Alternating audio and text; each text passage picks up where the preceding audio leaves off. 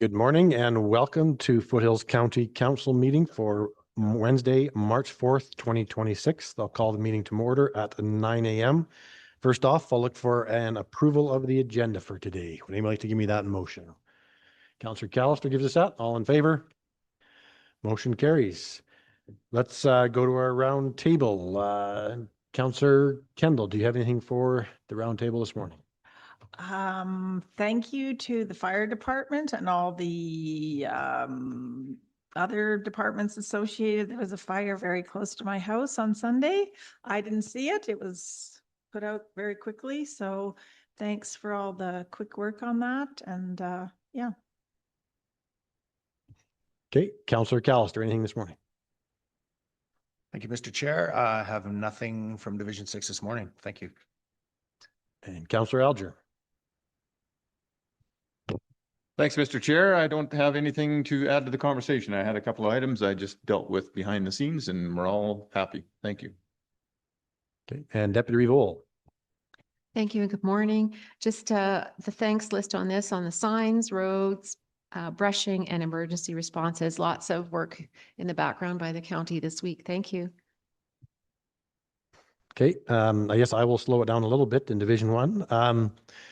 It's a foggy day, and there was a time in my life I used to enjoy the fog. I used to enjoy the beauty of the hoarfrost on the trees. But the last few years, when I see mornings like this, my mind goes to our transportation problems and the accidents that occur when we have a bit of a reduced visibility. So number 2, we have a few intersections, but there's a work or a fix on the way, hopefully in the next couple of years from Alberta Transportation. But we do have our 2A north of High River that the county has been working for about, well, over 8 years trying to find a fix with Alberta Transportation, but it just sits there. And it was a morning just like this a few years ago where there was a fatality just because it is such a dangerous road at the best of times, and you add in a little bit of reduced visibility and suddenly it becomes a real problem. So I guess my question would be, can we get a recent traffic accident statistics on the 2A from, say, High River to Alderside area, so we kind of can take that to the province and just continue to push we just got to find a solution on this road. So Mr. Stapley, can we get those statistics? Good morning, Mr. Reeves. So through the chair of the floor, yes, we can work with the RCMP and Alberta Traffic. We'll try and get some statistics and bring them back to council. Okay, thank you very much. I appreciate that. That was all I had. So go to Councillor Estes. Good morning and thank you to the chair. And I have nothing to report from Division 2 other than it is quite foggy. Okay, and Councillor McHugh. Thank you, Mr. Chair. Good morning, Foothills. I think I've forgotten some, but it's not coming to me. So anyway, nothing else. Okay, then we'll go to our departments. Manager Weberg, what do you got for us today? Good morning, Chairman and Council. I really have nothing other than we continue to haul stockpile gravel out at Blackie, and that's pretty much status quo. Thank you. Okay, thank you. And Director Kruger. Thank you, Mr. Chair, and good morning, Council. Just update, our seasonal job postings are out, so we're well underway with that. Manager Weberg and all the operations, Manager Cornelison, we're all excited to get that process going. That's the only update for me. Thank you. Okay, thank you. And Manager Cornelison. Good morning. I don't really have much to report on, but I know the brusher is our contractor finally started there by Pritis, so that was a kind of a miracle almost. I've been reporting that for a while, and it's always been kind of delayed, but they're working on that right now, so that's pretty exciting. And I've got something else coming up in the meeting later on. I have nothing else to report. Thank you very much. Thank you. And Deputy Director Stapley. Thank you very much. So this morning, I would like to report that there is a stalled train in DeWinton that is blocking 242 or 242 and 250th Avenue West. CP Rail is aware, and our emergency crews are also aware. A crew is responding to fix the train and get it out of the way. However, we don't have a timeline on that. So we'll continue to monitor that and work with CP Rail to get that resolved. I would also like to let you know that the fire status, in talking with Director Saulnier, due to the conditions out there, we are going to leave the fire risk status as it is at no advisory, but we will continue to monitor and potentially change that if things change. We did have the RCMP open house last week. It was well attended. And then if you checked your email this morning, HR sent out an email advising we have a new CPO that will be joining us on March 16th. So we look forward to that individual joining our team. Thank you. Okay, thank you very much. If you don't have anything else on the agenda, thank you very much for coming and hope you have a good day. With that, let's go to item B1. Bridge file 1331 precast girders. Public Works Advisor, Mr. Gallant. Thank you for joining us today. Good morning, Council. So this is a report to seek approval for the replacement of the girders on the bridge that's over Mosquito Creek on 722nd Avenue.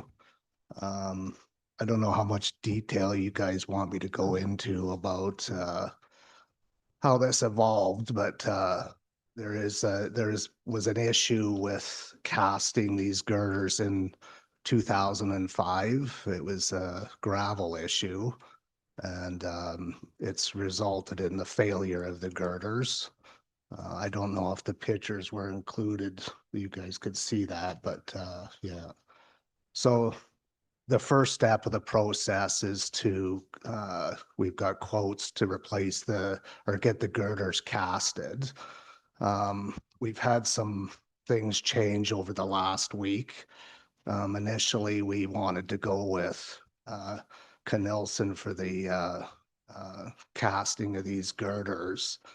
And it was recommended by our bridge services contractor that the trucking would be substantially more if we went to Eagle Builders out of Red Deer, and that's not the case. So we've gone back last week and got updated pricing to include the delivery. So I'd like to amend the motion to go with Eagle Builders, if that's acceptable. And I apologize for this, but it saves us money in the long run.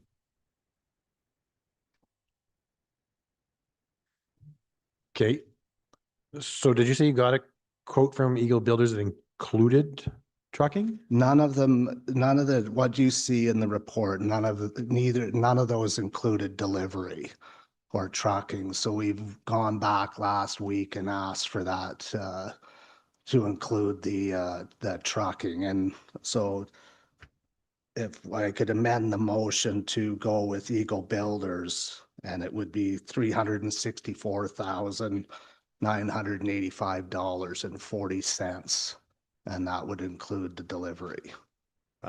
Okay. And it's a savings of $16,000 and $16,315. It would be the savings. Okay, thank you for that. Yeah. And yeah, there was pictures included, and those pictures certainly tell an interesting story of this bridge. Pardon me? Those pictures that are in the agenda certainly tell an interesting Yeah. story of these girders. So thank you for that. We'll go to Councillor Alger. Thanks, Mr. Chair. Mr. Glant, so this is just the manufacturing of the girders and delivery to the site? Yeah. And then you'll come back with another quote for the installation? And yes. All that. So that would, so there's some things there's an issue with the birds under this bridge. Yeah. So our intention was to try and maybe do this summer, but if there's nesting swallows, that we can't do it. We have to wait until the swallows leave the nest. So we're gonna post another contract, and that would be for October 1st, unless they can prove that the birds have left early. They could start early, so we would have to hire a biologist to go down and do a bird sweep. So And that I know, yeah, so. So that's- the bridge we did by Sirocco, didn't we do a screen on it or something before to prevent that? Yes, but there's birds already on site, so. Oh, Yeah. we didn't get there early enough. Yeah. Okay, thanks for that. Councillor Kendall. Thank you, Mr. Chair. I don't know if you had a chance to read my submission about the bats. Yes. So maybe when I mean, bats are probably similar to the birds in their timing, but yeah. So as long I think it would address the issues with the bats also, because I read that they wouldn't hibernate under a bridge, so they would. So the timing, if we waited till October 1st to do this work, hopefully the bats are gone as well. Yeah, But this biologist would identify both. that's great. Thank you for looking after the bats. Okay, and I guess hopefully installation can be timed so it's not in the middle of harvest. That's exactly It- why I've thought of that. It's a long And- ways around either way. Yes, so and just on that, we will have to close the road for probably 6 or 7 days to do the installation. So we're gonna work, yeah, trust me, I thought about the harvest, I thought about haying and everything, and I was shooting for sometime in the summer because school would be out, we wouldn't affect school buses either, but it just swallows Yeah. dictate our lives, so. I do remember well when this bridge was installed, I guess it was 2005, and road was closed and there was a fire Yeah, and fire trucks could not find their way. we could, there is another option, but it's gonna cost more, as we could stage the replacement. We could do half the bridge and leave the other half open. That's completely up to council. It would take longer and cost more. Well, I think it can be coordinated one way or another. So Yeah. we'll go back to Councillor Kendall. Thank you, Mr. Chair. Is there any guarantee on these girders? So part of the process, and I almost think that these bridges, that apparently there is 32 of them across the province, that the same vendor casted this type of girder. And so I think it was put into place that we have to have an engineer on site during the casting process so that we don't run into this again. There's quality control tests and all that go into this. Yeah. Okay, so we'd be looking then for a motion to approve the precasting of the girders to Eagle Builders for the sum of 364. What was the rest of that price? $364,985.40. Okay, GST not included. Okay, anybody like to give me that? Councillor Alger gives us that. All in favor? Motion carries. Thank you. Let's go to B2, 2026 Egg Service Board Shop Mezzanine Floor and Walls. Page 14 of our agenda. We'll go to Manager Cornelson.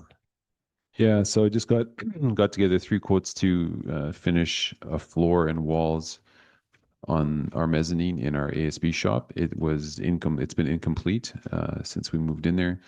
Looks like the job was started but just never finished, and I've just got some quotes to finish it, mostly to protect the floor up there, and probably it'll be storage eventually, I think. And yeah, just got 3 quotes. So just looking, I know when you look at the quotes, it's a bit funny. You got Crew Construction, Handyman Service, and you got Southwest Computers. But that's the guy who works on our doors, Bruce, and he's done work over at the shop at the public workshop too, putting in floor for them and stuff like that too. So he's been used by us before, and I saw his work and liked it, and he ended up being the lowest bid for this project as well. So yeah. Any questions? Okay, thank you for that. Any questions from council? I trust we'll check and make sure that if we need building permits, they'll be gotten. Right. Yeah. Any questions from council? Otherwise, a motion. Recommendation is to award the contract to Southwest Computers and Consulting for the finishing of the walls and floor. Councillor Callister gives us that. Anything further, anybody? All in favor? Motion carries. And let's go to B3, Foothills Regional Airport, Fire Protection Reservoir, page 18 of our agenda. Director Kruger. Thank you, Mr. Chair.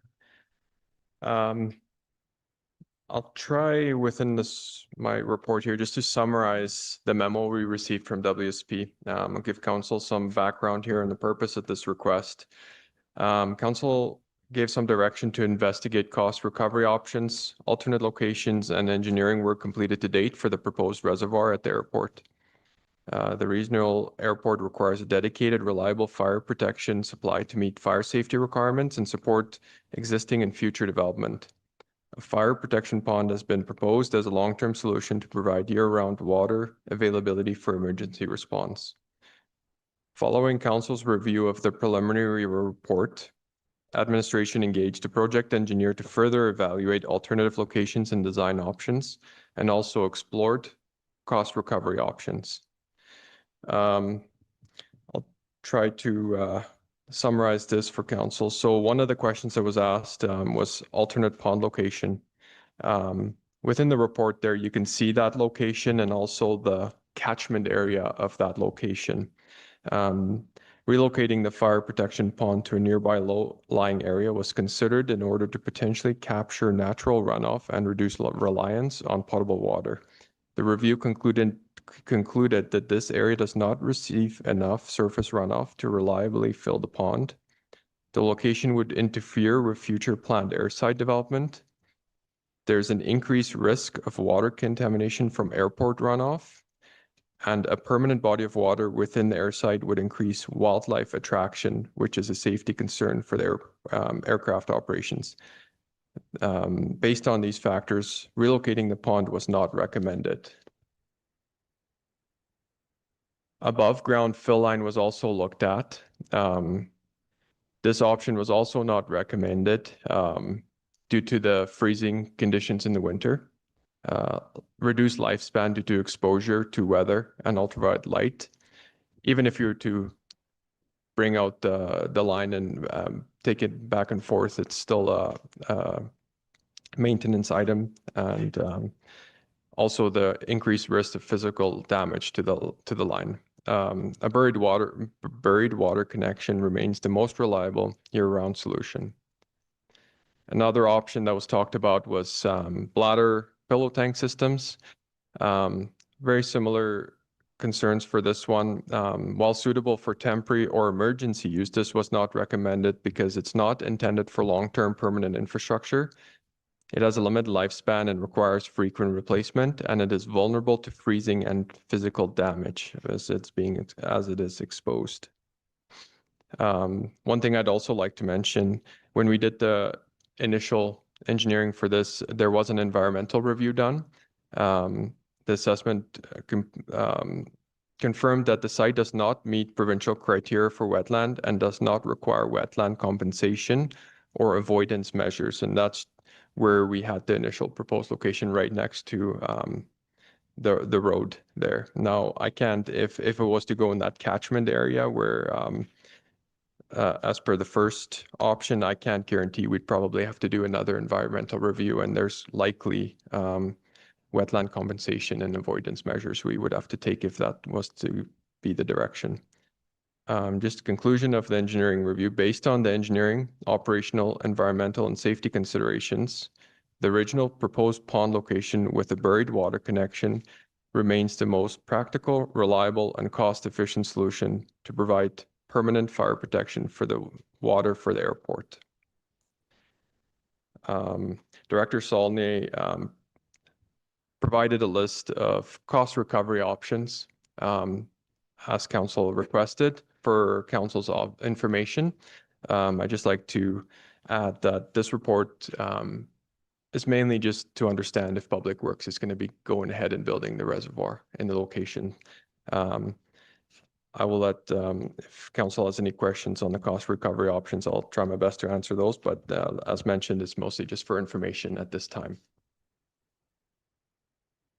Okay. Sorry, go ahead. Now, if you had more, go ahead. Otherwise, No, that's everything. Thank you, Mr. Chair.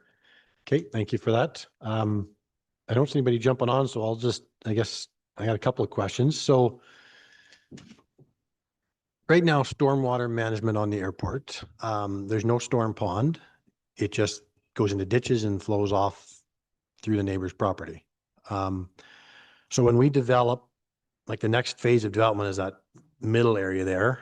Are we going to be required to have a stormwater pond, or is it just gonna, or can we just continually just let it free flow down to the neighbors?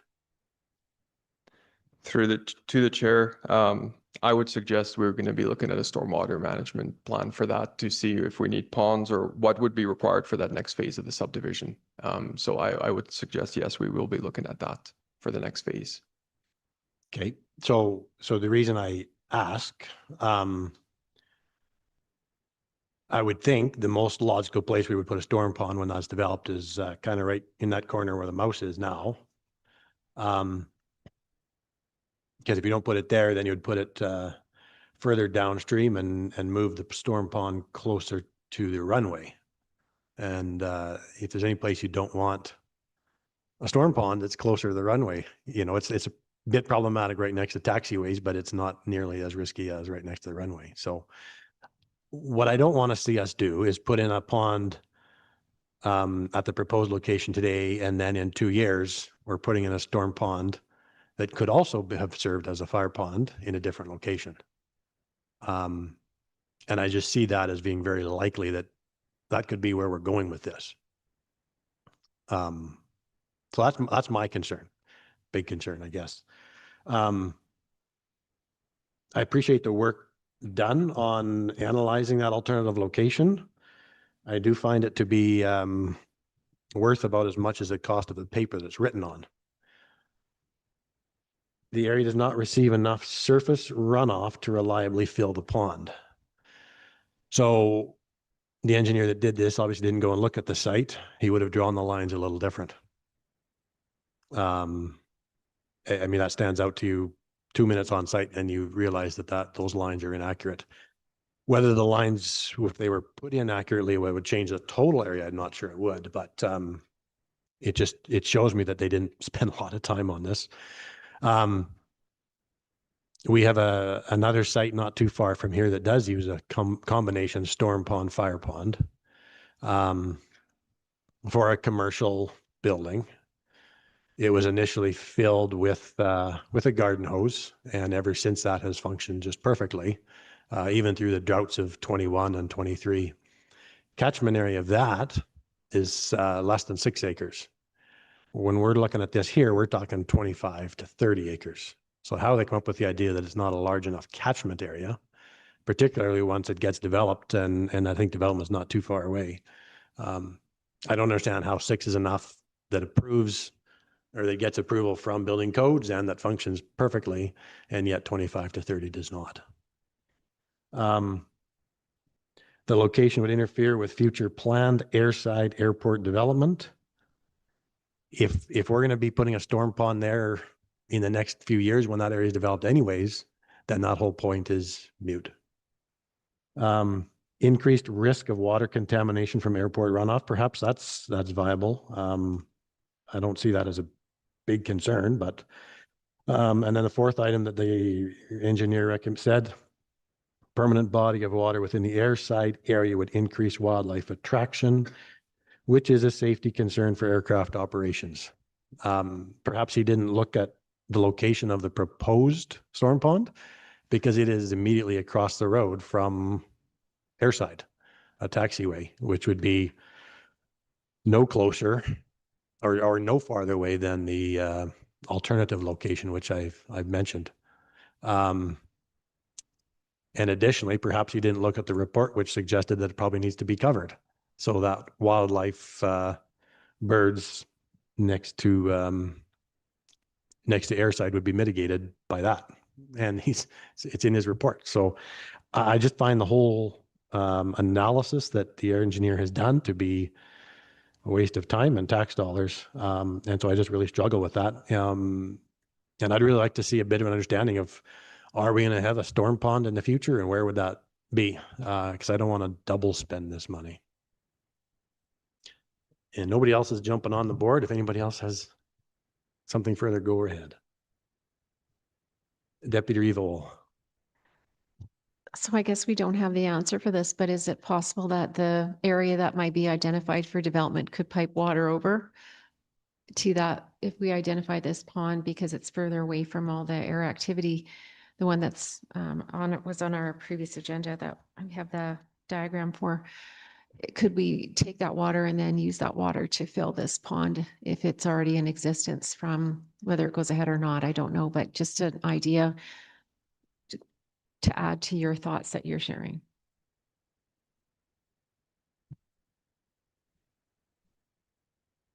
Okay. Yeah. Through the chair to Councillor Ohl. I'm sure it's something that could be looked at, but initially, just first thoughts on that is you'd be looking at some kind of treatment. If you're going to be piping the water from, if it's going to be filled naturally, just piping it to the pond, you're going to be looking at the increased cost.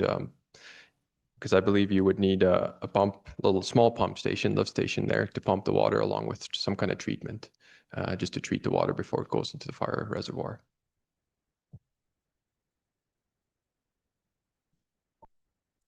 Anybody else? Councillor Kendall. Thank you, Mr. Chair. How busy is this airport? I mean, I realize that at the Calgary airport, you might be in danger of the birds, but how busy is this airport for bird concerns?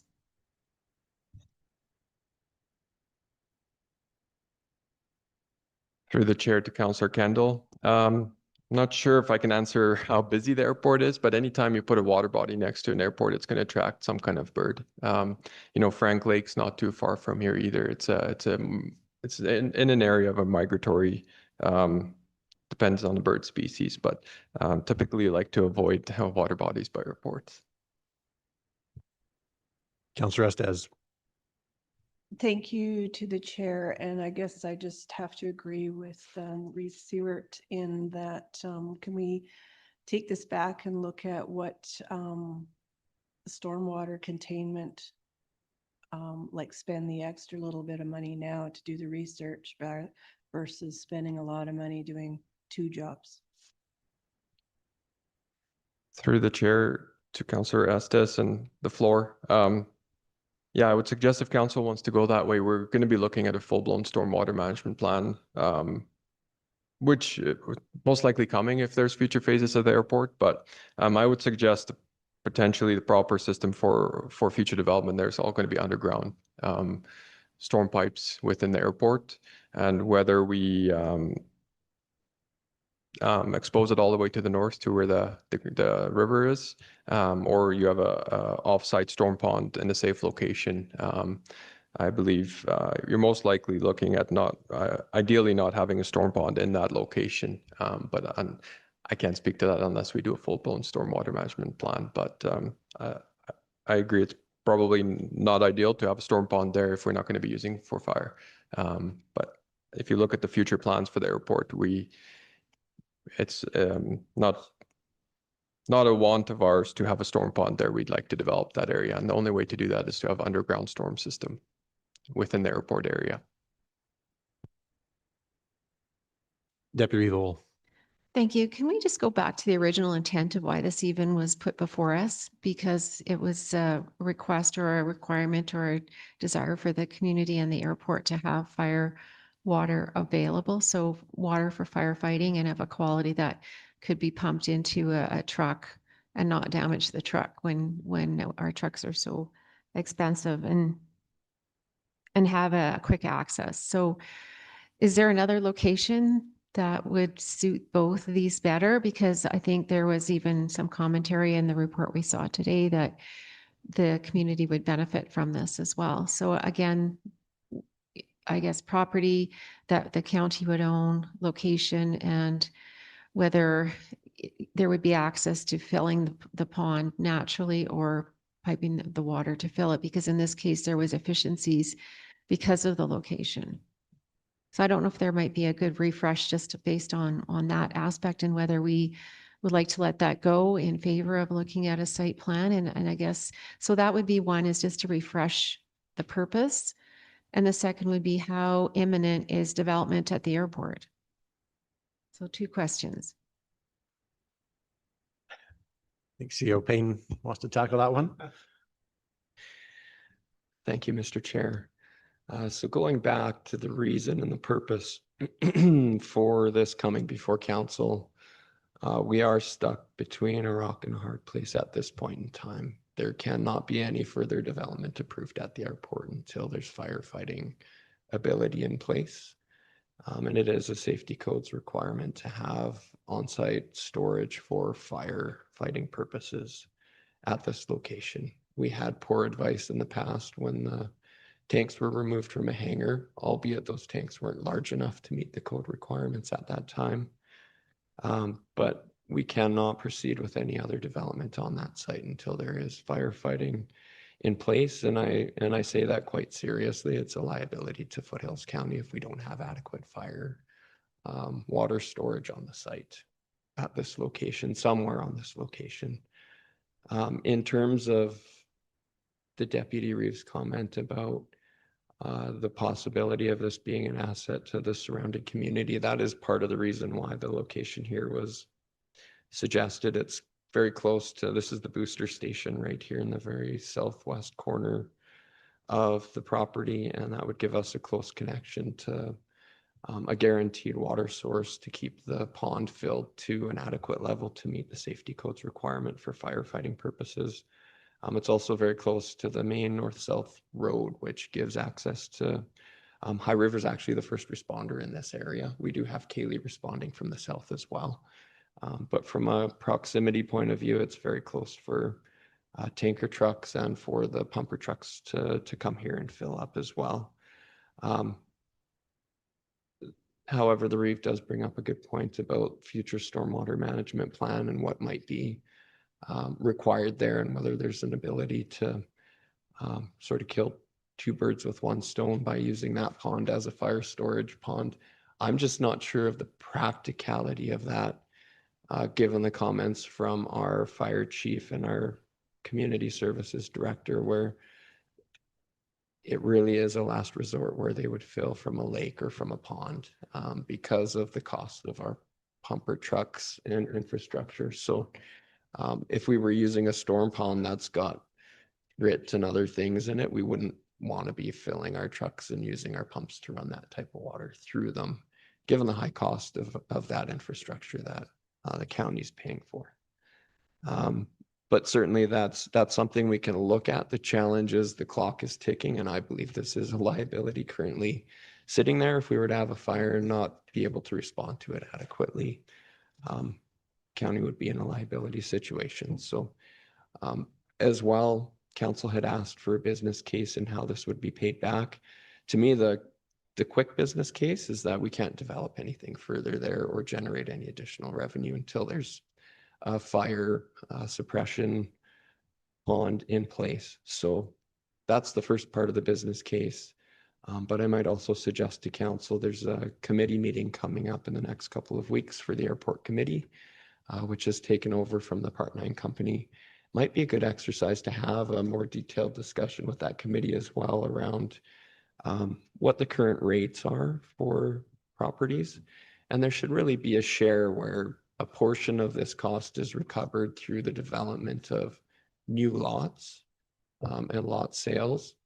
But there's also a benefit to the existing airport community, which could be collected through a slight fee increase or other mechanisms that exist within the lease agreements for the lots at the airport as well.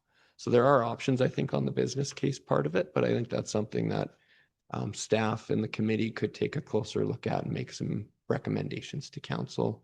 Because council manages the airport directly now, it would require a council resolution if you're changing fees at the airport as well as lot prices at the airport. So that's something I would say council could take a look at as well as part of this process. But we do need direction from council. If you're considering incorporating the fire requirement into a storm pond, that'll take a whole lot of additional engineering to do a stormwater management plan and then have the engineering done for treatment of that water to ensure it'll work and be something we want to be putting into our trucks and through our pumps.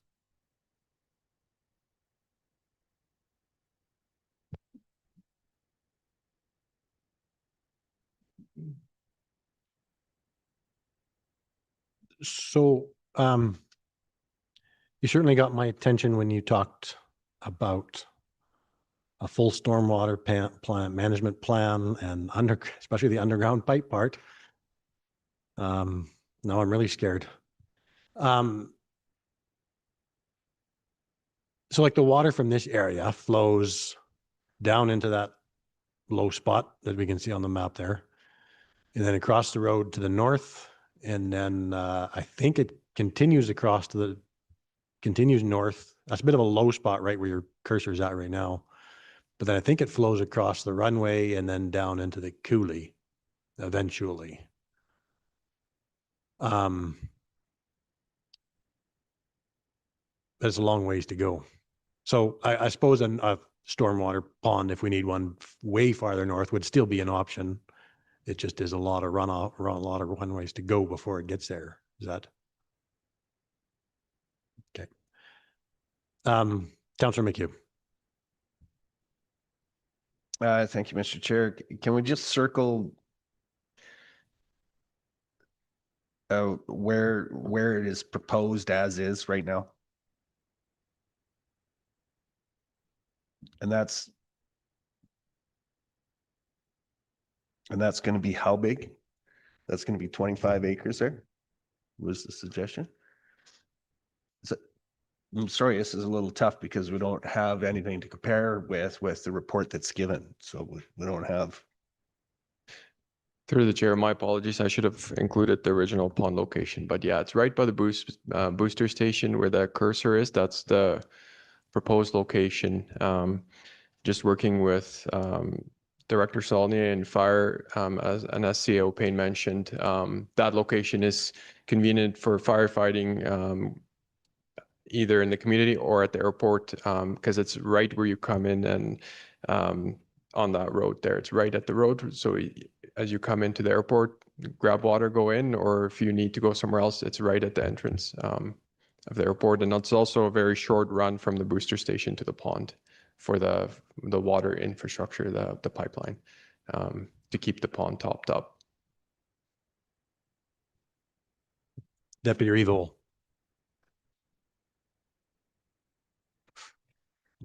Thank you. I'm almost thinking about this in terms of separate uses, separate function in really in terms of what we're hearing here.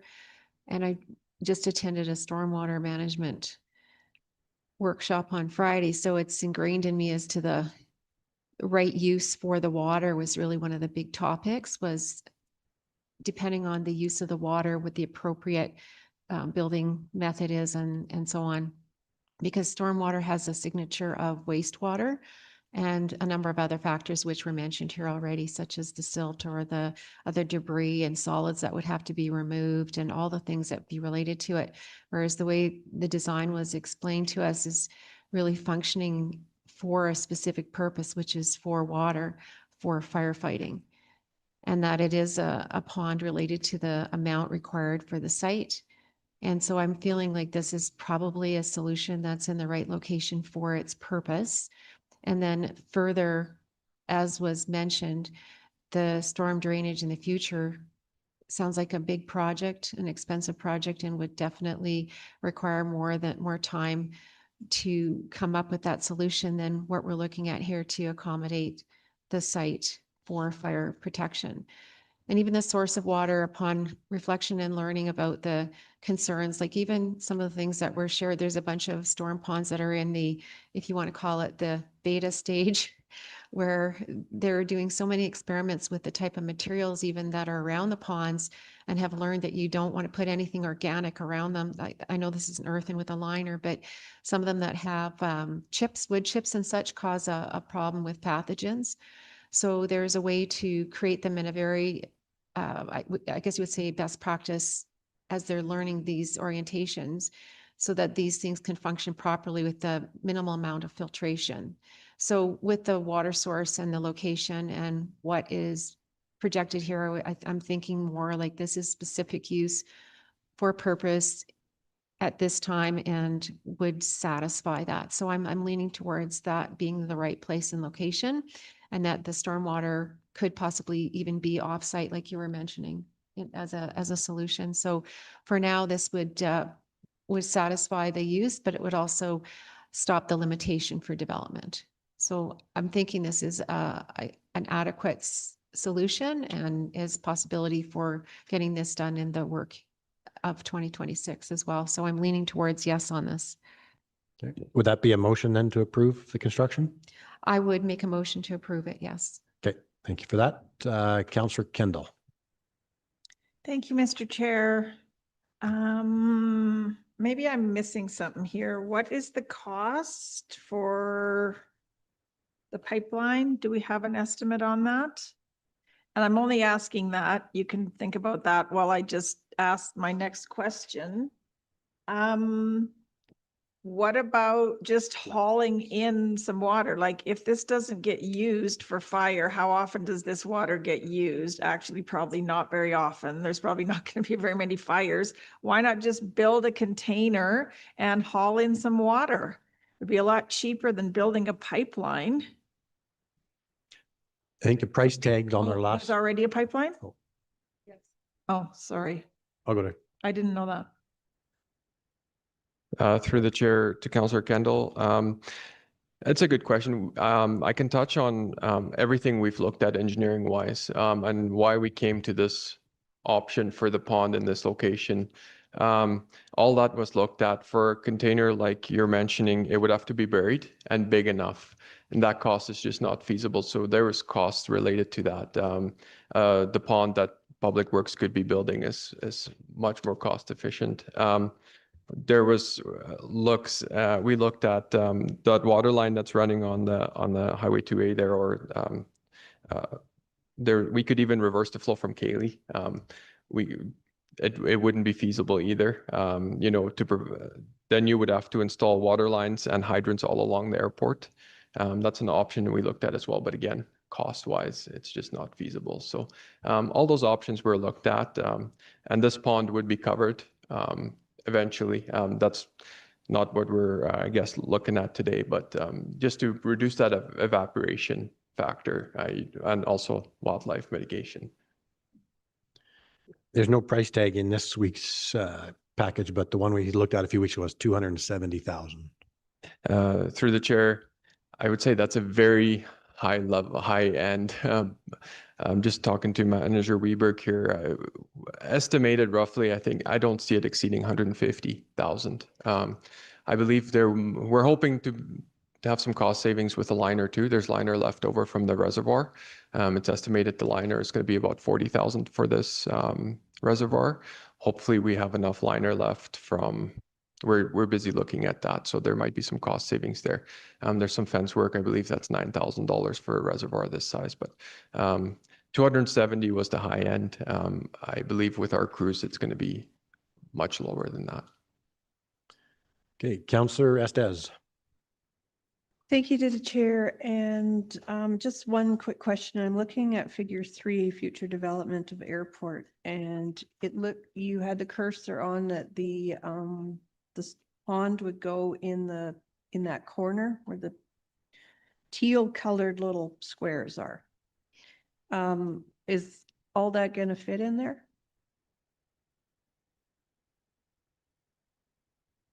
Through the chair to Councillor Estes, yeah, correct. So with this fire pond, you're going to have to give up some some of the future development there. So I would say, yeah, you're probably gonna lose about a third of that teal color you see there. Okay, Councillor McHugh.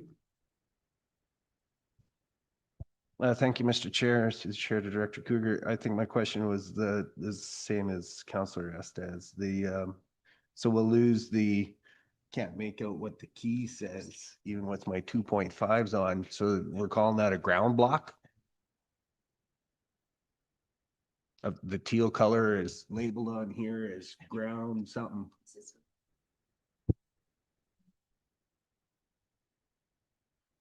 So it's not just me. Sorry, it's too small on mine as well. I think it says ground block, but anyway, so It is, yeah. so we are suggesting that the encatchment goes at the west end, so we probably lose a third of, I think, what's called the ground block. That's correct. Okay. And so to the chair, I just kind of have to acknowledge your comments here, because we're all this future. We're not going to be, I take it that all the slope here is from the south to the north. So, yeah, this is going to be a little bit of you're going to end up pumping everything the future development. That's, we're fighting uphill. We're going backwards, no doubt. Okay, thanks. Okay, so we do have that motion to approve the construction. And I guess just to speak to that motion from Deputy Vole, I can regrettably support it. We just have a lot of problems here, and this engineering report, I did make note of his name because I certainly will pay more attention next time I see his name come across. Hopefully he pulls up his socks a little and does a real job next time. We have the motion to approve the construction as laid out on page 20 of our agenda. Nothing further. All in favor? Motion carries. We have a pond coming. Okay, looks like we had a little bit of time. Let's continue to B4, request for community cleanup grant in Nature Calgary, page 28 of our agenda. CAO Payne, your name is on this. Thank you, Mr. Chair. This request comes from Nature Calgary. As council's aware, we do provide a $1,000 community cleanup grant to various homeowners associations, community associations, and other community groups within Foothills County. Council's policy is that once a community or an organization is added to the list that's eligible for this grant, the CAO then has the authority each year to review their requests and approve the $1,000 being authorized for payment. Currently, Nature Calgary is not on that list, hence the request to council today from the organization to be added to that list for future payment as well. So I think the letter is very self-explanatory. Nature Calgary would like to be on the list, eligible for $1,000 community cleanup grant from Foothills County to manage and take care of the Frank Lake area with those funds, if council so chooses to approve them. So I'll leave it at that unless there's any questions for me from council, Mr. Chair. And Deputy Revol. Sure. Thank you for that explanation. I just have a question in regards to ensuring the payment goes to the appropriate group, because Nature Calgary is a different location, not in Foothills County. And I just want to be sure that whatever happens, that money would actually be identified to go to this particular operation. They have a committee identified, but I don't know how their accounting works. And I just want to be sure that we're not donating to Nature Calgary versus actually with the intent we have is to assist at Frank Lake. And so I just wonder if we can somehow technically manage this so that this can be used as it's being requested. Thank you. Go ahead, CAO Payne. Yeah, and maybe something for consideration by council. If you choose to add the group to the list, maybe it should just be explicitly stated that this is to fund the Frank Lake Stewardship Committee. And we could request their accounting each year when the request comes in, just to see where the money was spent, to ensure that it was spent on that stewardship component. Thank you. I think I also thought of having receipts provided. We do ask that of some of our the ones that we're checking in on, and I don't think it's out of the ordinary to ask for that. Okay. Councillor Alger. Thank you, Mr. Chair. So judging by these photos, you can fish at Frank Lake. I was blissfully unaware of that.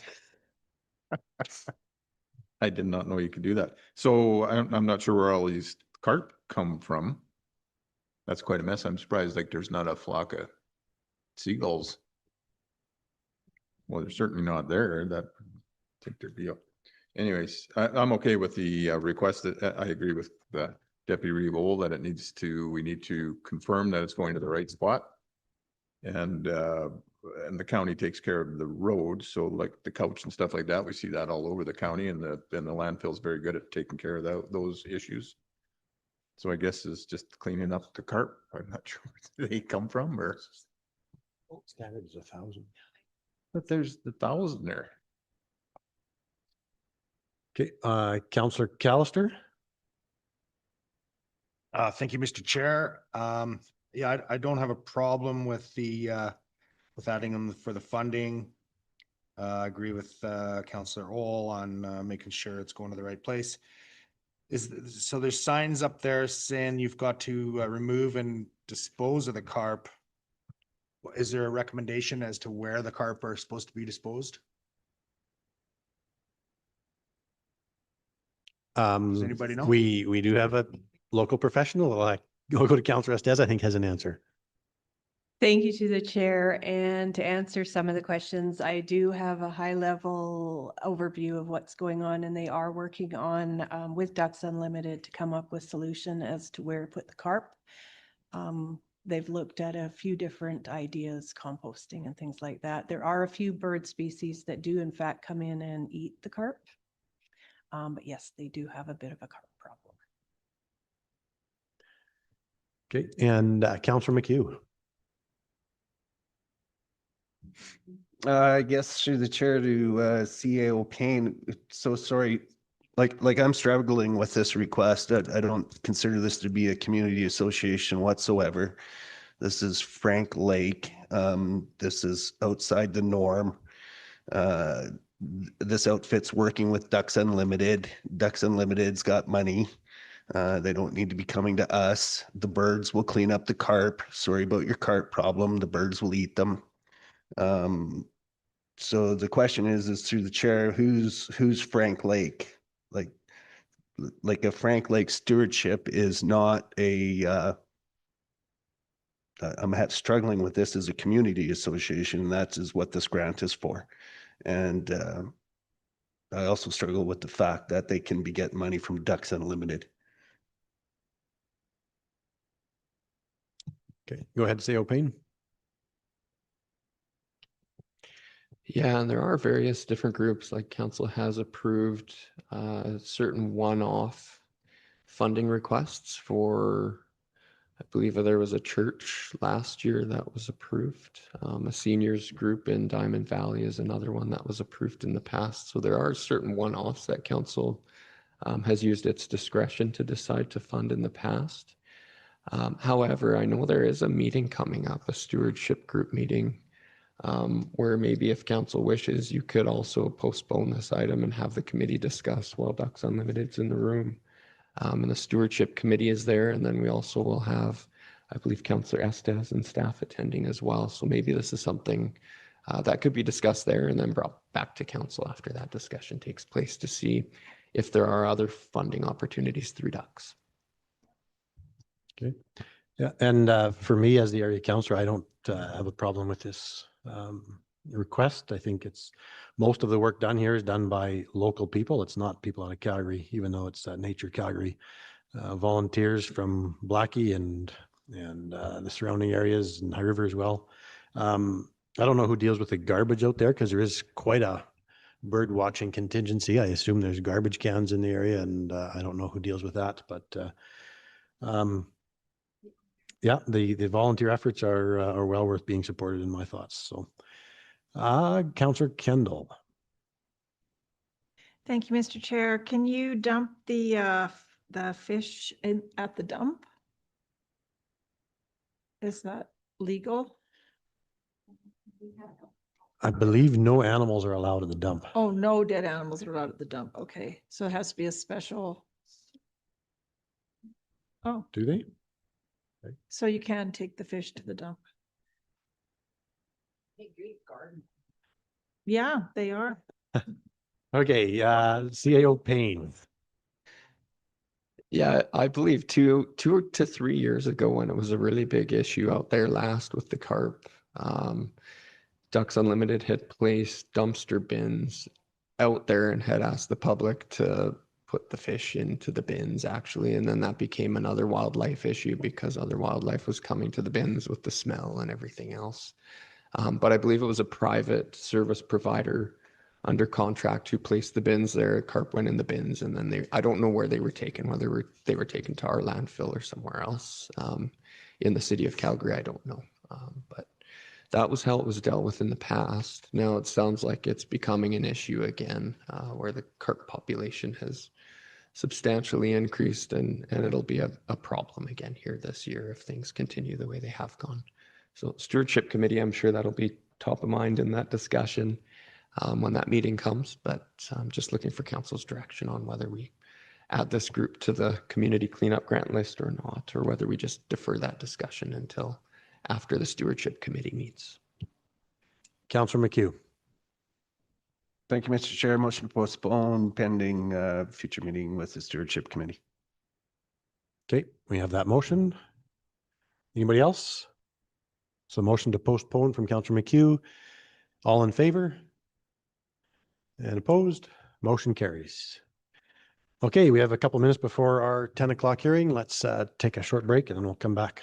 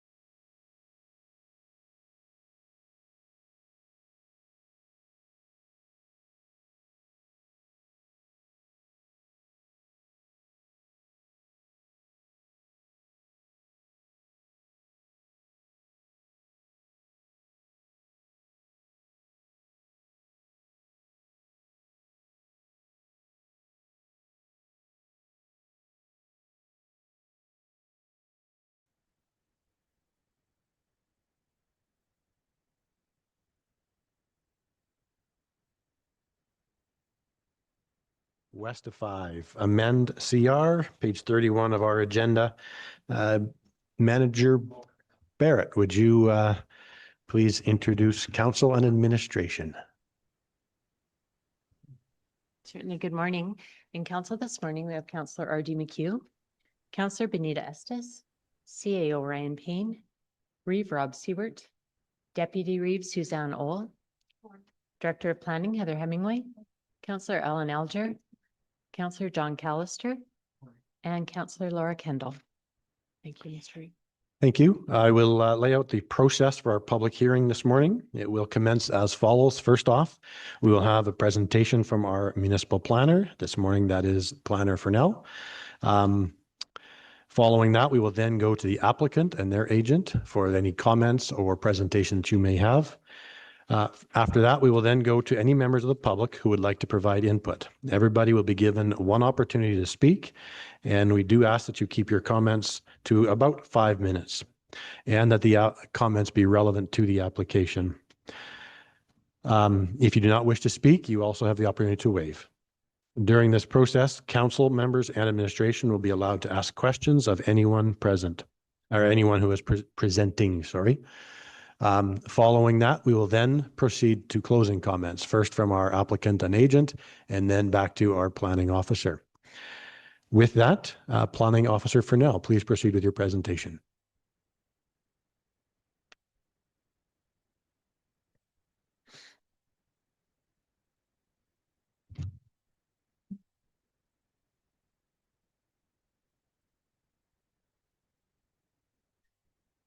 Great, thank you. And good morning, Mr. Chair and Council.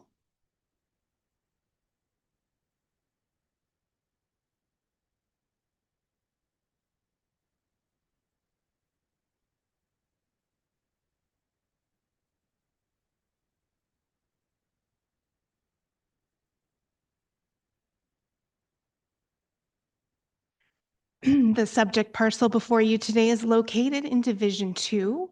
It is accessed from 96th Street West, is 724 meters north of 443rd Ave West, and approximately 5 kilometers east of the town of Diamond Valley.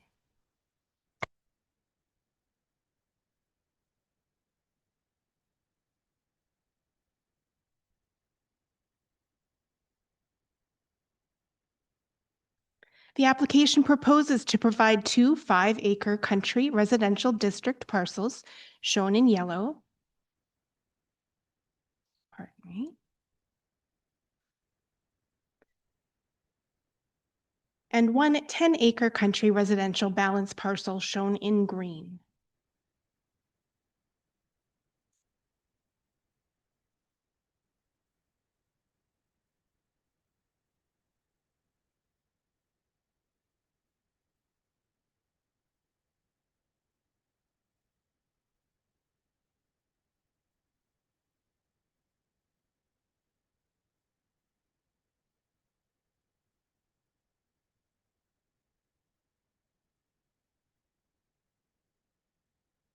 In 1989, the subject parcel was subdivided.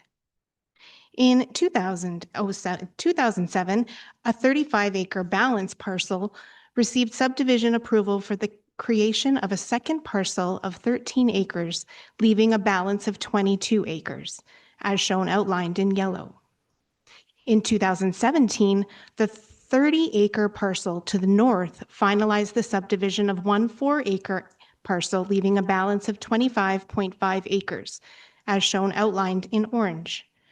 In 2018, a 10.08 acre parcel was subdivided into 2 5.4 acre parcels, as shown outlined in pink.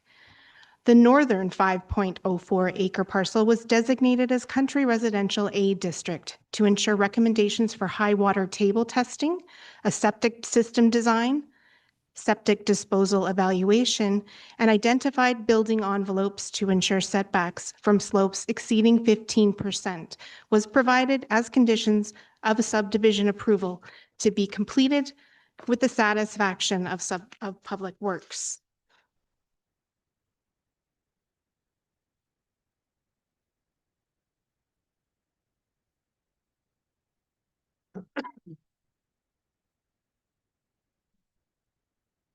There is one existing approach from 96th Street West, which is proposed to be widened into a common approach for access to both proposed 5-acre parcels via a 15-meter wide panhandle. A new standard approach is proposed to be constructed from 96th Street West for access to the balance parcel. The approximate locations for these approaches are shown on the image by the red arrows. Note, Public Works has no concerns with the new standard approach location for the balance parcel or common approach for the 2 proposed 5-acre parcels, noting that a minimum 15-meter separation is required to adjacent approaches and a maximum grade of 2% from the road to the property line. Both approaches will need to be constructed to current municipal standards, as the proposed panhandles have slopes which appear greater than 15%. Public Works suggests an engineered driveway plan.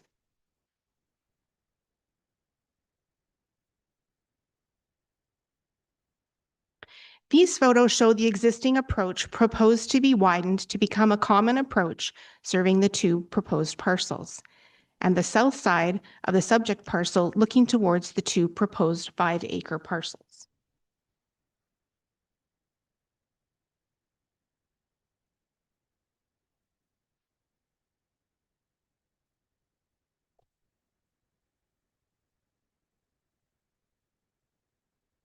The subject parcel is situated on an elevated hilltop with a varied landscape consisting of dense trees interspersed with open grassland areas. The balance parcel features elevation changes and is predominantly covered with a mixed tree canopy, offering consistent vegetation coverage across the parcel. The proposed parcel largely exhibits mild rolling hills and are characterized primarily by open grasslands with limited tree cover and broad unobstructed sightlines.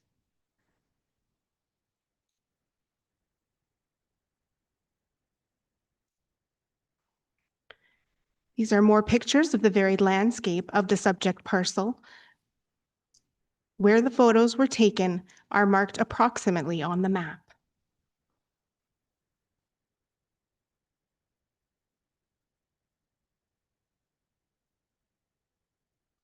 All existing development on the subject property is located within the balance parcel and consists of a dwelling, primary, shown in purple, a dwelling secondary, shown in blue, a garage, shown in orange, a covered pole barn to be removed, shown in yellow with a red X, a sea can, shown in aquamarine, a bus shelter to be removed, as shown in green with a red X, an existing shed, shown in pink, a greenhouse shown in green, a hay shed to be removed shown in with a red X, and a shed shown in red.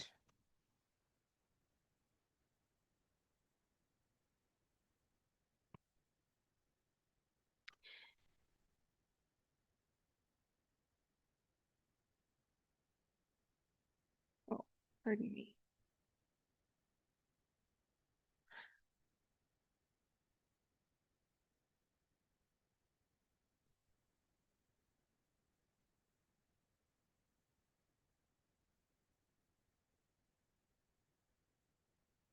I'm sorry, this is not working.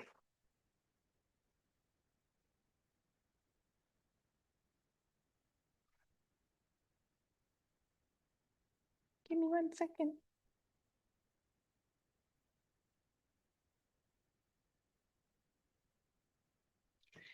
Not connecting anymore.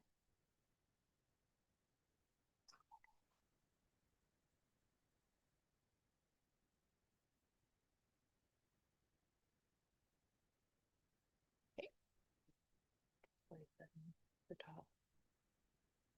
Swap. That's how it should have been the first time. Okay. Thank you. Sorry for that. I just wanted to go back to this recent slide and make a note. Please note the location of the secondary dwelling shown on the map in blue does not comply with the setback requirements of the country residential district.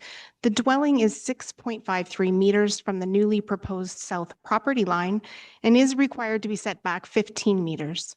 Should council approve this application, council may also wish to consider acknowledging these structures as non-conforming or require the landowner to obtain a development permit for a relaxation of setbacks. From the left to right, the pictures show on the far left, the pole barn. Bottom left shows the primary dwelling. Top right shows the garage. Bottom right shows the secondary dwelling. From the top left, a sea can. Top right, a hay shed. Bottom left, a bus shelter to be removed. Bottom middle, a greenhouse. Bottom right, a hay shelter to be removed. This application was circulated to all required internal and external agencies. Public Works recommends a common approach for the two proposed 5-acre parcels. Note that 15-meter separation is required to adjacent approaches and a maximum grade of 2% from the road to the property line. The relocated and proposed approach will need to be constructed to current municipal standards. Contact Public Works for inspection. As the proposed panhandles contain slopes which appear to exceed 15%, Public Works recommends an engineered driveway plan. It will need to encompass from 96th Street West to the building envelopes. Engineered building envelopes are required as the proposed lot appears to contain slopes of 15% or greater. If these are to be included in the building envelope, a stability analysis will be required. Otherwise, building envelopes will need to be set back 30 meters from the top of the slope.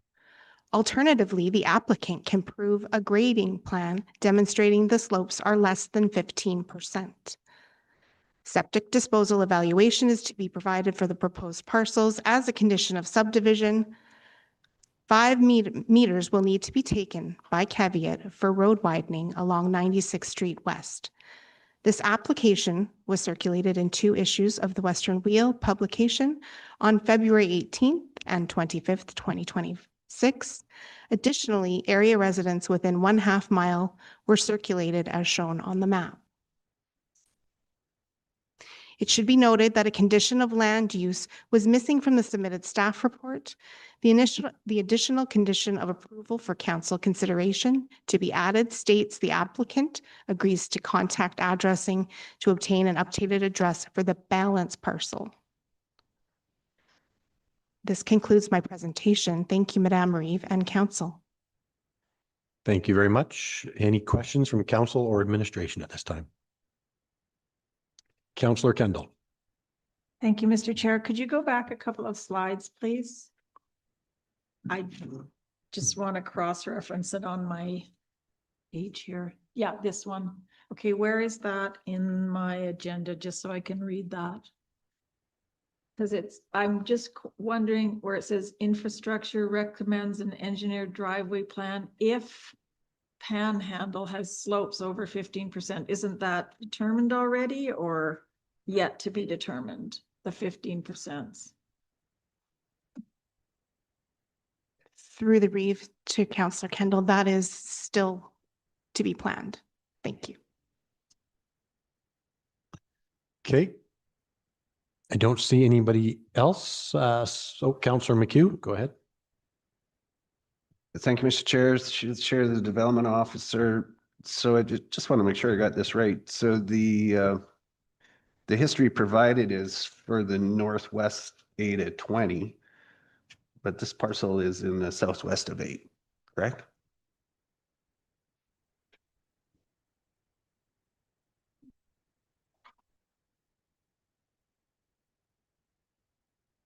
I'm sorry, Mr. Mayhew, can you repeat the question? Okay, so the subject property is in the southwest of 8, and that history is for the northwest of 8. Correct. And that is just because the access to the subject property is from that direction because it's not a through road. That's why we went that direction. Correct. Okay, and so the two parcels to the south, then they gain their access from 434 I, in the southwest of 8. yeah, It's actually section 6, not 8. 96 is a dead end road. 6, sorry. Okay, and so we're speaking to, okay, we've got two parcels. We're looking at 2 5s. Mhm. Okay, so we were referencing the pan. So how does is there going to be one panhandle going in, or is there going to be two? Is there one 15-meter access or two 15-meter accesses? Through the read to Ms. Council McHugh, yes, it is a proposed shared common approach. So one panhandle that's 15 meters wide.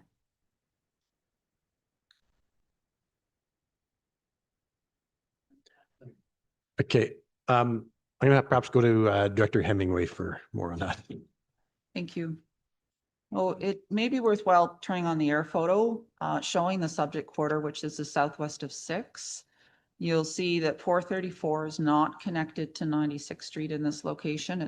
96 is not a through road.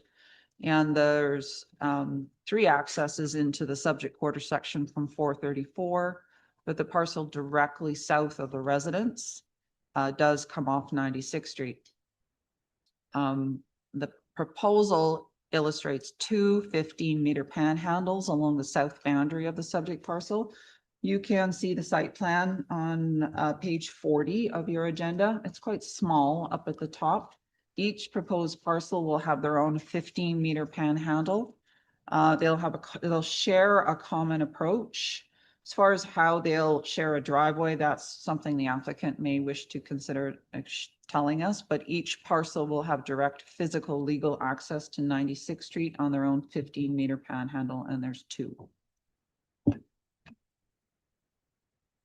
Okay, Councillor Alger. Thank you, Mr. Chair. Through the chair to the planning department, going back to the northwest of 6, that was obviously broken up into 440s back in the day. Was that from our friends at Calgary Regional Planning that would have done that, or would that have been in our purview? Dr. Hemingway. I can't answer that. Certainly there's been re-subdivision under the county in 96, 97, 2017. I'm just pulling up the titles, 1999. As far as when if those were 440s under the Calgary Regional Planning Commission, I would have to go into the files to see that. They're very old plans, so I'm assuming that's what happened. Yeah. But I can't tell from the computer. Okay, thanks for that. Okay. And just to Planning Officer Fernell, so we spoke about that house that would need a setback relaxation. By my general math, I figured you'd probably about 60% relaxation of setback. Is that what is required there? Is that within the development authority to provide that variance, or is that too much of a setback? Through the read, that is acceptable. Okay, thank you very much. Anything else from Council Administration? Director Hemingway. Officer Fernell, I don't know if you can answer this or somebody from Public Works is online, but what's the surface on, this is quite the hill on 96th Street to get up here. I know the area quite well, and there isn't a cul-de-sac at the end of 96th Street. How does the school bus get around and turn around? And Public Works didn't ask for it. So if you take a look at 96, it just kind of fizzles out. Did Public Works have any concerns? Oh, we have engineering technologist on the line, so perhaps that question will go to them. Thank you for that, Director Hemingway. So currently there is not a turnaround at the dead end of 96 that just goes off into a truck trail. It's a MRO surface road. Okay. Truck trail. Thank you for that. Not seeing anybody else. So at this point, I will go to the applicant and your agent. Any presentation or comments you wish to provide, go ahead. No, press the button. There's a face looking thing. What about now? There you go. Oh, my goodness. Okay, my name is Luke Waldner. I own Advanced Construction and Demolition. And I'm here representing the Canary family and their support in the proposed 2-parcel subdivision of their property. Before I begin, I'd like to say that in my experience working with the MD, council has consistently made fair, balanced, and unbiased decisions based on planning policy and the merits of each application. I appreciate the opportunity to present our case today with confidence in that process. This application is very straightforward. We are proposing a modest 2-parcel subdivision that aligns with the character of the area and respects the existing rural residential pattern. This is not a high-density development, not a commercial project, and not something that will fundamentally change the nature of the neighborhood. It's simply a thoughtful plan to allow the Canario family to build their dream home while planning responsibly for retirement.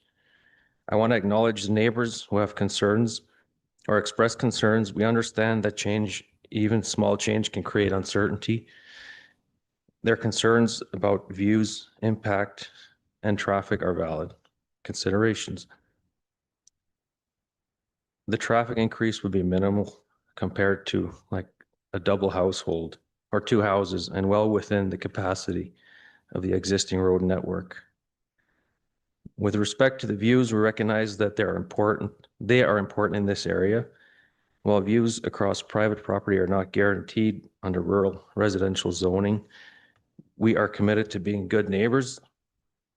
We are willing to work with the adjacent landowners during the design stage to ensure the 2 homes are thoughtfully placed and designed in a way that is respectful and minimizes view impact as much as reasonably possible, while still complying with all municipal regulations.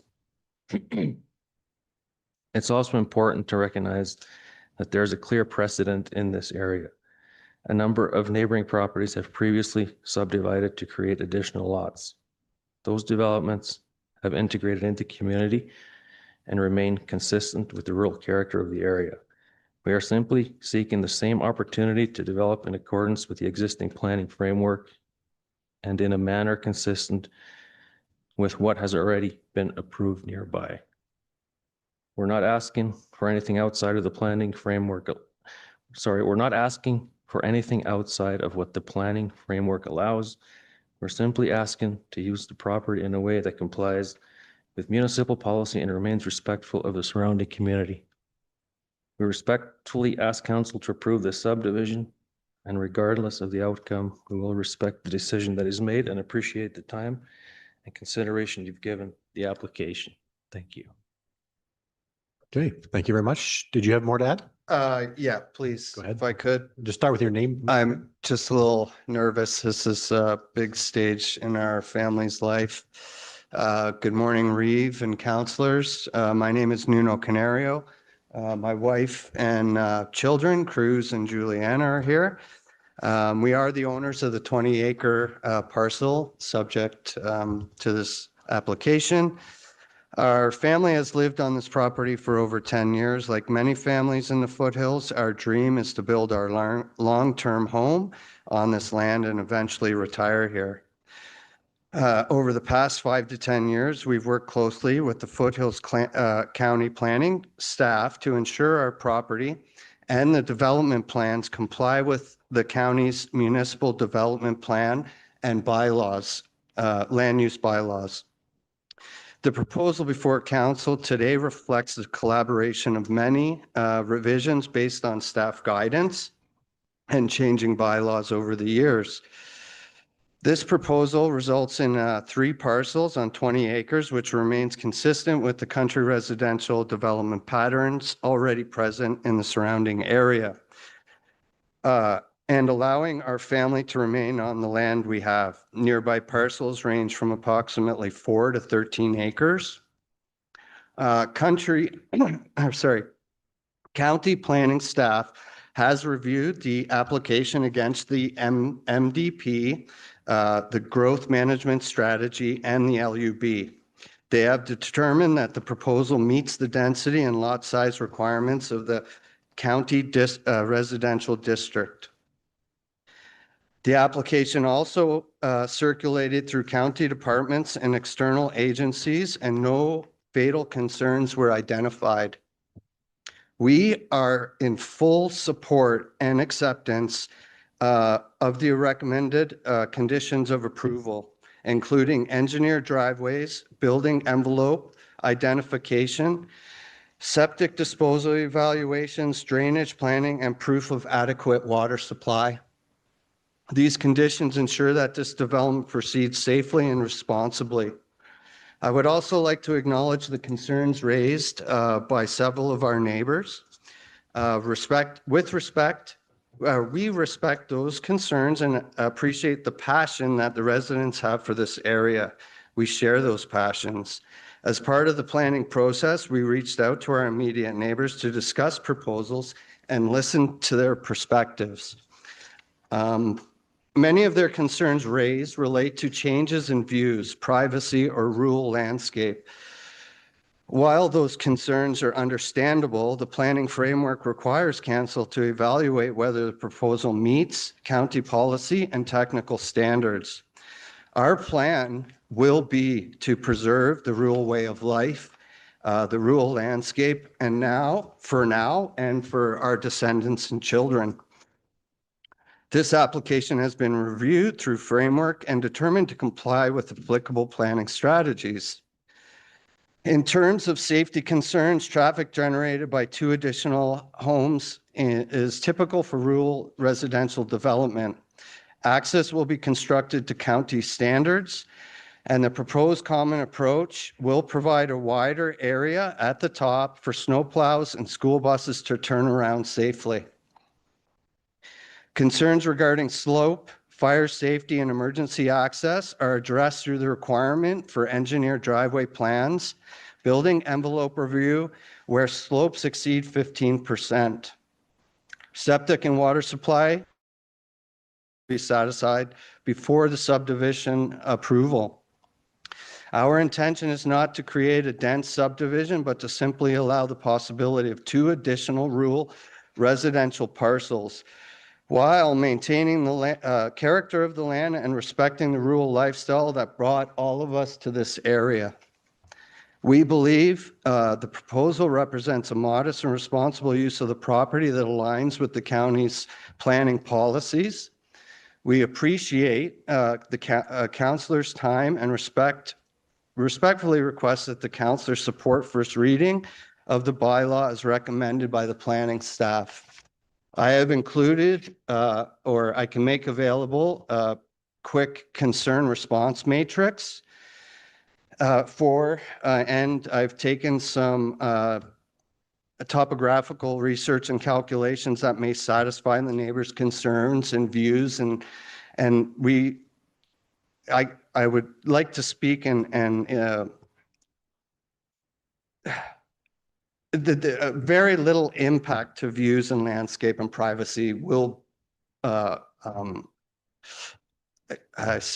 I'm really nervous. I can't spit it out right now, but I have a concern response summary based on their points, and I can make that available to them. That was it. Thank you. Okay. Thank you.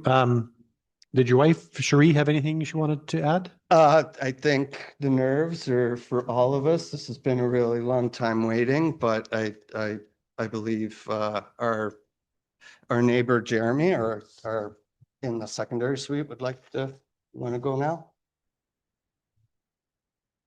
Is that okay in the order of speaking, or would you guys like to? Perhaps when we come to the public.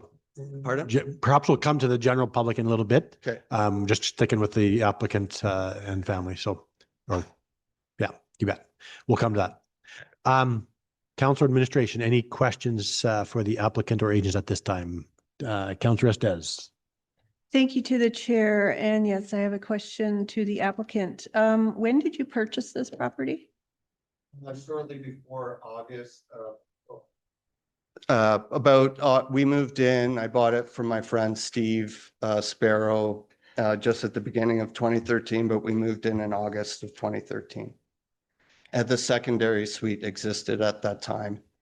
So that was the only home that was on the property, was the secondary suite? No, he lived there with a family of four, and then his parents lived in the in-law suite. It was existing.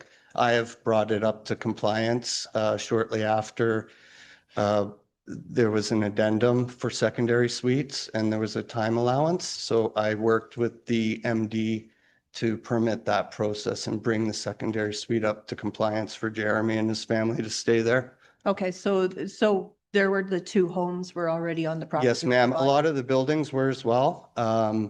I've been slowly kind of taking them away as permitting requires. And I fully will, most of those buildings will come out. I've moved away from ranching. I have very little cattle, so I will minimize all those buildings. So the east section of the property, the open grassland area, you've been haying that, or that's being used as? Well, this is it's very poor grassland. It's not productive. There's very low substrate. I have to buy feed the majority of the year. That's what the pole barn was for. But I've gotten away from, I had about 40 breeder sheep. I just have sustainable cattle, about 4 now. It doesn't sustain, and it wouldn't sustain productive livestock. So I keep it maintained with the cattle, so it's not a hazard and stuff. Okay, thank you. Councillor Callister. Yeah, thank you, Mr. Chair, and from the chair to the applicant. Having the two parcels there and the two panhandle driveways causes a setback issue with the one resident. Would you be amicable to one parcel in the back? I would be more in preference of taking that secondary suite out if the setback wasn't approved, or move it. All right, thanks. Okay. Okay, I don't see any further questions at this time, so we will now go to members of the public who wish to speak. I will start with the list that I have of registered, and then we'll go to anybody else who may be wanting to speak. First off, I have Cruz Canario. Did you wish to speak today? No? Okay. Giuliano Canario. No? Okay. Jeremy Watts. Okay, if you can proceed up to here.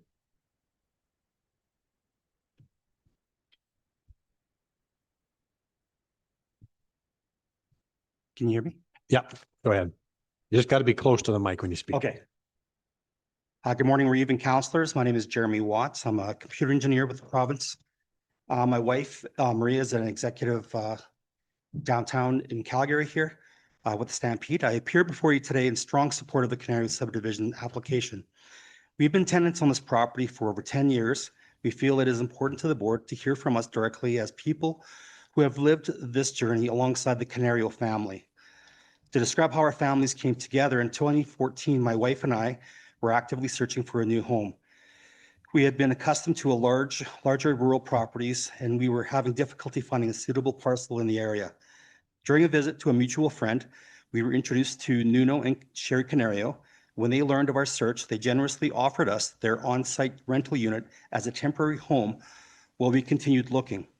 At that time, they also spoke openly about their long-term vision to one day subdivide the property and offer a parcel to a family who shared their values and their love of rural life.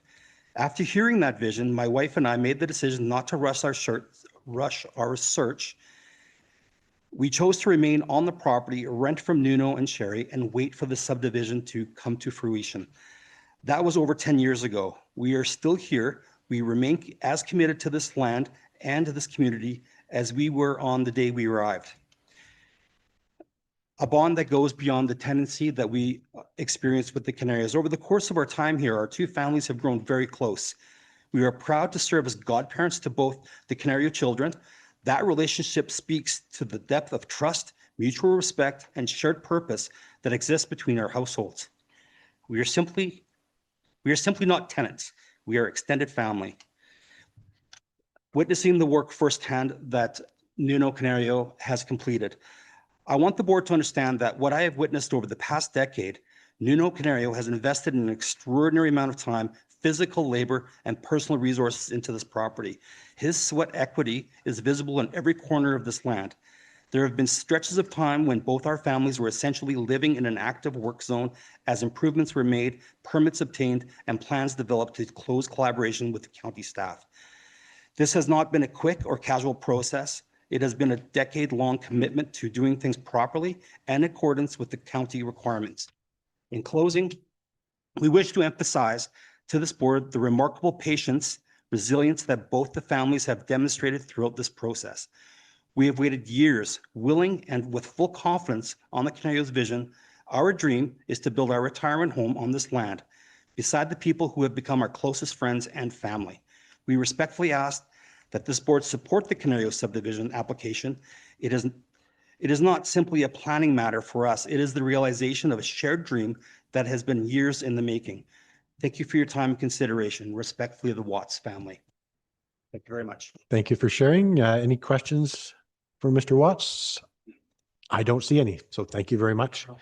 Next on my list, online, I have John and Jillian Dakers. If you are there, you could unmute yourself and proceed.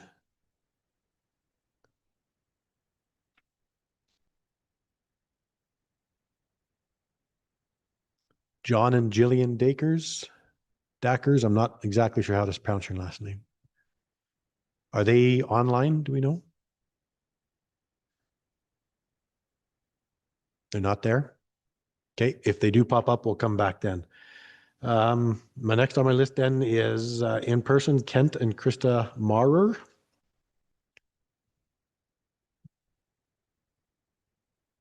Either way, whichever you prefer.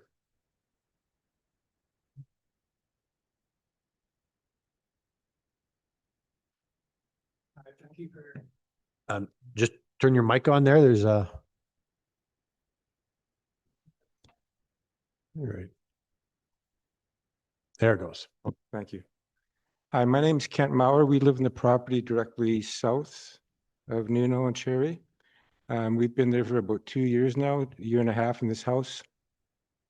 My wife and I are from BC. We came here approximately 3 years ago looking for our dream home. We found 22 acres and our address is 418-100 96th Street West. If you look at the map, you can see we're right beside the property that's in question. It was our idea to build a dream home and have a lot of space between us and any other homes, and we just assumed that that would be the fact if we bought 22 acres. Since that time, Nuno did approach us after we moved in and said he wanted to develop his property. And we really like Nuno and Sherry. We've had 3 coffees with him talking about this. Nuno has come with us with different proposals as to what he wants to do. We suggested, because we were so desperate to keep space between us, that we would buy some of his land. We offered to buy 3 to 4 acres roughly. Nuno might have better numbers. And we offered him $300,000 to $400,000 for these 3 to 4 acres just to have a buffer. That's how important it is to us. He did not get back to us on that last offer. So right now we feel like this is affecting the neighborhood in a big way, especially us, because we'll be right beside the 2 homes in question. It will change our views, our lifestyle, everything. This was our dream to come here to the Foothills. We didn't know the Foothills from a hole in the wall. We just came here and fell in love with it. And we'd like to stay here. In my letter, if you've read it, I do propose, if we have to have a home beside us, that it could be a 1 parcel, and he'd have to build somewhere further out of our eyesight. There's lots of land. There's 10 acres. He could have us 300 meters away from his from where our house is right now. The 2 5-acre parcels are really only 3-acre lots because of the long driveways, I think. I could be corrected on that. So it does completely change the feel of the neighborhood. We understand that they want to profit, and that's okay, but I think they could do it with one lot. If we have to agree to anything, one lot would be much better than two. And if you look at the map, the two homes in question are within a couple hundred feet of our house. So that's what's upsetting to us. So we did choose that 22 acres for a reason. Anyway, thank you for your time. Thank you very much. Any questions from council administration? I don't see any, so thank you very much. And Krista, did you wish to speak as well?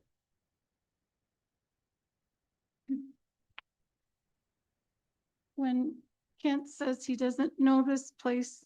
You just got to be close to the mic, sorry. When Kent said that he doesn't know this place from a hole in the wall, I want to add a little bit of context to that. Is Kent's grandma had a farm in Carstairs.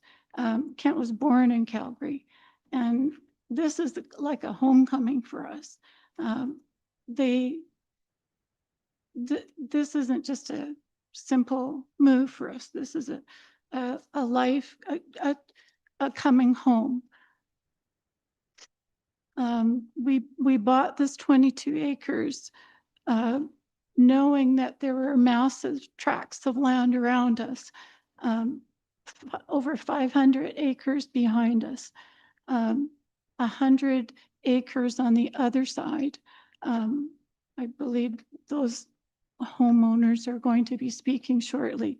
And we purposefully placed our home on the corner, top spot of our property, based on our context or our vision of this beautiful country setting with open fields around us.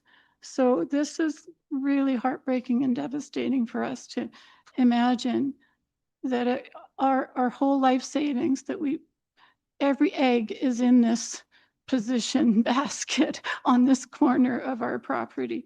And we treasure these views. We treasure the lifestyle. We treasure the openness and while I respect and understand the history, we had no concept of this history and the vision that Nuno and Sherry had for this property. We were barely unpacked when Nuno said that he was going to subdivide. We had our first Christmas and then found out that, well, now there's going to be two homes within meters of our home. And it's just, yeah, I'm really concerned about the water access. I'm very wary. I'm not sure that there is water on that hillside. I'm not convinced that even is going to be a possibility.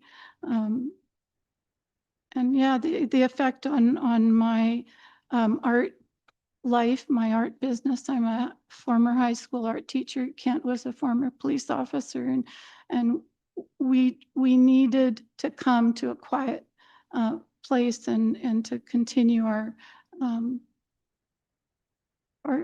dream. Higher Point Art is the name that I chose based on the position of this house on the hill in the corner, like Leighton Art Center, future of my hopes to expand there. So that's kind of dashed, and things are really affected. Our future and our dreams are really affected. And I was hoping that the council would consider a change, like Kent mentioned, of the two lots being combined into one, so that at least there could be a potential build site that's further away from our home, further down in the trees possibly, is what I would hope and just ask you to consider. So the water, the space around us, and yeah, our future is very different if there are two homes right there next to us. Very different than what we had hoped for. And we wish Nuno and Jerry all the best, but it really has a huge impact on what we are hoping to live for the rest of our days. Thank you. Okay, thank you very much. Any questions from council or administration? Seeing none, thank you very much for sharing. Next on my list online, I have a Kyle McLean. Are you there? If you are, just unmute yourself and proceed. Yeah, there you are. Go ahead. Hi there. Thank you, Town Council, for listening to my comments. We can hear you good, so yeah. Perfect. As a neighbor who jointly owns agricultural property, illegal land description northeast 6 of 21 West 5, I am opposing Mr. Waldner's application. My family has lived in this area for over 55 years. We have raised cattle for almost 40 years. I am objecting to this application for the following reasons. Fire safety.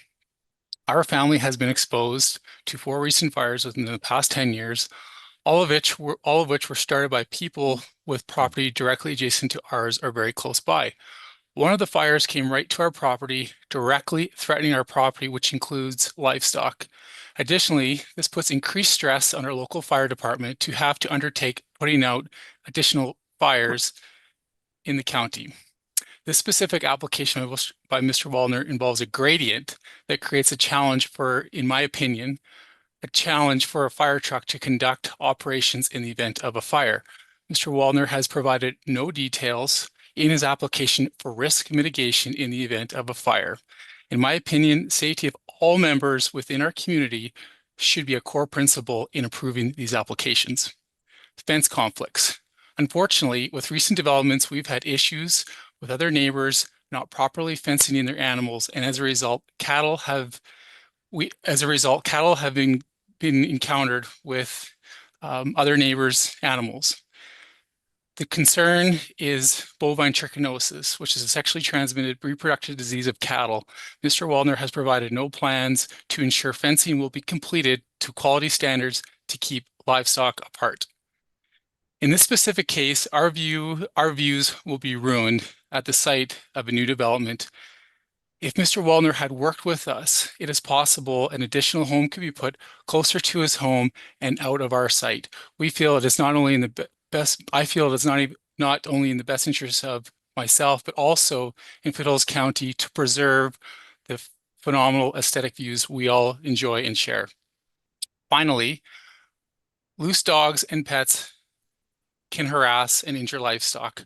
We have had issues with neighbors' dogs coming onto our property and chasing our cattle. This has been a recurring problem. Once again, in this case, there has been no comments about preventing this sort of action in the future. Thank you very much for listening to my concerns. Okay, thank you very much, Mr. McLean. Any questions from council or administration? Seeing none, thank you very much. Appreciate your input. Next on my list, I have Connor McLean online. Yeah, I see you there. Just unmute and proceed. Great, thank you. How's the audio? Yeah, we can hear you good. Perfect. Good morning. My name is Connor McLean, and I'm a part owner of an offsetting quarter section, northeast 621 west of the 5th. To the subject, proposed amendment, which in my opinion will be adversely affected. My wife and I are objecting to the proposed amendment to the country residential district land use rules to allow future subdivisions as outlined in the Foothills County letter dated February 11th, 2026. Our objection is based on 2 primary reasons at this time. Reason 1, proximity to our established agricultural business. The subdivisions, as proposed, threaten to introduce future conflicts with livestock. As a family with history raising cattle, it is my experience many new subdivisions owners inevitably desire to raise livestock. In most situations, there's a void in communication until there's a serious conflict. An acreage owner with a bull and a few cows can create significant fencing challenges with established producers. Bulls fighting across the fences can injure themselves, and they can destroy portions of fence. As my brother mentioned, dogs pose another serious threat to cattle, particularly during calving season. Our affected quarter section has been part of our calving grounds through the decades, and we have had neighboring dogs chase calves and disrupt the environment on different occasions. Reason 2, infringement of the natural integrity of a prime agricultural position we have been committed to preserving through the generations. I have had the privilege of growing up on my family place for the past 46 years, where we run a herd of cattle and some horses. Currently, the 4th generation is being raised on the property, learning the principles of stewardship and preservation. It has not been easy. However, it has been worth every dry water well, drought, poaching activity, and so on through the years. It's not easy for a younger person to save money in this day and age and to purchase land. I have had the opportunity to purchase the quarter to keep this in my family, and we want to do everything possible to preserve its integrity for the next generation. While I accept new developments, it is my opinion it must be done in a way which minimizes fragmentation of the natural aesthetics of the foothills. The proposed plan will impair the natural beauty of our home. 2 developments are excessive, and the geographical positioning is very concerning to me. My objection to the proposed amendment includes a request to council encouraging Mr. and Mrs. Canario reconsider their plans to include at maximum 1 subdivision placed further away, downslope, and in the trees. While I prefer no approved subdivision, amending their proposal to encompass this idea would mitigate some of my stated concerns.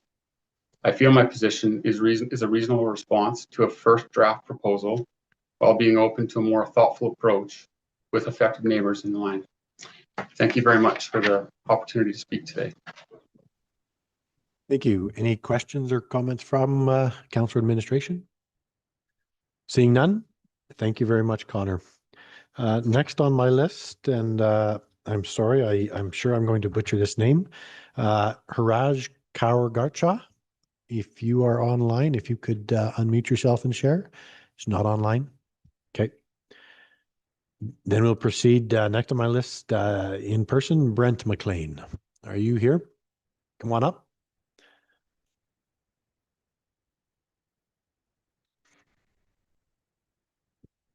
Morning. Is the microphone on? Yes. Can I ask on that wall there, if we could, I hope the clock's not ticking yet, but there's some confusion about the quarters involved. If we could get a map that showed the subdivision in a broader area, that would really be, I think, helpful. I think council has lots of maps in front of them. Okay. So- I just wanted to say, and this is before the clock's ticking. You can start the clock now. I'll try to cover it. Again, my name's Brent McLean. And I wanted to make a couple of general comments. The first is that in the MDP of 2012, the Foothills recognizes that agriculture is very important to Foothills County. And in fact, they call agriculture a natural capital. It has to be protected. They also talk about protecting the rural character of the foothills. And they use 5 qualities to do that. One is maintain scenic vistas, wide open spaces, dark skies. And they talk about the wealth of historical and archaeological resources in the area. This development is a small part of this ridge that was probably one of the oldest agricultural areas in Alberta. It was started ranching in 1892, and it has great historical significance. I also wanted to say that with country residential, within the Foothills outlines and guides, they say it is desirable when the land is fragmented. The fragmentation on this ridge is very minimal. There's this area on the west, a little bit on the east, and then the majority of this ridge is still ranch land and farmland. Many of the quarter sections do not have any houses on it. I want to continue. We are opposed to Nuno and Sherry Canario's application proposing an amendment to the country residential district land use rules to allow for future subdivisions. When a subdivision is proposed, it is our opinion that the people who are applying for the subdivision should always contact neighbors that the Foothills County thinks could be affected well before the MD hearing. The communication is a matter of courtesy and may also be an opportunity for neighbors to make suggestions that may improve the subdivision in terms of addressing concerns neighbors might have. The Canarios did not contact us about their subdivision proposal, and we are assuming that they don't care what we think or how their proposal might affect our ranching operations and our family. Proposing 2 lots as far away as possible from their home clearly demonstrates that they are focusing on their own personal gain with no consideration for the McLean families. Our property has been in our family since 1970, and we have lived on the ridge for 48 years. We have always respected our neighbors and made a sincere effort to understand their points of view. When we moved to this ridge on the western slope of Northwest 621, there were 4 40-acre parcels. Now there are 9 subdivisions. We did not object to any of these subdivisions. The Canarios live on a legacy 20-acre parcel. They have 2 homes on the parcel, and from time to time, a trailer may be used as an additional habitation. When they purchased the property, they would have had a clear understanding of the development potential. Their subdivision proposal is alarming and self-serving, and we are firmly opposed to the application. Objections. We have read and understand that the Foothills County values pristine mountain views and beautiful scenery. Such a subdivision of 2 parcels would contradict the Foothills County vision for protecting pristine areas and skyline. The 2 proposed lots are at the highest point of a 3-mile-long ridge that trends south to the north. The ridge starts north of 434 Avenue West and ends up about a half mile south of Highway 7. If the Foothills County allowed 2 lots as proposed, the pristine skyline would be destroyed. From our land looking west, the beautiful mountain views would be altered forever. We would likely see 2 new homes, additional barns and shops, and a number of nightlights. The natural views of the mountains and foothills would be destroyed, and that would be devastating to our family.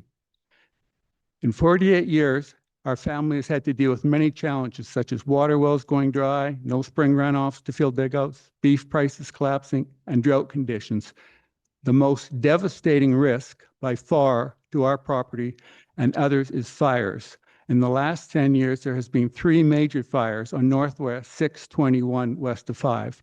In one fire, a residence burned down. Last year, fire departments put out a fire, although I did not see the entire fire. I saw it from our ridge when it was under control, and there were still 4 fire trucks on site. On March 5th, 2016, a fire nearly destroyed our homes and ranch property. The Okotoks Fire Department, and along with other departments with 30 firefighters and 3 big trucks, stopped the fire and saved our ranch and homes. There was a firewall set up a half a mile west of our home. If the fire had jumped the firewalls, there was nothing anybody could do to stop the fire for half a mile to the east, heading towards our houses. There was steep terrain and timber where cattle wintered, which stopped all motorized firefighting. While houses can be rebuilt, forests such as ours, about 120 acres, would be irreplaceable. Once the wind blows and the fire starts off, the speed at which the fire moves is staggering. Our biggest fear is the safety of our family, which includes 5 grandchildren, and the safety of our animals and other neighbors. All of these fires were preventable because they were caused by human error. I've discussed these fires in detail because I would like the councillors to understand that high-density subdivisions in areas where there are high hills, steep gullies, and draws are not suitable for cluster subdivisions. And 4 homes on 20 acres is a cluster subdivision. They are dangerous because fire trucks cannot access these areas. High-density subdivisions should be built with proper infrastructure and year-round access for fire and other emergency personnel. If the Canarios had communicated with us, we would have suggested that they consider just 1 lot with the eastern boundary of the lot about 160 meters west of the north-south boundary of their proposed Lot 2. The lot would have trees and would provide shelter from the wind. There would still be beautiful views of the surrounding country. That lot would be at a lower elevation, easier for emergency vehicle access, and would not dominate the skyline. It would be far enough away from our pasture lands that I would expect to have minimal problems with our grazing cattle. We hope the council recognizes that although we object to the proposed application, we are providing a thoughtful and fair alternate proposal. Thank you. Thank you very much. Any questions from council or administration? Councillor McHugh. Thank you, Mr. Chair, and through the chair to the concerned resident. Just clarification where you live. We live on the quarter section nearest is the let's see, we're about a half a mile north, and we're on the same line. So the lands that we're talking about, one is Kitty Corner, and then where our residence is the next quarter to the north. So what's the legal? I think it's, let me figure it out. It would be we got the letter because we were in the southeast of 7, and then the other quarter section that my son's talked about, that would be in northwest of 5, I think. That's why I wanted to look at the map. Northeast of 6. Okay. Oh, okay.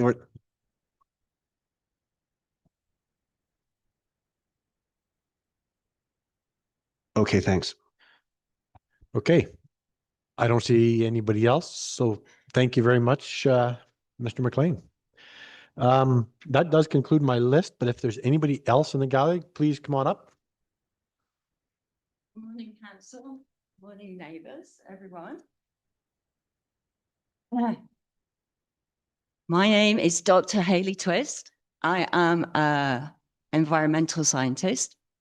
I live directly south from Nuno and Sri. We have lived there and farmed there for about 15 years. We own the 100 acres and we share a fence line with Nuno. I guess, first of all, I'm here to defend the land.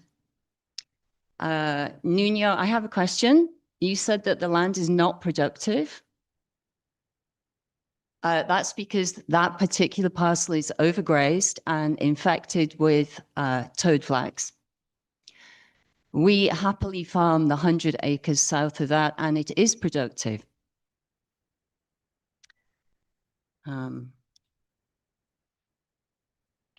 I'd also like to mention that the view is particularly inspired when you look at the scraps of metal that are left up there. There is a boat up there. There used to be a triangular shaped building with a canoe on the top. I feel that the land is not respected as it should be. Maybe we can change that by this meeting alone. The second objection I have to this is, and we've already mentioned it at the beginning, is the access from 96th Street. I do not understand how a fire truck or a school bus could safely turn around there at the moment. There is insufficient room.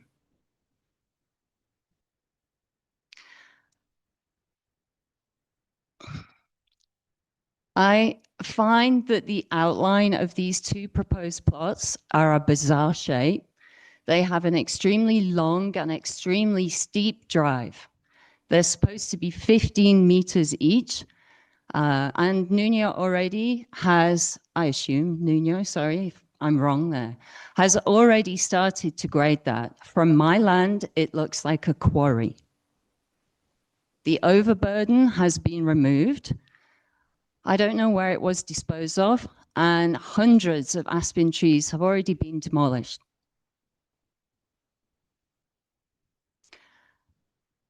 I have one last point. And I guess it's a question also for Nuno. It is very difficult to drill for a well up there. It's very high. I know that some of my neighbors, Andrew Gibson, do not have a well and they have to get water trucked in.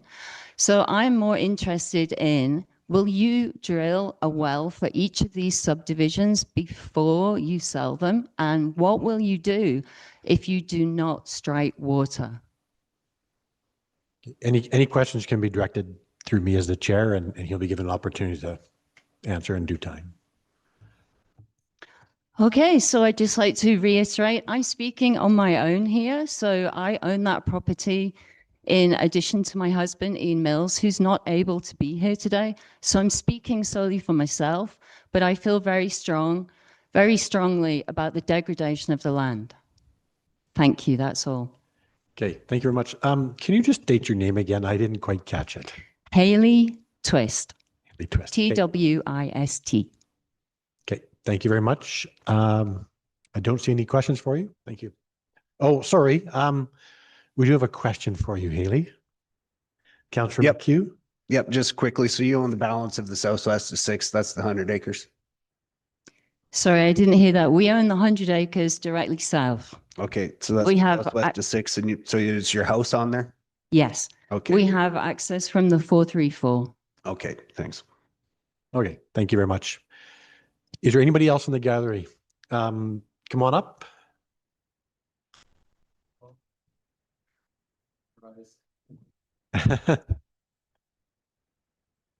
Counselor, neighbors. I didn't prepare anything. I didn't intend to speak. Just wanted to thank you guys for coming to share your opinion. I'm a tiny bit saddened by some of the feedback that's given as to the maintenance of the property because it has never been communicated to us before. We are very good neighbors. And if we know that there is something that is not in compliance, we do our best to honor and share with the integrity of the land. Nuno and I, we initially were going to build on that hill. That was our initial plan when we bought this property. And unfortunately, we changed our plans due to life circumstances, deaths in families, reiterating some of the relevance that we have to focus on. So for our neighbors who are really keen on that landscape view, that's where we were going to build. And we were going to build that because that's part of our property. And we're entitled to build on that space. So we would follow all of the rules to respect your guys' views, to respect whatever policies that we would have to do, because we are cordial neighbors. Some of you I've never met before, which is unfortunate, or I've never talked to before. But I encourage you to have a relationship with us because you would know that we comply. We are contributing members to our community. We feel proud to be a part of where we live and for our children to be a part of this community. It would be disappointing if a decision was made based on somebody's view or somebody's perspective of how we had my husband built me a teepee, a playhouse for my child that had a canoe on it. Didn't realize that was an eyesore. So please take into consideration your protocols around how things are to be done because we would follow it to a T with the respect of our neighbors. Thank you. Okay, thank you. And just so we're clear, your name would be Cherie Canario? My name is Cherie Canario. Okay, thank you very much. I don't see any questions for you. Thank you. Is there anybody else in the gallery that wishes to speak that has not had a chance? Seeing none, we will then go back to the applicant and agent for your closing comments at this time. Would like to share some pictures. My due diligence around the view, and I'd like to somehow prove to Brent and his family that the views won't be impacted.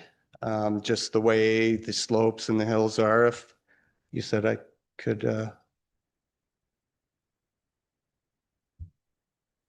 if we just brought up Google Map, I know it by memory. Okay. Yeah. If we can do something.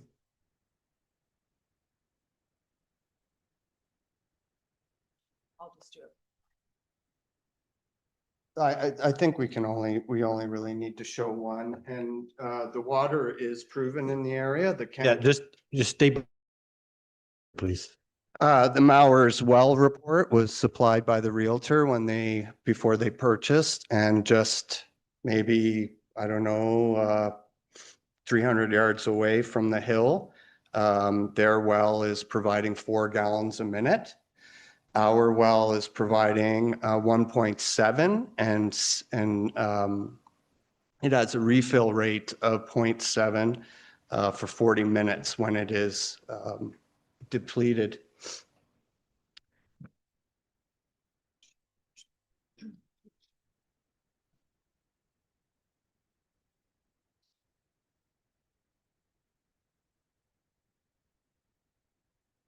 Do the well report first. Separately, you could just open them and share them. Okay. That one is not.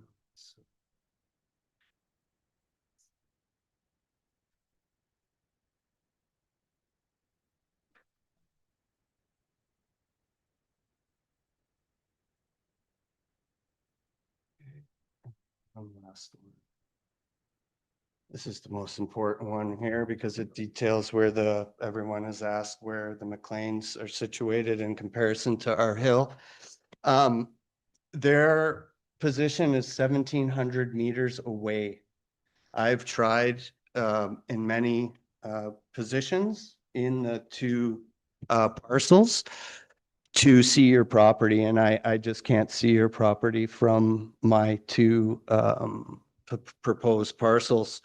There is a tree stand, so I went to the end of your road, 80th Street. So Mr. McLean is the 80th Street pin, and the top of our hill is the pin I have over there.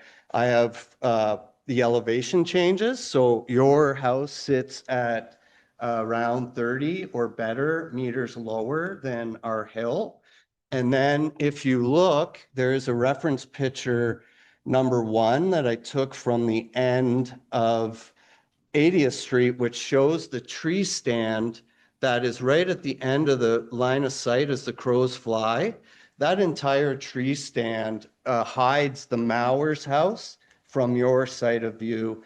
And I did. Mr. Canario. Sorry. Your comments are for council, not. I apologize. I was, yeah, the tree stand completely covers the Mowers house, which is shown in the reference picture 1. I had to capture it at above 33 magnification from 80th Street. And then there's a ridge further down from the tree stand that is at a higher elevation than my lower proposed lot, and it completely blocks that. So in essence, from the McLean's property, they're looking uphill, and they would have to see over the hill to see where our 2 proposed lots are. So I believe there's very minimal impact to their line of sight. I also, not included in there, but I did speak to the McLeans in 2018 about that corner when I was fencing, and the majority of my property is page wired to protect the coyotes from when we used to have sheep, but it also prevents the dogs in the area from coming in. And so there was a bush at the corner at the back that Mr. McLean had said, don't remove that bush. That prevents, it's a property marker, and it also acts as prevents the animals from coming in. So what I did at the time in 2018 with working with the rest of the neighbors is I mounted the page wire there to control and leave the brush or the bush because of the request from Mr. McLean. I have recently, and the poles are there already, and I have pictures that can show that.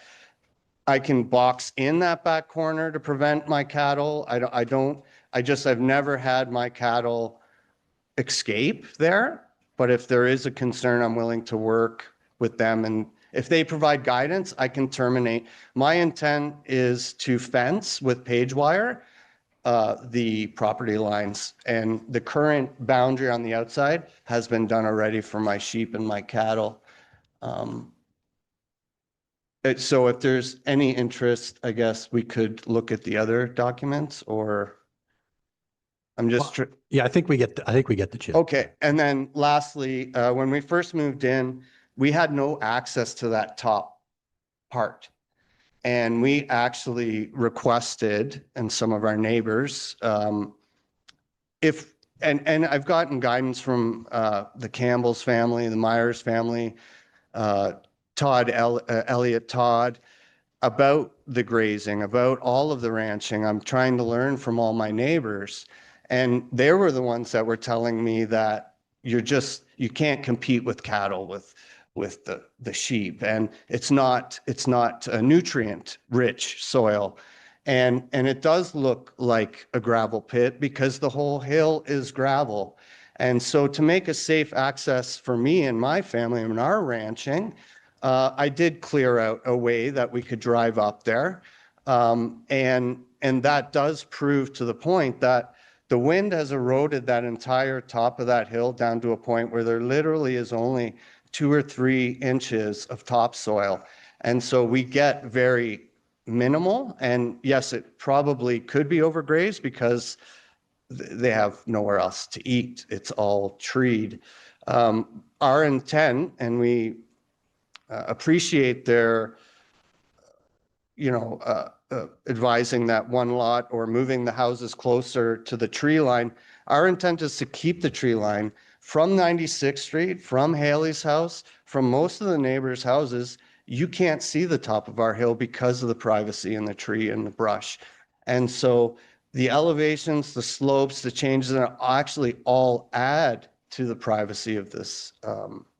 And our intent with these 2 parcels is to spread our family out. We're not intending on keeping the secondary suite as a rental income. We're not intending to profit. We're only intending to spread out on the land we own, much like other families have done in the regions. We're not starting off with 500 acres or a section. We're only starting off with 20. So yeah, I really hope that addresses everything. And the points I can provide here, the traffic, 2 additional homes generate 16 to 20 vehicle trips. When we moved in, we replaced 6 drivers with 4 drivers. Okay, my children don't drive and they're going to university. The bus trips will stop in the next 1 or 2 years. So we never impacted more traffic. We only, we stayed the same. And so we're not looking at increasing that. The dead end road safety, access locations were reviewed by Public Works and found acceptable, provided they meet country standards. Nobody knows the end of the road problems more than us, and my children can attest to this. I very regularly clean the cut road so that the plow can get up. If it can get up past the Gibsons, then it can clean down, and then it sands and our buses don't have a problem there. But we're very regularly trying to contribute to the safety. During the planning, I actually offered to make or take the material at that cut road and give you guys a circle. In our plan for the grading for the driveways, we're going to have to infill a bit, and that material could be used for that purpose, leaving the MD with something a little more manageable at the end. But I believe the common approach will give these buses and plows a very safe place to turn around now with the widening as well. Fire safety, the engineered driveway plans and building envelope requirements ensure emergency vehicles and access to the slopes, will not exceed 15%. Slope stability, we will do all the grading plans, geotechnical reviews, and required by Public Works. The water supply, again, right on that ridge, we have proven water supply. Their well is evidence of that. Agricultural impacts, I spoke to that. It's as the glaciers retreated through this zone and they stopped and melted, they laid these ridges of foothills, and it's all gravel. It's pristine material. It is not meant for growing stuff. I've planted, and my family can attest, I planted over 400 trees up there to build a wind shed and maintain moisture. And some have taken and some have not. And the majority are where the topsoil is very degraded from wind shear. Wildfire risk, we're going to build to new standards. I think that some of the fires on the road that happen more south towards 7, they were older houses and may not have had the current building codes that we've been coming to compliance with and would have to with the new build. The privacy and the value, we value all the privacy, and this is why we want to keep the trees. We want to plant more for sightline and wind protection and erosion, which will all add to the landscape views and privacy, keep some privacy in between the properties. And the proposal maintains large rural parcels in our, 5 acres is pretty big for me, and in retirement, I'm more than grateful to have that. And it's consistent with country residential district. The precedent and concerns, I think the neighbors have brought up, each subdivision application must comply with county policy and is reviewed individually through the planning process. And we've clearly identified that there's been in the last little while, 4 to 13 acre parcels. If we were to widen out the view, we would see significantly more as we lean towards Okotoks. So I think I covered everything. Okay, and Mr. Waldner, did you have anything to add for closing comments? Yeah, just a couple small things. From a builder's perspective, there's been some concerns about land grades, slopes. This is all engineered by professional civil engineers, right? Shouldn't be any concerns there. It's all going to be built to code properly. And the fences, I mean, we can put in the best fences money can buy to stop cat or dogs and all that stuff. I mean, what do you really do about that? Oh, okay. Sorry, I had one last comment. And Okay. this may help. If you can be. There was some comments about shooting. If you look at the overall east side of 96, that entire valley would, after, some houses are put in, it would be criminally irresponsible to shoot in that region anymore. On my property, I won't really hunt or shoot because there'll be too many houses, and there are criminal laws against that. We in Canada are responsible for where our bullet lands, and usually it's a 200-yard radius, and yeah, there's just no safe place to shoot on my property after this. Okay, I'll go. Oh, sorry. Just one more thing.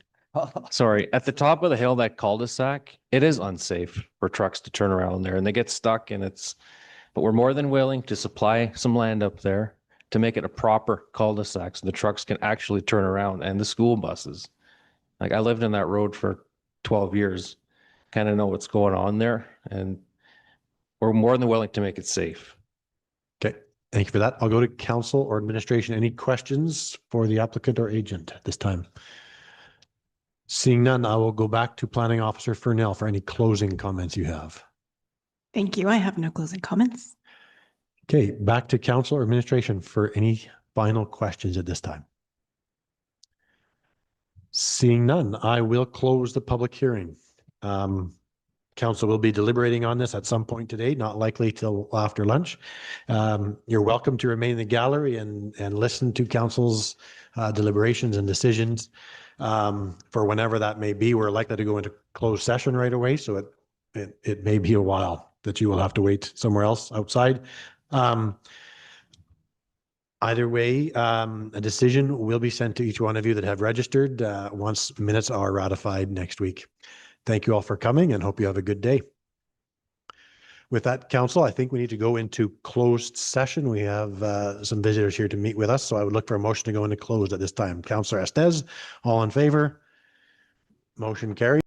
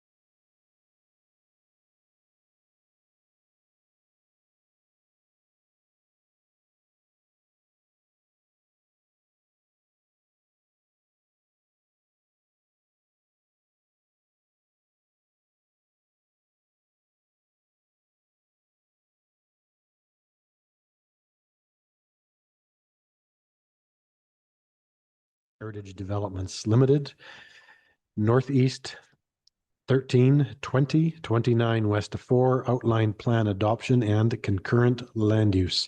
Page 42 of council's agenda today.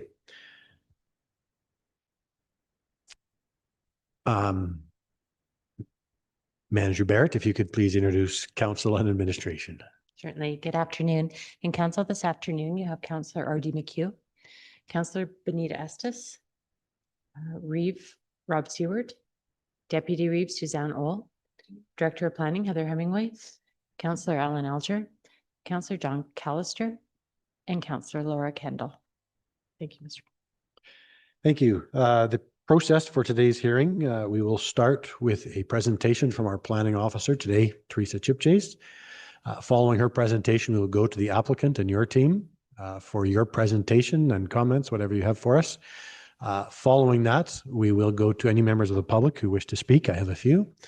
And after we've gone through that, then we'll go back to the applicant for closing comments and then back to planning officer for closing comments. At each point in the process, we will give council and administration an opportunity to ask questions to help understand. With that, planning officer Chipchase, would you please proceed with your presentation this morning, this afternoon? Thank you. Thank you, Mr. Reeve. I'm just going to share my screen.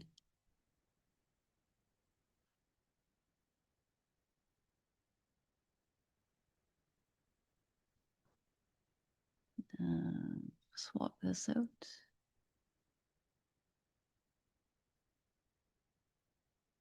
Take a minute.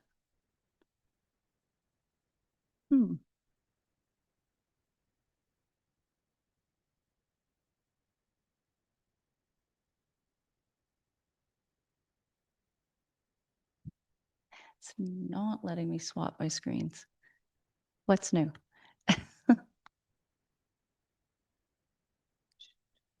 It's not letting me.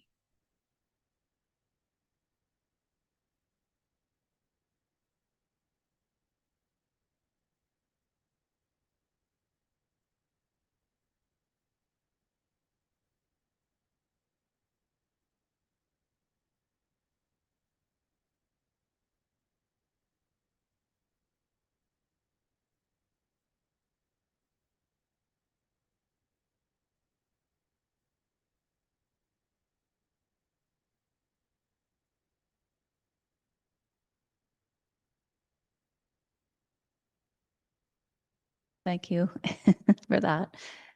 So good afternoon, Reeve and Council. The application before you is for consideration of the proposed Foothills Logistics Center outline plan, along with a concurrent land use application and site-specific amendments.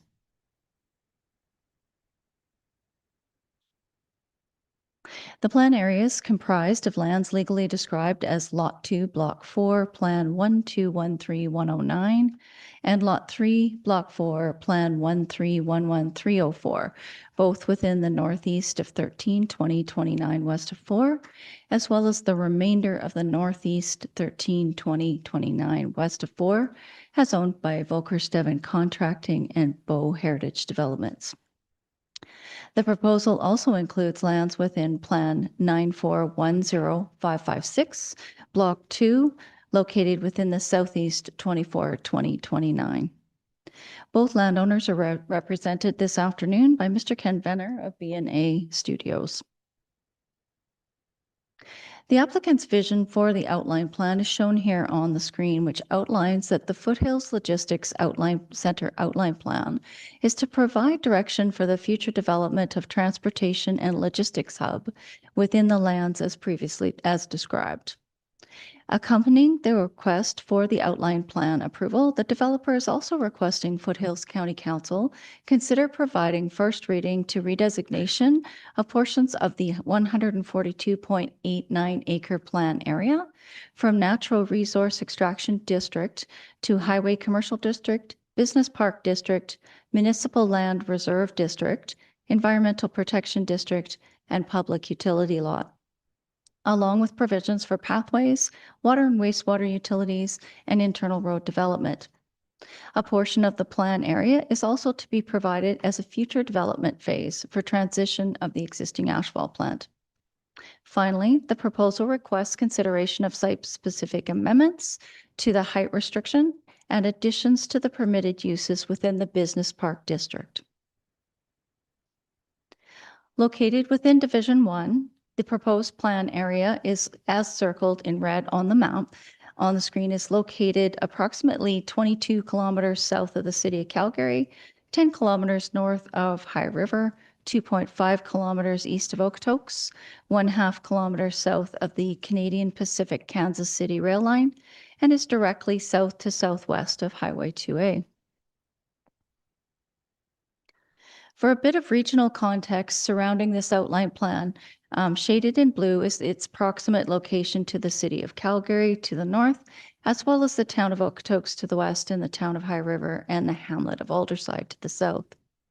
The developer's lands, which fall within the Highway 2A Industrial Area Structure Plan, are also proximate to the Foothills County Okotoks Fieldhouse, the Alderside Junction Area Concept Plan, the Warner Business Park, the Western Gateway Outline Plan, the Petro-Canada Commercial Development, Country Lane RV Park, and the subdivisions of Ravencrest and Silvertip, both of which are east of the Highway 2, outside of the Highway 2A Industrial Area Structure Plan. The map also identifies the county's public workshop and new raw water storage ponds and treatment facility, along with Triple T Holdings, which is another anchor hamlet industrial zone business within the hamlet of Alderside, which is adjacent to Highway 2A. The land use concept provided with the outline plan document, as illustrated on the screen, provides the proposed blocks of land within the plan area that are proposed to be redesignated from natural resource extraction to highway commercial, business park, municipal land reserve, and environmental protection, with a natural resource extraction district block remaining, along with the allocation of the public utility. Business Park is proposed to encompass roughly 68.8 acres, which is the largest portion of the overall plan area at 48.4%, with Highway Commercial District at 10.04 acres, Natural Resource Extraction District at 27.35 acres, Municipal Land Reserve District at approximately 13.49 acres, Environmental Protection District at 16.71 acres, and the public utility at 6.60. The remainder of the lands are to provide for internal road construction, emergency access, pathways, and external road connections. With respect to the proposed land uses, the developer is also requesting consideration of site-specific amendments to the Business Park District portion of the plan to allow a variance to the height restriction for the district that will allow it to be increased from 12 meters to 16 meters. Additionally, the site-specific amendments include a request to allow several discretionary uses within the Business Park District as permitted uses. The requested discretionary uses to move to permitted include business office, industrial storage and warehousing, industrial general, industrial light, manufacturing light, and warehousing and storage. The outline plan is proposed to be developed in basically 4 phases as shown on the screen. The first phase is shown in purple on the plan on the screen, is expected to provide 2 business park lots, 1 public utility lot, 1 municipal land reserve district lot for the provision of MR, and 1 environmental protection district providing for environmental reserve, along with water and wastewater infrastructure and internal emergency and external road development. The second phase, shown in light purple, is to include 1 additional business park lot on the eastern side of the plan area. The third phase, shown in pink, is to provide 2 commercial lots as shown along the south boundary of the plan area. Additionally, the outline plan provides an area identified on the screen as future development phases that is located here, which is to accommodate removal of the asphalt plant and transitioning of this area as well as transition of the lands within the existing maintenance facility into additional land uses. This is also to accommodate the expected continued operation of the plant for the next 20 to 30 years. Development of the future development phases would require amendment to the outline plan. The outline plan also provides an overall anticipated development concept for the site, which gives council a conceptual idea of how the phased land uses are to develop over time. The concept plan on the screen provides a mix of commercial and industrial uses within phases 1 through 3, along with continued use of a portion of the site for the asphalt plant and maintenance facility that would be redeveloped as future phases, which I've listed on the screen as phase 4+. The development concept also provides the additional internal road accesses, emergency access networks, open spaces, and utility development concepts. Each phase of development will include subsequent subdivision and development permit processes. The municipal reserves required for the development are to be provided as a municipal land reserve district parcel surrounding the storm pond that's intended to be constructed within the northern portion of the plan area. The MLR lands are illustrated here in dark green on the screen, with the public utility lot for the storm facilities identified in blue. Environmental reserves for the overall development are proposed to be provided as an environmental protection district lot over a tract of land within the northern portion of the plan area that is adjacent to the Sheep River, whose south property line is basically identified by an upper grassland bench, which slopes down to the river, as illustrated here in the chartreuse color on the screen.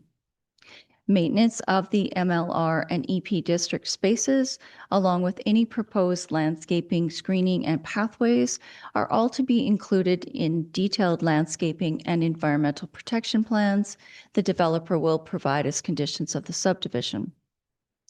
The proposed Business Lot Owners Association is to be tasked with ensuring these plans are properly provided for, and Mr. Venner will provide additional information regarding the Business Lot Owners Association with his presentation.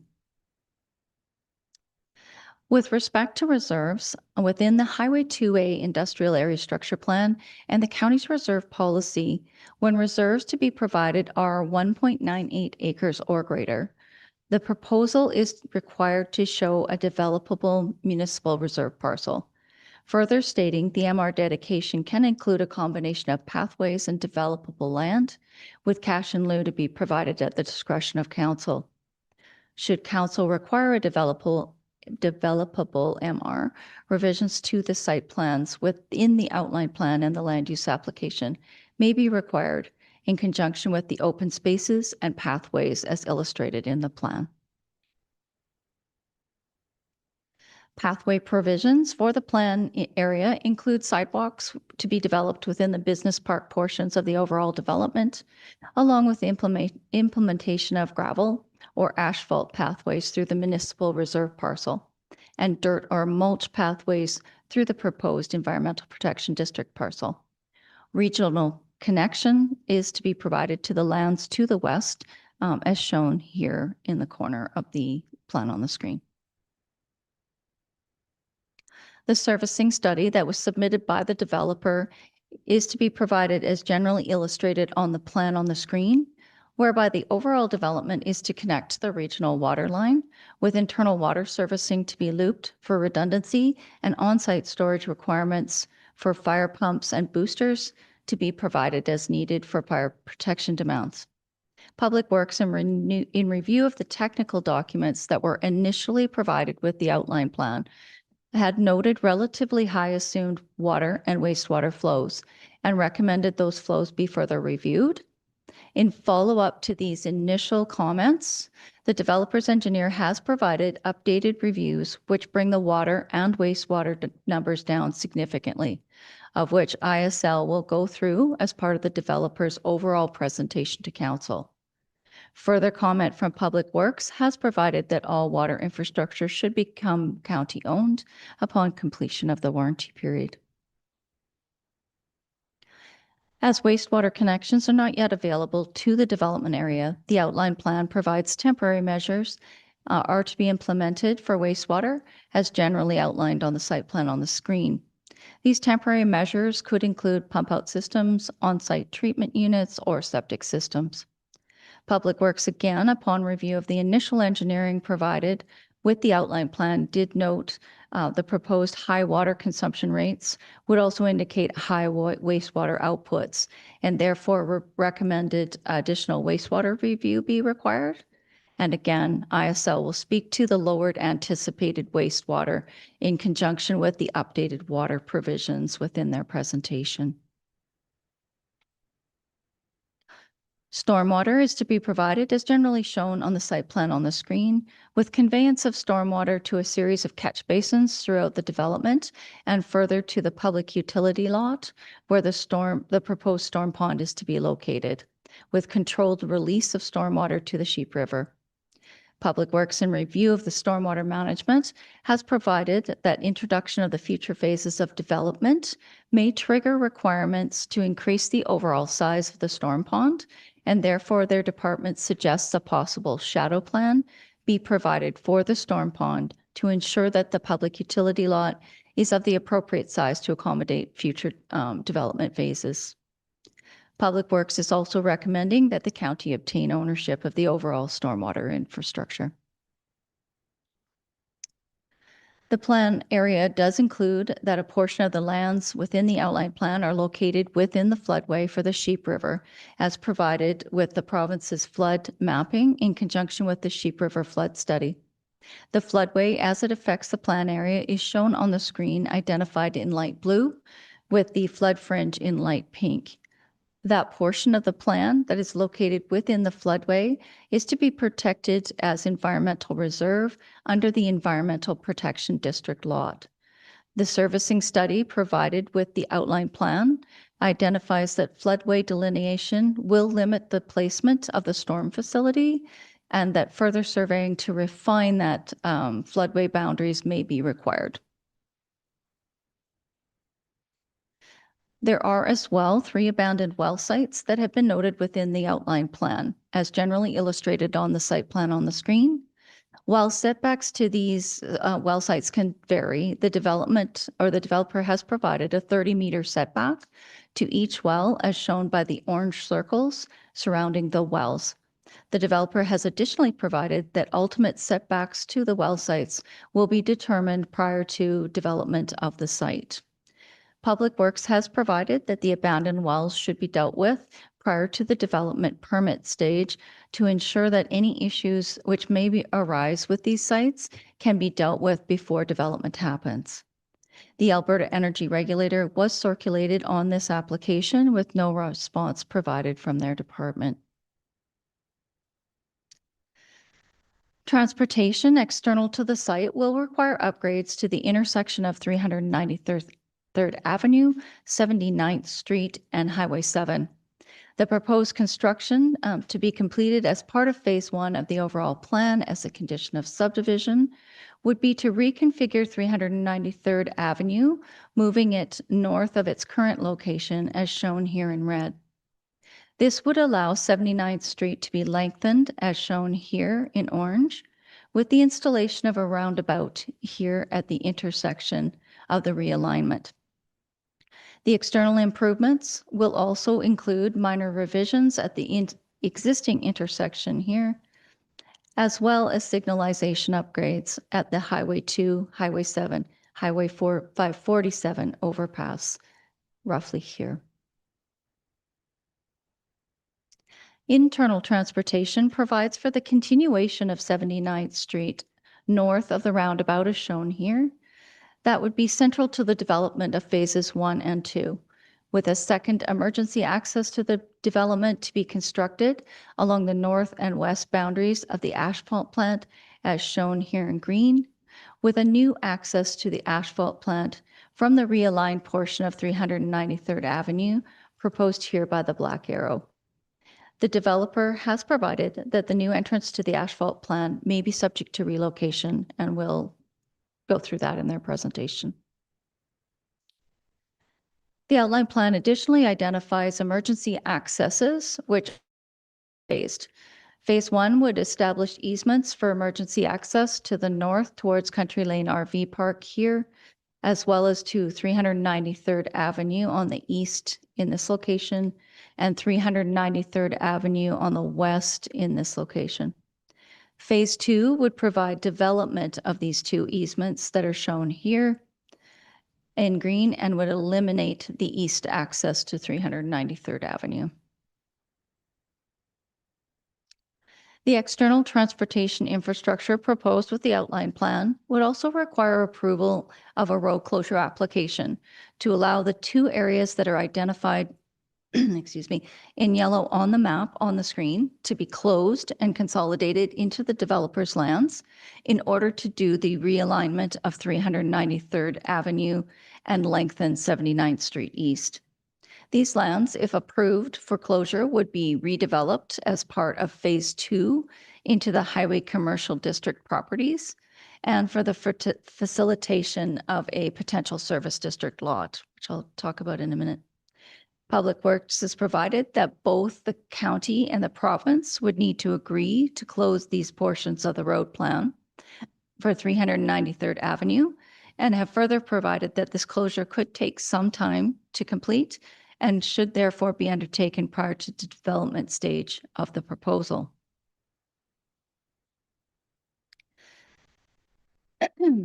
The outline plan provides a conceptual drawing of the development of a service district lot. The lot is tentatively illustrated south of the plan area on lands that would be partially located within the road closure proposed in the preceding slide. The location for the possible service district lot is shown circled here in red on the screen, with this location being directly east of Volker Steven's existing highway maintenance facility, which can be seen here in purple. The establishment of this service district parcel would require approval of the road closures, along with right-of-way realignments, consolidation of the closed portions of road right-of-way into the appropriate lands, and potential revisions to the outline plan to accommodate the use. For a visual look at the parcel with respect to transportation, this is facing north from the entrance to the developer's property. This is roughly the location of the extension to 79th Street East, along with the roundabout installation. For orientation of the site with this existing development, Warner Business Park is here to the left, the Volker Steven asphalt plant is here, and the Highway 2 interchange is here to the far right of the screen. Facing south from the same location as the last slide, this is facing out from the Volker property towards the existing intersection of 79th Street, with Highway 7 to the right and the Highway 2 interchange to the left. Again, to orientate the photo with the existing development, Petro-Canada is here, Warner Business Park is to the far right, and the Regional Fieldhouse is to the far background right of the screen. There are currently 2 approved development permits for this site, the basics of which can be seen on the screen. 22D138 was granted in 2022 to move the asphalt plant operation from the south boundary of the property to the west boundary in order to accommodate asphalt plant upgrades and allow reclamation to proceed on the east side of the property. The asphalt plant approval allows the uses listed on the screen and includes variances to the height restriction for structures on the site. It provides the hours of operation for the plant, identifies the current water provisions to be haul in and wastewater to be haul out, with future tie-ins for regional infrastructure provided. 23D024 is an additional permit for the property, which is a 3-year permit approval that has been historically renewed for ongoing remediation and reclamation of this site. The current active permit for this expires on December 20th of this year. For a visual reference of this site, this is the photo was taken of the asphalt plant. This is facing north from just inside the east boundary of the site. The lands to the south of this photo include Volker's shop, outdoor storage, and parking, which are all part of the asphalt plant. The lands to the south are on a separately titled natural resource extraction parcel. The outline plan provides within section 6.3 proposed subdivision under policy 6.3.2 that proof of remediation and reclamation for all those lands currently zoned natural resource extraction will be provided as a condition of subdivision to the satisfaction of all applicable provincial bodies as well as the county. Extraction within the site has been ongoing since roughly 2005. With that, the developer has been working on remediation of the site in stages, with lands reclaimed within the eastern portion of the site and work currently being undertaken to provide remediation of some of the lands to the west and south sides of the overall site. The developer has employed Trace Associates to complete both a Phase 1 and Phase 2 environmental site assessment for these areas that have been remediated, of which their reporting has provided that no further environmental site assessments or remediation is required for those lands. With respect to the provision of reclamation certificates, the developer has provided within the outline plan that AEPA approvals will be forthcoming with their organization currently in discussions with their department regarding issuance of certificates for this site. The site with regards to physiography is varied, with disturbed soils throughout a large extraction area with various forms of reclamation. Grasslands have been reseeded in areas to the east with stripped lands to the west.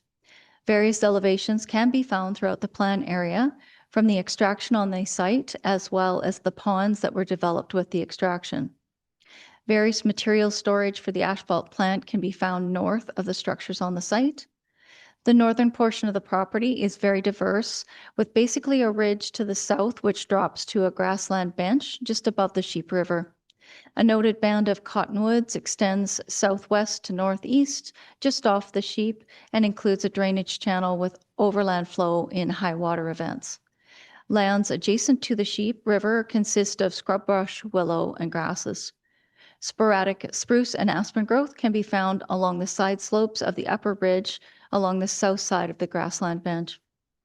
There is what appears to be an old hay shed or agricultural structure along the east boundary within the lands proposed as Environmental Protection District that would need to be removed. For a review of the lands within the Environmental Protection District, this photo was taken standing at the top of the ridge, which is to form the southern boundary of the Environmental Protection District lot. This is facing north towards the Sheep River in the far background.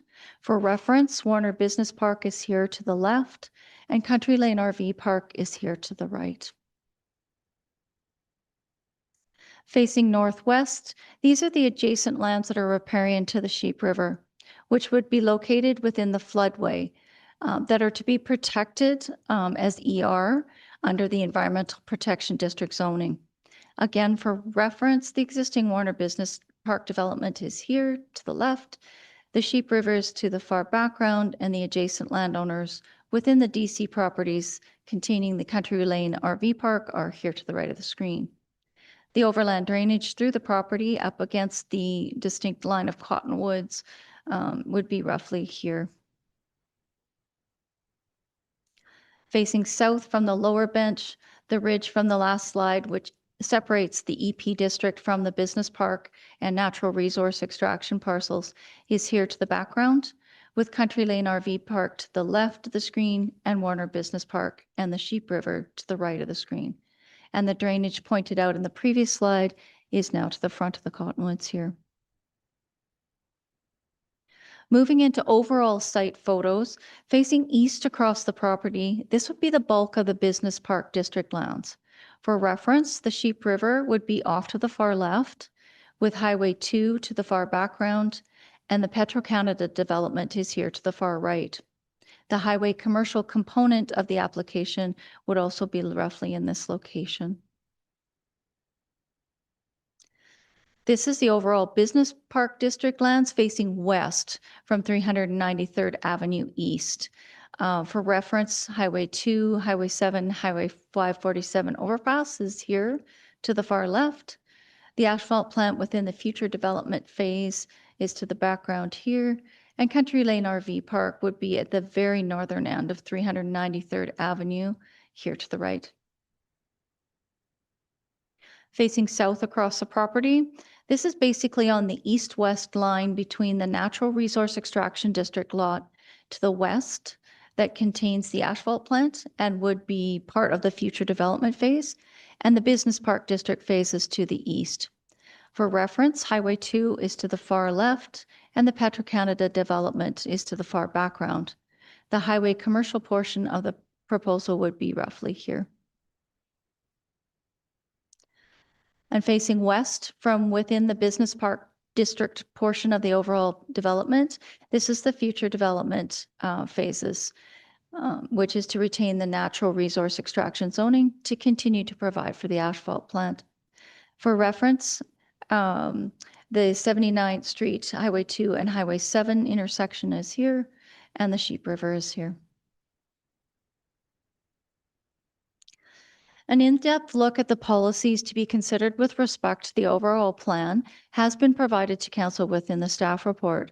I would, however, like to provide Council with a brief overview of the outline plan's alignment with the MDP, the GMS, the Land Use Bylaw, and the H2 AIASP. With respect to the county's municipal development plan, the outline plan is consistent with the economy and environmental conservation and open space sections of the document, as it proposes compatible uses with the appropriate infrastructure and protects ecologically sensitive areas, as well as those located within floodways. Further, the outline plan is consistent with the vision for the central district of the growth management strategy, which expects this district to be the growth engine for the county. The outline plan also falls within the H2A Industrial Area Structure Plan, which is illustrated on the maps on the screen, provides the outline plan to be located within Phase 1 of the expected overall development of the ASP, and further that the plan is within the industrial commercial land use concept for the ASP. The intent of the industrial commercial land use concept is to allow industrial and commercial development, with policy further providing that commercial activity is to be the primary use, which is supported by the business park and highway commercial zonings that are anticipated for the outline plan. The outline plan is also consistent with the water servicing section of the H2, as the development is proposed to be serviced via connection to the county's potable water infrastructure. Wastewater is not yet available within the corridor, with on-site servicing being considered in term, which the county's Public Works Department has provided would be appropriate until connection to pipe services can be achieved. On-site wastewater servicing is also appropriate under the H2. The H2 further provides that off-site levies for water, wastewater, and stormwater, as well as connection fees, may also be required. With respect to the open space, environmental reserve, and municipal reserve sections of the ASP, the developer is proposing to provide rezoning of lands appropriately to Environmental Protection District and Municipal Land Reserve District. With respect to the county's land use bylaw, the outline plan would align with the purpose and intent of the business park and highway commercial districts, which provide that the Highway 2A corridor is where business park development is expected and encouraged, with highway commercial district to also be supported along highways and major transportation corridors. Further providing that business parks are encouraged within the industrial commercial land use concept in the H2. The only considerations with regards to the land use bylaw would be the request from the developer for council to consider moving a number of the business park district discretionary uses to permitted uses. The outline plan was advertised in 2 editions of the Western Wheel newspaper on February 18th and February 25th, with 2 letters received from within the 1/2 mile circulation. These letters were provided to council, staff, and the landowners team prior to the hearing today. Internally, the outline plan was provided to the county's Public Works Department, Parks and Recreation Department, Community and Emergency Management, Long Range Planning, and the county's Legislative Services Department. Externally, the ASP was, or the outline plan was provided to Alberta Transportation and Economic Development, Alberta Environment and Protected Areas, Alberta Community Development, the Alberta Energy Regulator, and the CPKC Railway. All utilities were also circulated, which included ATCO, FortisAlberta, TELUS, and AltaLink. All responses from the various departments have been provided within Council's staff report for Council's review. With regards to the external circulation to Alberta Transportation and Economic Corridors, it was noted that the circulation referral comments provided in Appendix C of the staff report were incorrect. In noting this, staff went back through referrals and realized that Alberta Transportation and Economic Corridors had not responded to the county's circulation, which was sent out to their department on January 1st, 2026. Staff reached out to Alberta Transportation and Economic Corridors for comment. Their department apologized for the missed circulation and provided comments earlier this afternoon. Their response provided that the TIA is to be formally accepted by their department prior to subdivision and/or development. They've also provided that if upgrades are required, a geometric assessment must be prepared for the affected highway intersections based off the recommendations of the TIA. This geometric assessment must also provide a comprehensive design report, including pavement design standards, design and intersection design, to allow a permit to be issued for its construction, which must be completed to the standards of and at no cost to Transportation and Economic Corridors. Upgrades to the highway and affected interchanges and intersections must be completed prior to occupancy of the development and/or further subdivision. A separate approval will be required for construction of these highway upgrades. They also provided that no additional accesses to Highway 7 or Highway 2 will be approved, and that roadside development permits will be required from Transportation and Economic Corridors.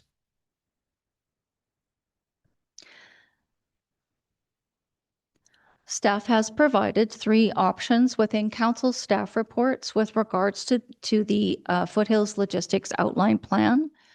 The first would be to provide a resolution approving the outline plan with the recommended conditions to include all textual amendments to the document as required by Council and staff, along with a request for Council's direction on the conceptual plan to include the service district lot and any required site plan revisions that may be deemed necessary. Additional options for Council with regards to the outline plan are to postpone the hearing should you require additional plan amendments or to refuse the application. The developer is also requesting additional consideration of a concurrent land use application. First reading to the land use approval requests, final reading to be provided to the outline plan. That's actually a resolution to the outline plan.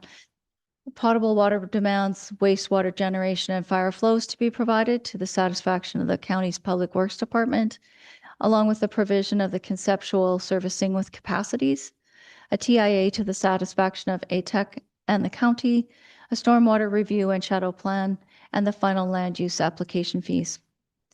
Council may also choose to either postpone the application should they require further information to provide a decision, or to refuse the application.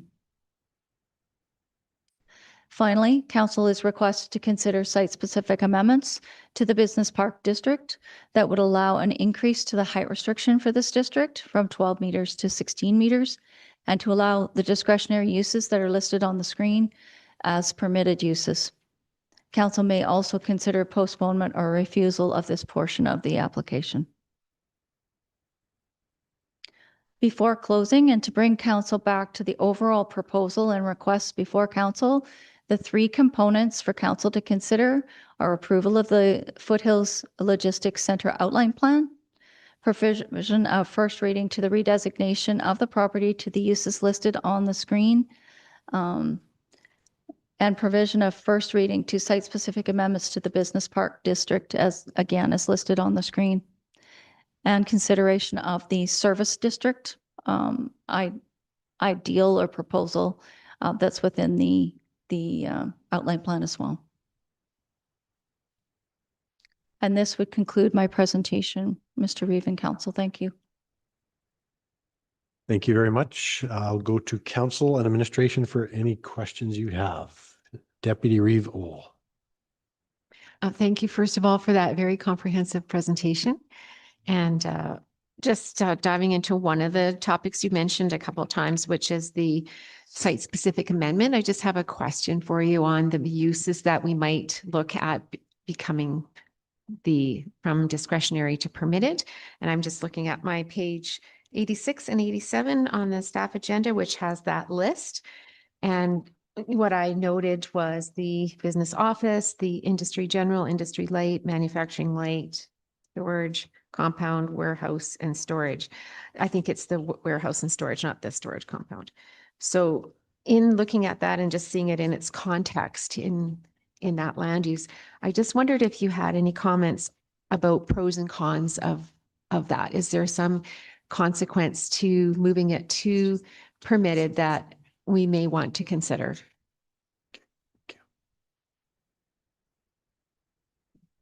I think I would defer to Director Hemingway to tap in on this one. I believe that there are some certain things that council should consider when they're looking at moving those to permitted uses. There are a certain amount of things that we cannot consider under the permitted uses. Thank you. Go ahead. I believe the applicant's agent has a slide on this issue, so there is some visual representation. If we want to hold that question until their presentation, you don't mind? Thank you. I was thinking of asking you both, but if you'd prefer to comment after that information comes out, I'd be very happy to We're defer quite that. prepared to answer that, but let's hold off just for a few minutes and then Very good. We'll do it together. Thank you. Okay. I'm just wondering about that emergency services potential piece. What was the word? Potential emergency service lot. And I'm looking at that in relative to the zoning that we're looking at today. Would that be zoned public utility lot, or what would that long-term be zoned to? No, so it's actually very conceptual and is not really addressed completely within the outline plan. It would be a service district lot, a 2-acre service district lot. So if council was, and the developer were to choose to go down that road, we'd be looking at another redesignation down the road to make that happen. I'm sorry, I couldn't quite hear that. We'd be looking at another redesignation down the road because that's not contemplated today. Is that? So there's a couple of ways that you could look at that. I mean, you could look at zoning, getting the zoning in place now for that future. No, I'm wrong. No. Okay. No, Then. if I may, sir, part Go of that ahead. land is currently municipal road. So part of the land is contemplated under the road plan. Again, there's a slide coming that illustrates that, but that would be part of phase 3 or a subsequent phase where council would have to have a public hearing for road closure. And then yes, a public hearing for rezoning of a portion of the land. Okay. Okay, thank you. Any other questions from council or administration? Councillor Kendall. Thank you, Mr. Reeve. Through the chair to Planning Officer Chip Chase, I think that's your title. Where is the right of way that is not, that is only, what is it, 19 meters instead of 30? Where is that? Is that 393 or? The 19 meter, I believe, is on your emergency access. So it'd be the emergency accesses that you see noted on the plan. They would be the 19 meters. The internal road construction is 26 plus meters, I believe. Well, maybe they'll go into more detail about that in the next presentation, maybe. Is there more detail on that? Thanks. Yeah, they will be going into detail with their internal road construction for sure in their presentation. Okay, I don't see anybody else. So I'll go to the applicant and to provide your presentation. And if you could just start by perhaps introducing yourself, and I think you got quite a team here with you. So I'm going to see if I can get this loaded up. Might need some technical support.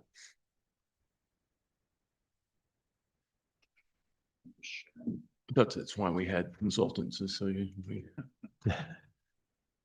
have to have technical support.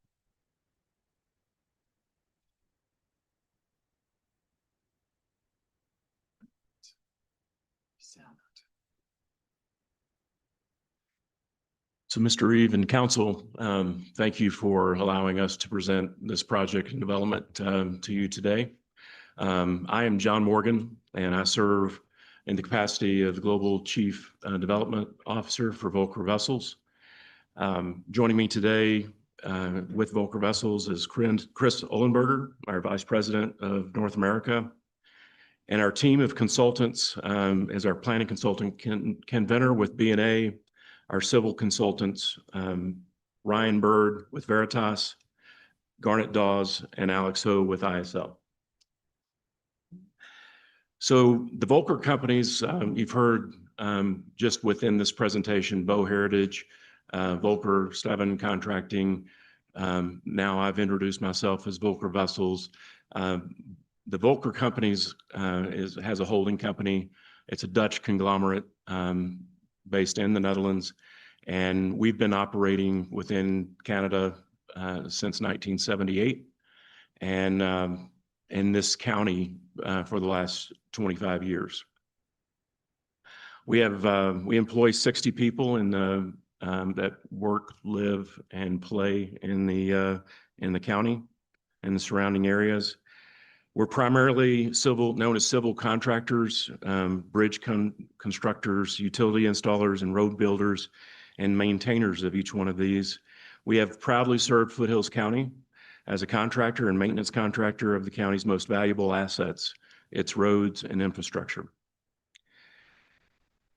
The presentation today of our application is a vision of transitioning the site from a resource extraction land designation to a business park land use with a concentration towards retail commercial for the amenity base that would support the area as well as our tenants of a Class A logistic warehouse development. Many brokers believe that Foothill County is pioneering relative to logistics, and we have interpreted the lack of tenants within this county as its inability to serve these types of buildings with water and sewer.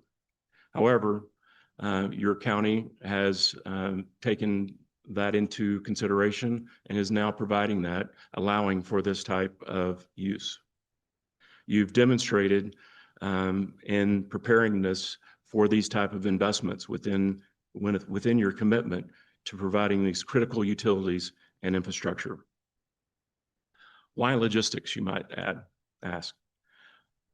As a reference, the global e-commerce industry is estimated to be between $30 and $36 trillion in US and in 2025. And Canada-specific e-commerce market was estimated between 50 and 63 billion in the same year. An interesting fact, every $1 billion added to the e-commerce market requires the development of approximately 1.25 million square feet of logistics warehouses. Using an employment rate rule of thumb of one person to every 750 square feet, the same square footage of the that mentioned on the logistics would employ approximately 1,675 people. Unlike office developments, logistic facilities generate broad-based employment across the skill levels, including entry-level and technical roles. Industrial logistics facilities have assessed values per acre and require fewer municipal services than residential, i.e. no schools and limited social services burden. For counties like Foothills, this improves infrastructure funding capacity, credit profile, and bonding capacity. Logistics parks create an anchor infrastructure, roads, utilities, fiber, power upgrades, increase adjacent land values, and enhance optionality for future rezoning towards higher and better uses and mixed employment base.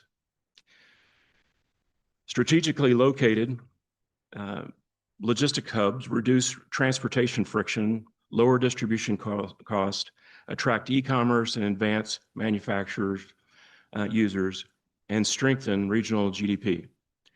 And bottom line, who doesn't want their packages quicker in today's society? Regions with modern Class A logistics infrastructure often outperform peers in business relocations, foreign direct investment, and employment growth rates.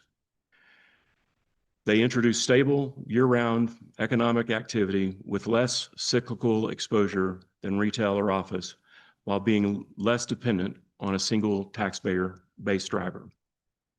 So with that, I'll let Ken go through our application in more detail. Great. Thank you, Mr. Chairman. Good afternoon, Council. I'm always impressed with how detailed and thorough the planner applications and the presentations are at Foothills County. I have, we have about 15, 16 slides.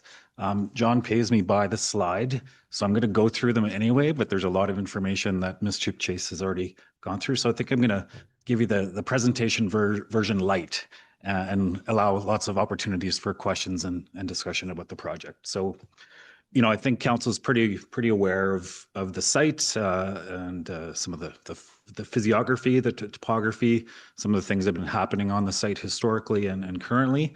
But you do see the image before you, some oil and gas infrastructure, of course, the rivers, the highways. We've done a number of environmental reports to support the outline plan, land use amendments, including biophysical study, geotechnical, phase 1 and 2 environmental site assessments that were talked about, and historical resource impact assessments, all of which demonstrate the site is appropriate and can accommodate the intended use. We've gone through and the administration went through the ASP. The reason why, of course, Volker is here considering this project is in fact the area structure plan. You know yourselves that I think in terms of sustainability and growth management, this, what I would call air quotes, regional employment area, being careful and not to use a CMRB term. But it is certainly a driver of economy and growth and investment and sustainability for the county and the region. I think, you yourselves have been wanting to see development happen in this corridor, and I think the county should be congratulated for taking the proverbial bull by the horns and hopefully solving your infrastructure challenges with the water wastewater project that's ongoing. We are obviously located in the industrial commercial policy area, which does, we believe, support the kind of development that's being proposed, subject to a number of criteria, the outline plan, which we're talking about today, the design guidelines, I think that are very critical and important, forming part of the statutory framework of the area structure plan. We're certainly aware and more than willing to adhere to those, mitigating potential impacts as best we can on adjacent lands. We think we've done that. Stormwater, low impact development techniques, sequential phasing, and environmental stewardship. We hope that you see those elements reflected in our outline plan. Again, looking at the context, administration did a really good job explaining the area. It's, really lots going on in this part of the county, lots of transportation, infrastructure coming together with roads and rail, historic development with the hamlets, the gateway into, I guess, the town of Okotoks, certainly the Highway 2A corridor. Things are evolving with the ongoing mix of commercial industrial in the area, as well as active agricultural operations, and certainly, paying attention to the country residential and the recreation communities that are in the area. So the concept, very briefly, again, I think council is pretty familiar with what we're trying to achieve here. It's about 1.4, just shy of 1.4 million square feet of a mix of large and medium format warehousing with industrial and commercial uses in those buildings. I think it's about 7,000, 8,000 square foot of commercial service, highway commercial oriented uses on the southern portion of the site. The transportation improvements that we're going to be talking about, the realignments of the internal service road and some of the upgrades on the highway, I think are really critical for this area. We're paying attention to the floodway. We're obviously very familiar with the history of rivers in this area. responding to flood events. So clearly that whole northern portion of the project, which is that integrated environmental, stormwater, and recreation facility, which we'll talk about. Phasing of the developments, and you see that the western portion of the plan, even though it's in our outline plan, we've not assigned a color necessarily to that as per this image, and that's just reflecting the plant and the existing Volker facilities in that area are expected to remain for the next generation, plus or minus. So, you know, again, I think everybody's pretty familiar with the access, and this is just a Google Street View of the current intersection of 79th Street and Highway 7's very short stacking distance. In our engagement plan, we talked to a lot of the local area interest holders, and definitely safety, security, and the function of this intersection was top of mind. And of course, our plan to realign the service road and create the roundabouts in that north-south spine road, we think is an elegant way to improve the area, not only for our own project, but also for Warner Business Park to the west and other developments in the area. And you see again sort of a blow up of the main sort of central intersection, and again that realignment of 79th Street and 393rd Avenue East. We did a traffic impact assessment. It was reviewed by the county and ATEC as well.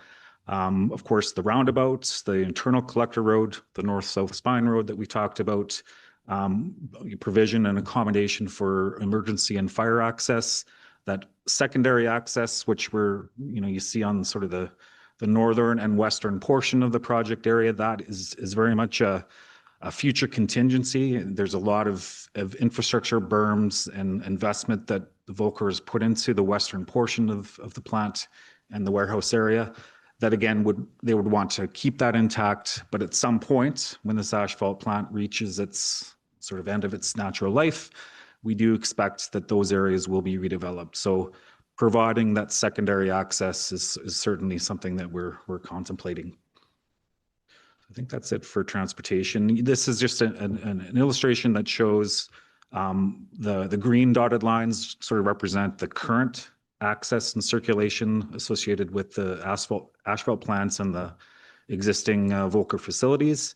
Of course, the heavy lines, those would be public roads that Volker would be constructing on behalf of the county. The yellow dotted lines just represent circulation routes internal to the warehouse and highway commercial areas. These would be driving lanes that would be privately owned and maintained by the developer. And the future line, if you can see here, with the current access for the asphalt plant kind of comes in on the alignments of where the mouse is here. So obviously we're going to have to interrupt that driveway when we're putting buildings, especially in this area right here. So we do think that we're either going to divert the asphalt plant traffic back onto 393 Avenue here, or we may send it north and bring it down our internal collector road, TBD, as a part of the future subdivision development permit process.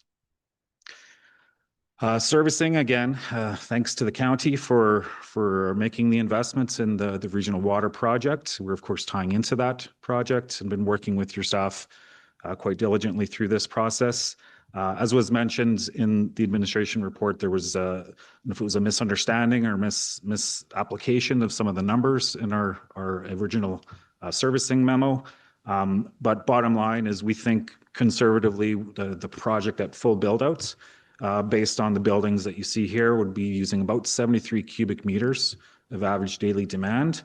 And I say that as a planner, not an engineer, so please don't ask me what that means. I've got the guys back here to mention that, but in layman's terms, it's only about 10% of the water treatment plant's first phase capacity, ultimately 4% of the stage 2, the full capacity of the water treatment plant. So, although 73 cubic meters is a lot of water, certainly these types of buildings are going to be using and needing a municipal supply of stable, secure water. It's only a fraction of the treatment plant's capacity, which is a good news for everyone else who wants to do development in this corridor.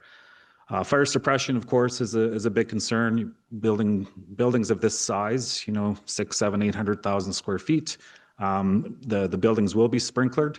Fire suppression will be provided as per the regulatory requirements, and feel free to ask us about what that means. Again, as a planner, not an engineer. Lots of design work still left to be done, working hand in hand with the county as the infrastructure is coming north to our site. So a lot more work will be done at subdivision and development permit stage. Of course, offsite levies, as much as John would rather not have to pay levies, we understand that there will be levies and development charges to tie into the system. So same thing with sanitary. Again, although the water system, as we understand, is the infrastructure is going to be available sooner than the sanitary, and we can talk about that later. But we are anticipating tying our business park into the county's sanitary system.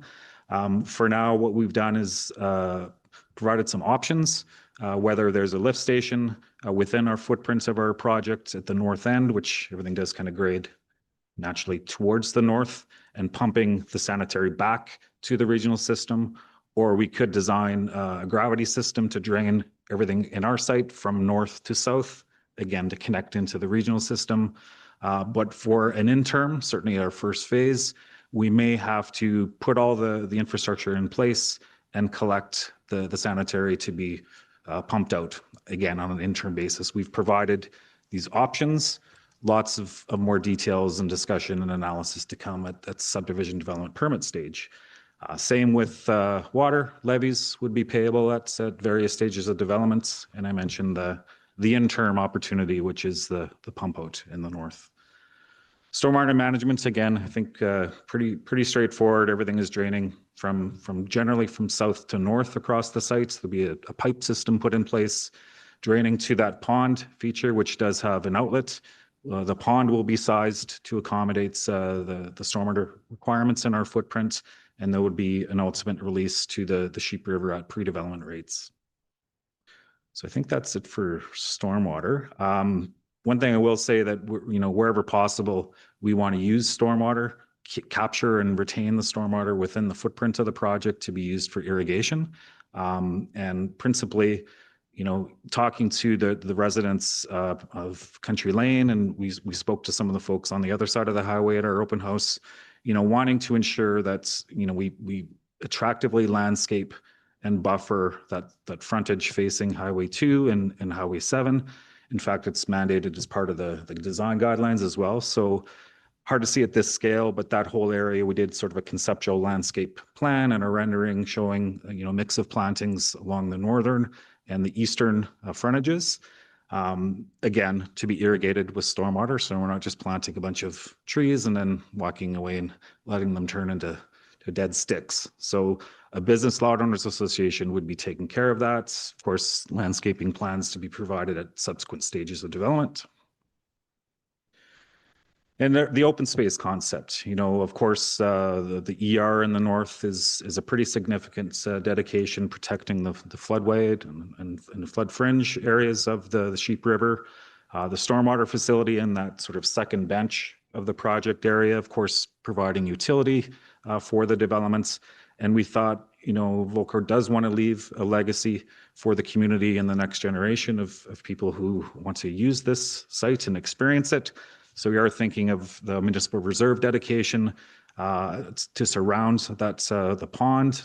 All three of those areas could function as an integrated storm park, essentially, with an environmental, a stormwater, and a recreational component to it, with some of the low impact development trails, pathways that you see in the area, which could be used by local employees, adjacent employees of Warner, as well as residents in the area.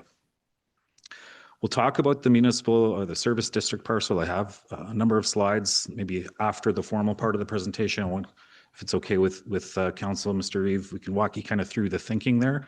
We believe there's opportunity to provide a 2-acre site for whether it's an EMS or a combined EMS fire without the need to use municipal reserve. And we'll walk you through that momentarily here.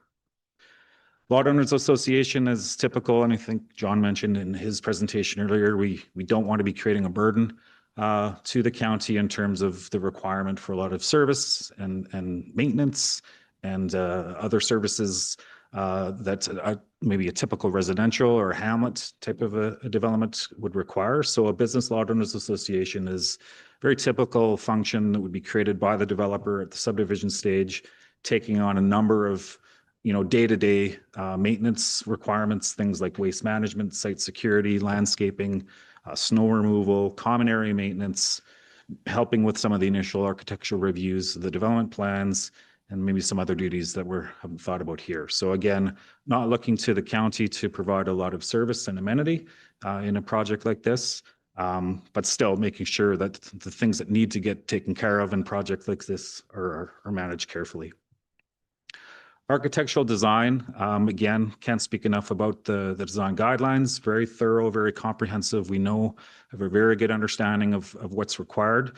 Some of these photos are actual precedent images that John has worked on in his previous life before coming to Calgary. But we are acknowledging, it's high quality, cohesive building design, landscaping standards. All the outside stuff will be appropriately screened, including parking, loading, outdoor mechanical, etc. Dark sky compliant lighting, coordinated signage and fencing treatments between the sites. And of course, architectural controls will be registered at the subdivision stage against each parcel.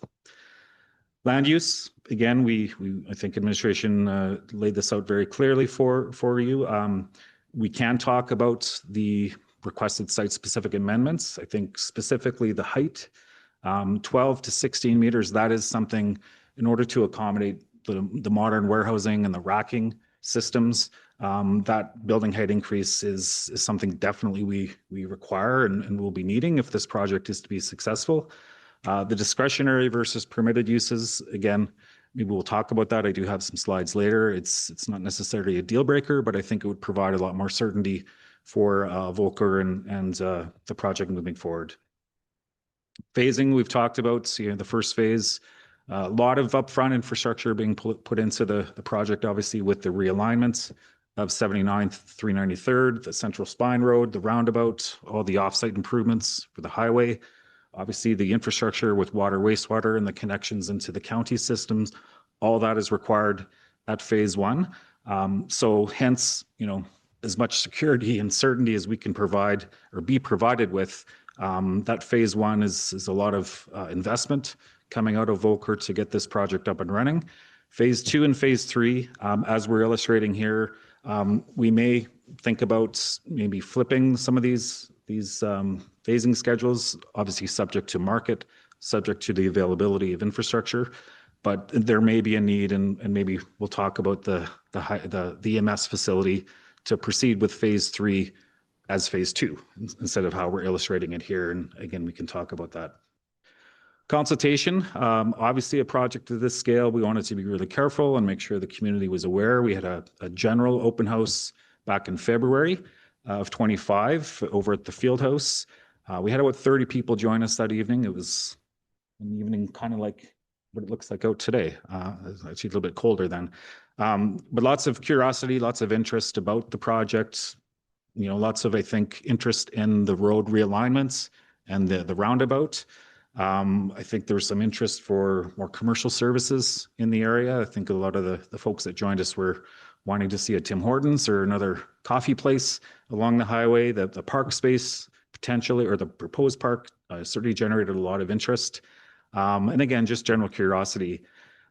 We found out over the summer that the Country Lane folks, we didn't realize a lot of those folks are seasonal and they spend time down south during the winter. So in fairness to them, we decided to host a second open house back in September at their facility, at their meeting facility at Country Lane Estates. Again, about 60 people came out that evening. It was the talk of the town. We had a really good attendee list, lots of interest, general positivity, some questions about security, transportation, again, some interest in the park and the additional amenities coming into the area. But overall, I think both engagements from our perspective were quite positive.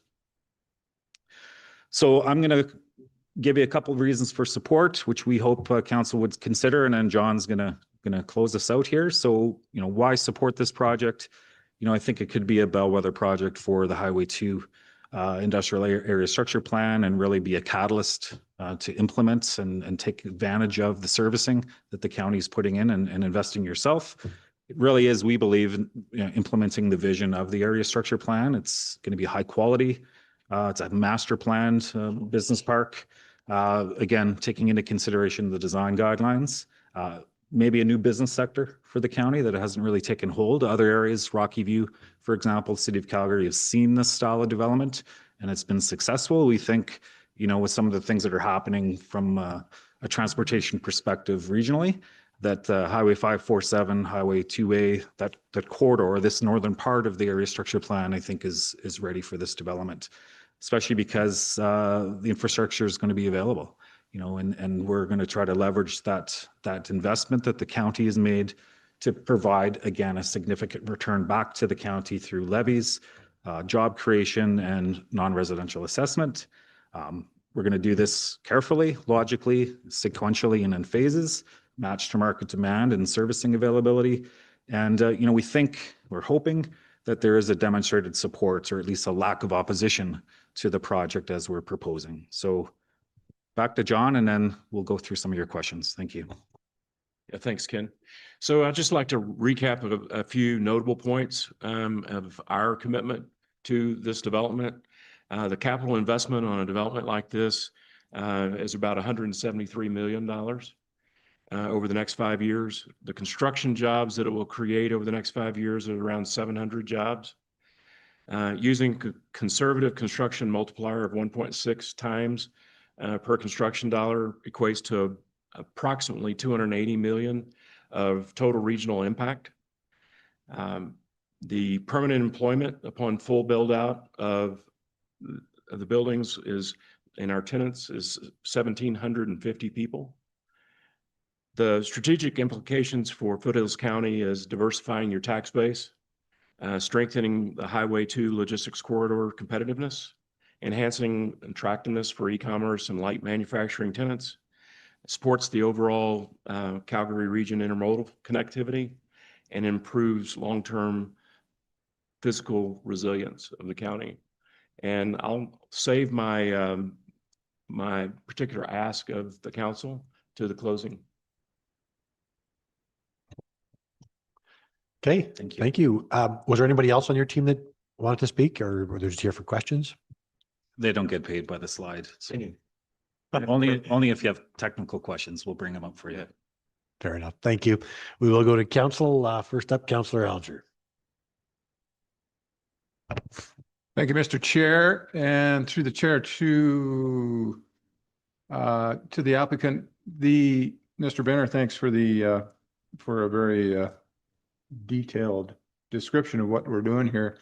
When I see highway commercial and service areas and things like that, are we contemplating like a fuel stop or similar to the Petrocan across the other side of the road in a phased approach? Obviously, there'll be some sort of dealing with the extra trucking. We believe that another fuel stop would be great. Maybe not it wouldn't be as large, obviously, as the 11 acres that the Petrocan has, but Tim Hortons and Wendy's, those types of blends, and then possibly having a hotel site as well. Nope. Okay.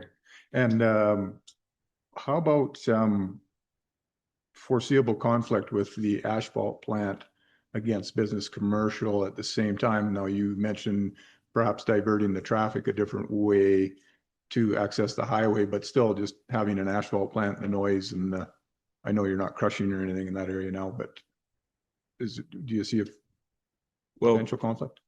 There's probably, other than water, there's probably not been one more debated subject than road transportation, primarily because we have to keep the asphalt plant ongoing. Your county depends on it. Yep.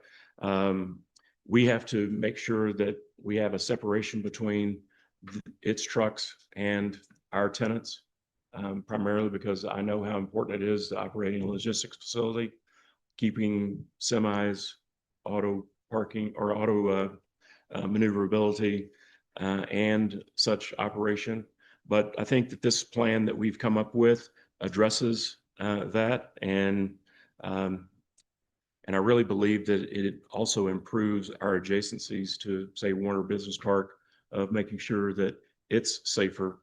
And one of the whole reasons for putting the roundabout in was to fix some of the issues that we have in that area. I know you've driven out there, but it also allows queuing prior to getting on to Highway 7 for all the trucks and traffic, and that it currently doesn't have. And so. Yeah, thanks, John. And correct me if I'm wrong here. I'm going to take a stab at providing a little bit of information. The business model, I believe, that Volker is going to be implementing in here is they're going to be the owners. They're going to own the buildings and lease them out. So you're effectively, John is going to be arguing with the asphalt plant and vice versa. We're not creating fee simple parcels that will be traded to company XYZ who has employees and a base of operations that could have a conflict potentially. I think your concern is probably odor, probably just lighting, just adjacency between what could be considered as more of sort of a heavy industrial use and a more of a light industrial use. And, you know, we will be certainly as needed when this gets to development permit stage. There may be additional landscaping and berming we'll have to put in place. Right now, the emphasis is on the west side. Very, very significant berms that Volker's put in place. But again, chain of command is right from John's boss down right through to the folks that are operating the plant, is this site as a depleted old aggregate pit needs a higher, better use. And what better use than think about what the area structure plan is contemplating here. So hope that answers your question. Yep, it does. Thank you. Deputy Revol. Thank you. I'll start with this one related to the ownership of the Environmental Protection District. I saw on your map it was labeled, one says ER and one says EP. And I wonder if you have adjusted that. Yeah, Mr. Chair, to Deputy Revol, that might just be my nomenclature. I know some jurisdictions don't designate MR or ER or PUL. It just takes on the surrounding land use. But in our instance, you know, and we do, I believe, have in the outline plan, the land use statistics reflect that ER will be EP, if that makes sense. Okay, I just wanted to clarify. So that means it's owned parcel as opposed to a publicly, well, so it will go to the county? Okay, I just wasn't clear on that. And I just wanted to know, as we looked through the land use, that there was a request for management plan and a number of other things, but if it's EP and the county comes to the county, I was just clarifying that. It's not under the not homeowners, pardon me, Business Lot Owners Association. Mr. Chair, to Deputy Revol, that's our understanding. We would expect that the environmental reserve, or EP, the MR or MLR, and the PUL, those are dedications that will be provided to the county at the subdivision stage. Who owns? Well, you will own them. Who maintains them? I suppose that could be something that could be discussed. I know some jurisdictions that we do work in, municipalities will enter into essentially the same equation of a lease agreement to sort of download back the responsibility for maintenance to a lot owners association. In this case, if the county, I guess, wants the Volker to maintain the ponds and the MR, we could talk about that. But our expectation is the landscaping plans, the Business Lot Owners Association's ownership, sort of the purvey of their maintenance obligation is the private infrastructure within our footprint. Okay, thanks for clarifying that. And I read in your outline plan that there was a history to the area in terms of recreation that really hasn't gone anywhere for a long time. So, and then of course the history of the flooding and the number of different aspects of it. So that whole performance of the area is just of interest as to how that works. And obviously to your neighbors, a great concern as well. So I appreciate your very thoughtful approach to how that can be considered in terms of its future use. And that segues over to my other question, which is on the storm pond aspect. And so that is the drainage of the site go over to the storm pond. And in the lot that you have indicated as obviously a lot of planning will be required. And I did review our commentary from Public Works, but also the information you shared in your report. And it did still raise some questions, but I do appreciate that you are considering other uses of the water in that it could reduce the impact, and you'll have hopefully not any additional water that's going to be going out of the system is what you're required to do.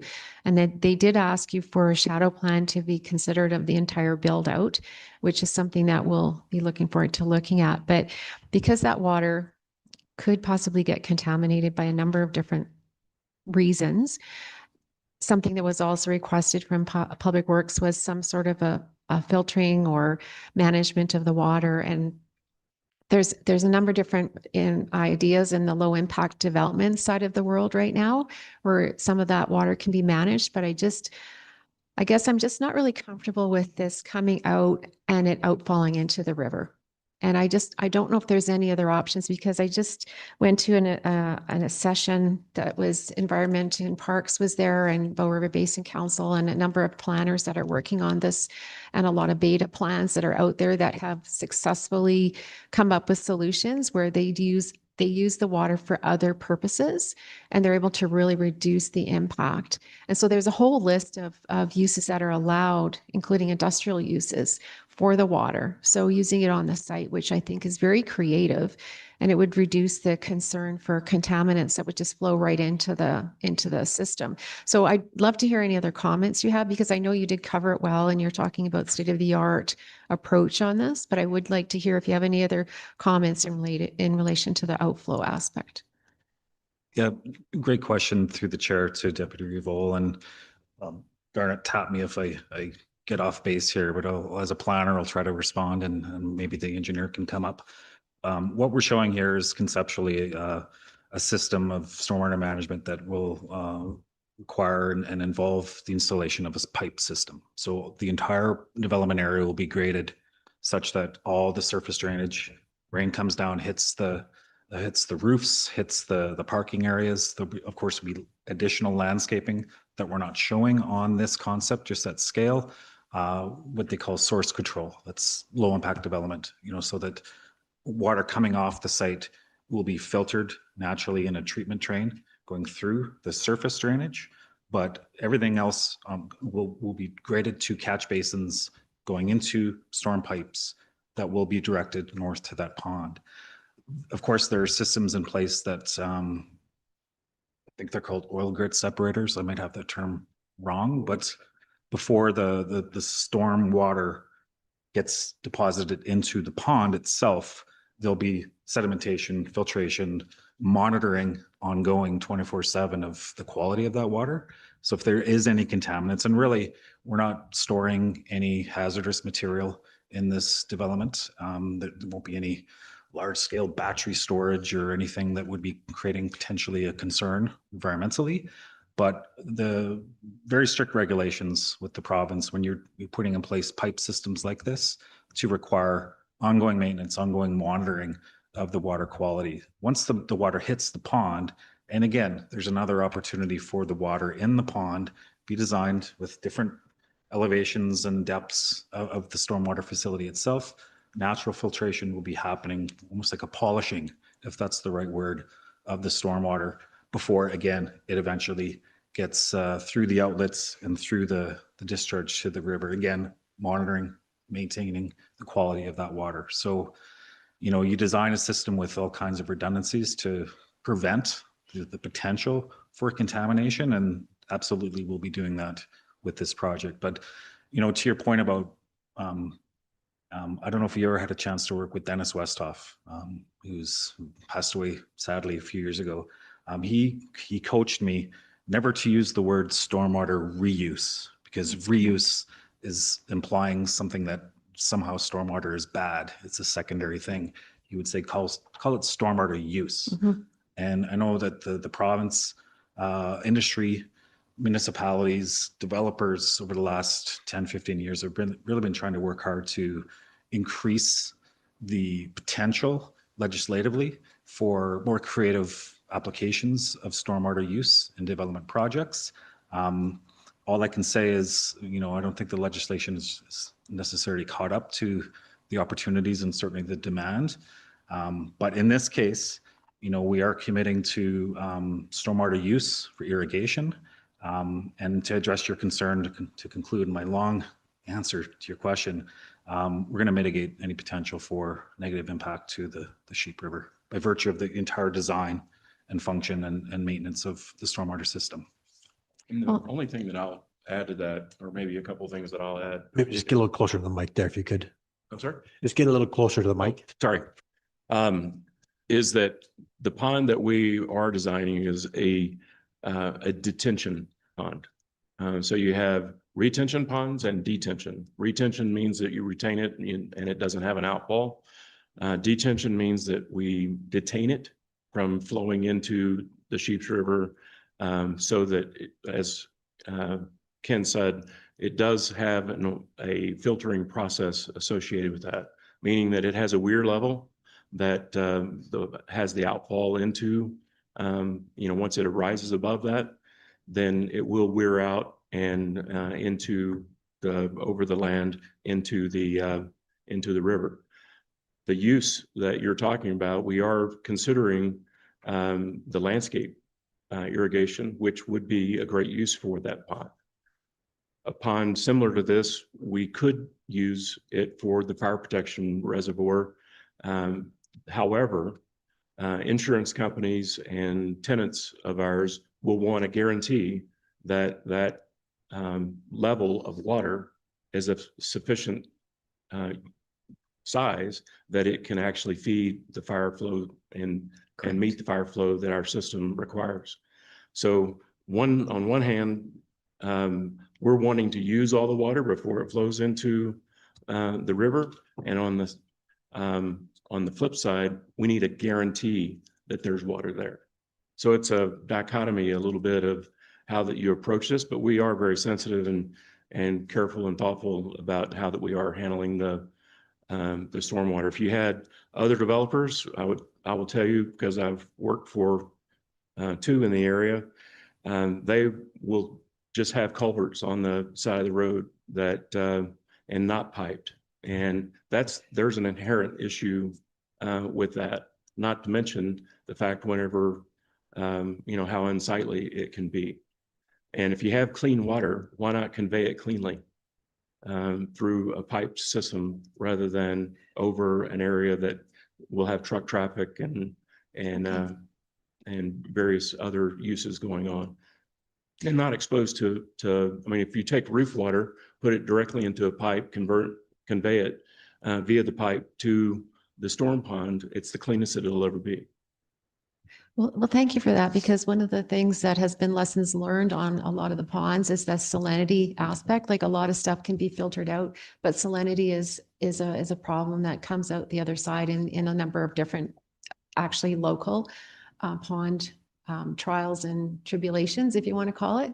But I'm very, very interesting that you're piping it. And then of course the pathogen aspect of it, if you're going to be reusing it for fire, I don't know how it all turn out in the end for you, or how clean it is, or how filtering will go on there. But I guess I was just really focusing on that in the sense of that it could be released into the river. And that's where, if it's a salinity issue or any other issue, if that's something that can be remediated in some fashion or used on site, that would just lessen the impact. And I know you're talking about pre-drainage equaling post-drainage, but it's more than that. It's the quality of the water. So thank you for your comment on that. Yeah, through the Reeve, Councillor, I was just going to add to I'm sorry, I'm Chris Holenberger with Volker Wessels. There's probably some challenges with LID that you're probably aware of with respect to provincial legislation. So while we can work to see what we can do on the site, I do want to temper expectations slightly in that sometimes the province says withdrawing from a pond like this requires a license, which they will not issue in this watershed. So there is some, legislative challenges to implementing LID that I think we're all still working through, which I think Ken spoke really well to. But I just wanted to make sure we didn't overemphasize some potential solutions, which we will explore, but we might run into a couple of legislative roadblocks along the way potentially. Well, if I understand it correctly from what I recently heard, as if it doesn't hit the ground, it's considered roof rainwater collection. So there might be some creative aspects to how you handle it, but thank you so much for the comments on that.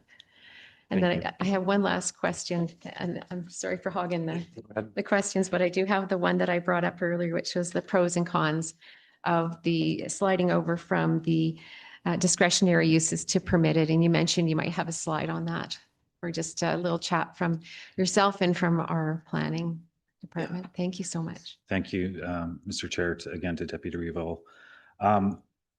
So a little bit of backstory. When we first started the project, we took a look at the districts as they exist in the land use bylaw, perhaps in isolation of the area structure plan, and immediately our mind went to the general industry. It's for full disclosure, for council's benefits, B&A, I've had the luxury and the privilege to work for a lot of clients in the Balzac area and some of the industrial projects up there.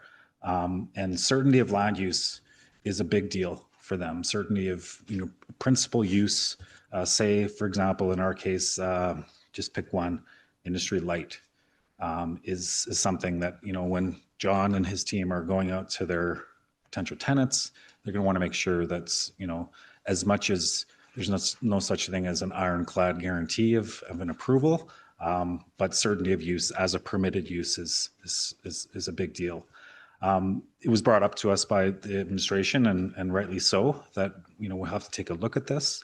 The business park district does clearly say, and the area structure plan does say, that in the business and industrial policy area, which we are located, the business park district is the preferred land use. And my interpretation of that, and administration can correct me if I'm wrong here, is, given the context, I'll go back to the area structure plan map, given, some of the surrounding context of the area with regards to the river, with regards to agricultural operations, with regards to the country residential on the east side of the highway, really want to be careful about mitigating those potential impacts. Design of buildings, heights, of course, lighting, how the building looks in terms of the architectural features. And the risk of rambling here, I'll go back to this slide. So what we did here, and hopefully you can kind of see if you squint really tightly, these are the total list of permitted and discretionary uses in each of the districts for comparison with the write-up of the purpose and intent. All we note is the uses that I've highlighted here are the 6 uses that we would feel more comfortable having permitted instead of discretionary. They're clearly not discretionary, or sorry, permitted in the business park district. So that's 100%, full disclosure again, why we've requested the site-specific amendments. As I mentioned earlier, the building height is really the big one. We think that, when you take a look again at the provisions of the land use bylaw, and I'm hoping I've got these listed right, there are differences in how the development officer, again, my interpretation of this prescription, the authority, the discretionary authority the development officer has, whether it's permitted or it's discretionary. And this is defined right in your land use bylaw. Typically discretionary uses, the DA or the development authority has a broader license, if that's the words, to assign development permit conditions to deal with things like noise, dust, landscaping, et cetera, et cetera, et cetera. However, all we would do is note that even if it's a permitted use, again, based on your own land use bylaw, there are those bullets A through E that still apply. And, I think, as I'm, again, at risk of rambling, talking about the design, talking about the standard of development, making sure that the statutory plan is adhered to, those are all things that I think the development officer has the license to create development permit conditions for Volker and anyone else for that matter down the road when we're ready to get the development permit. So long roundabout way of saying the building height issue, that is the one that we absolutely need. If council is not comfortable for whatever reason, I would note that the design guidelines in this area structure plan are actually, again, my interpretation, they're statutory. They're part of the area structure plan. They're not a separate policy that council and or the development officer can choose to pay attention to or not. So I'll get off my soapbox here and hope that answers the question. Thank you very much. Councillor McHugh.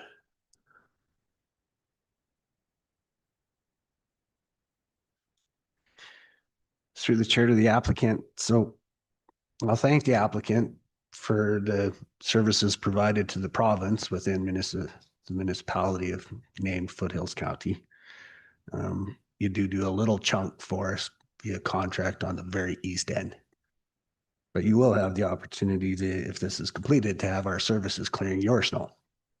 Let's get to the service district. Okay, so we've got this little chunk of service district. The development authority alluded to it, that there's going to be a change if this goes forward with road plans, etc.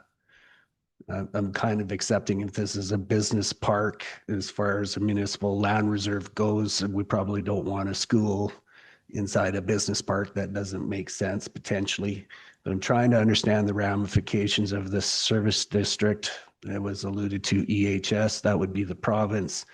So just expand on this service district. There's a note in here on our staff report on page 65. I'm trying to understand, does a service district ever end up as a contribution to the municipality as an MR? Yeah, great question, Mr. Chair, to Councillor McHugh. So maybe just start with the development concept and the rationale for the outline plan boundary. So you see obviously the red dotted line, though everything in that boundary is currently owned by Volker.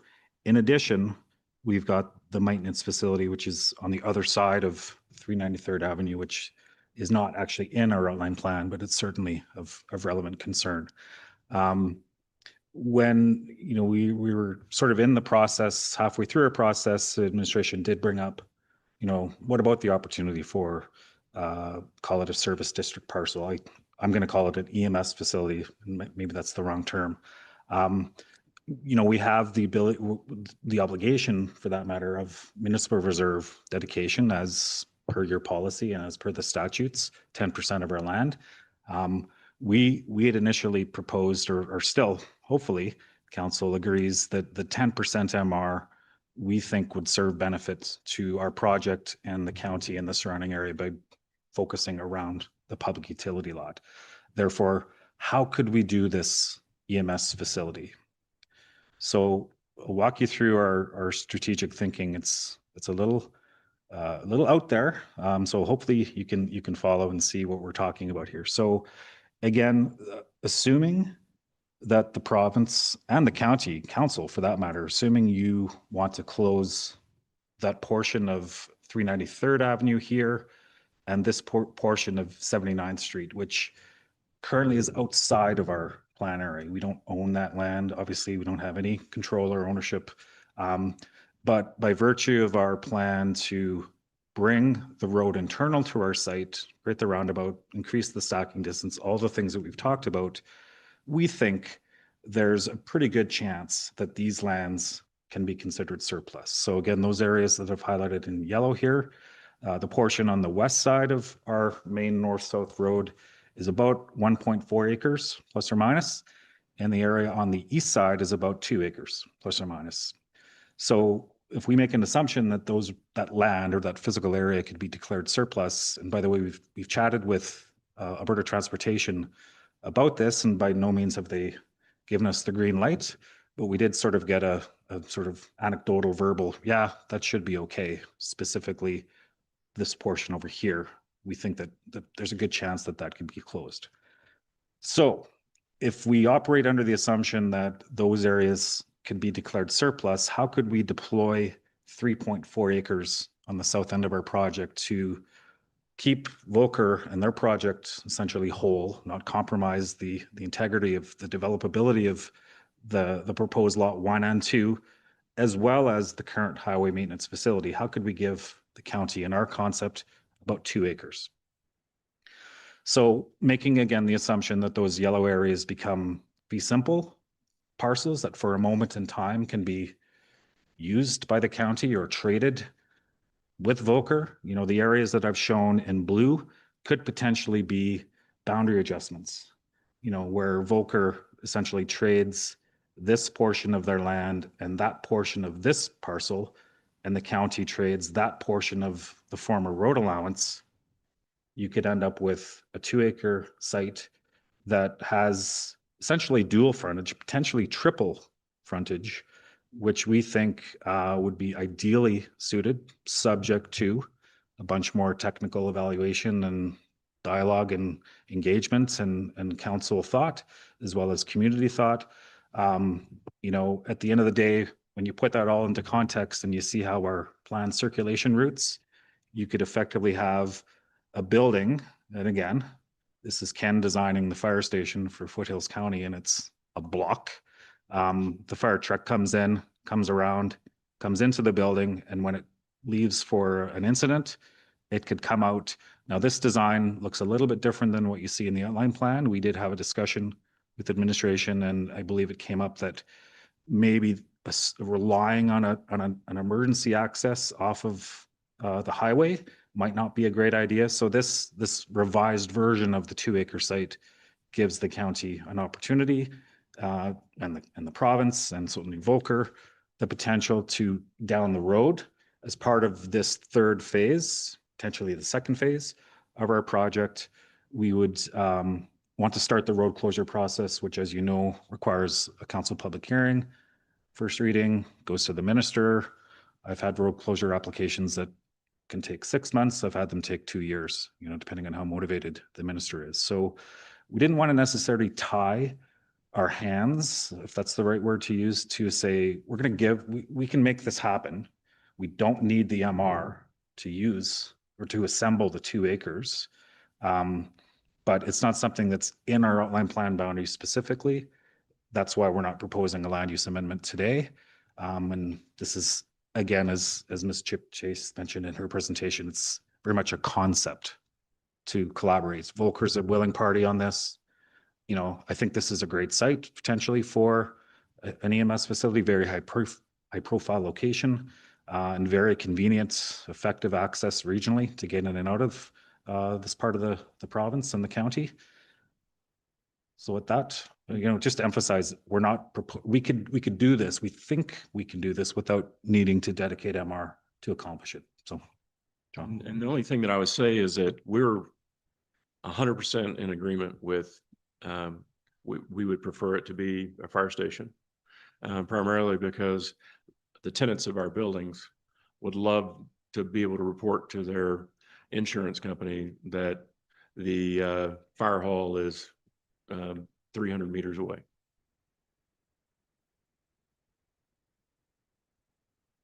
So clause? Totally kidding. We'll go to Councillor Kendall. Off base. Your mic is off. Sorry. Through the chair to the applicant, I just have a couple of questions. Those narrow right-of-ways, 19 and 24, don't you have predominantly semis coming in there? And is that a problem? That's not a big question, so I'll just kind of rattle through my questions so you can answer them all at once, be easier, I think. Yeah, thanks for the ER. That's a great use of that there. Is that going to be fenced? And if it is, would you consider, deer-friendly fencing? Because the riparian area is very much used by our four-legged friends. And the trees that you intend to plant, I was just reading an article the other night about how important it is to have types of trees that can feed the birds and shelter the birds, especially when they're going back and forth. So just a thing. Also, would you consider putting up bat houses? because bats like to be close to water as well, and bats are really threatened in our ecosystems at the moment as well. And the water says here, the water use for this development is proposed to be 3.8 times the anticipated rate. No justification has been provided. I mean, there's other references to the water as well. So just kind of curious about that. And I think that was it. Oh, maybe, oh yeah. Maybe this is more for us, but the town of Okotoks not necessarily in favor of being the designated first responders, they indicate. And High River is, again, referencing the fact that the plan area is approximately 3 times this amount for the proposed water use. Thank you. So thank you, Mr. Reed, to the councilwoman. As far as the roads, you're not going to find a more, well, I don't think that you'll find a more passionate person about truck movements in this room. Can I just get you to speak into the mic? Yeah, sorry. Probably not going to find anybody that's more passionate about truck movements in a logistics facility than me. I've seen good and bad implemented. The main spine road north and south is a 24.5 meter right of way, and only the emergency roads and the collectors going into it is the 19 meters. As far as the, I mean, I don't know that I have enough mindset to capture all your questions that you had in one fell swoop, but as far as landscaping, we will take into consideration the native species of trees and those conducive to the migratory aspect of the birds. We do believe in good landscaping. It is shown in very, very fine print, the types of trees that we are proposing. As far as the four-legged friends and the bats, I don't think that we're to that level yet, but we will definitely take it into consideration.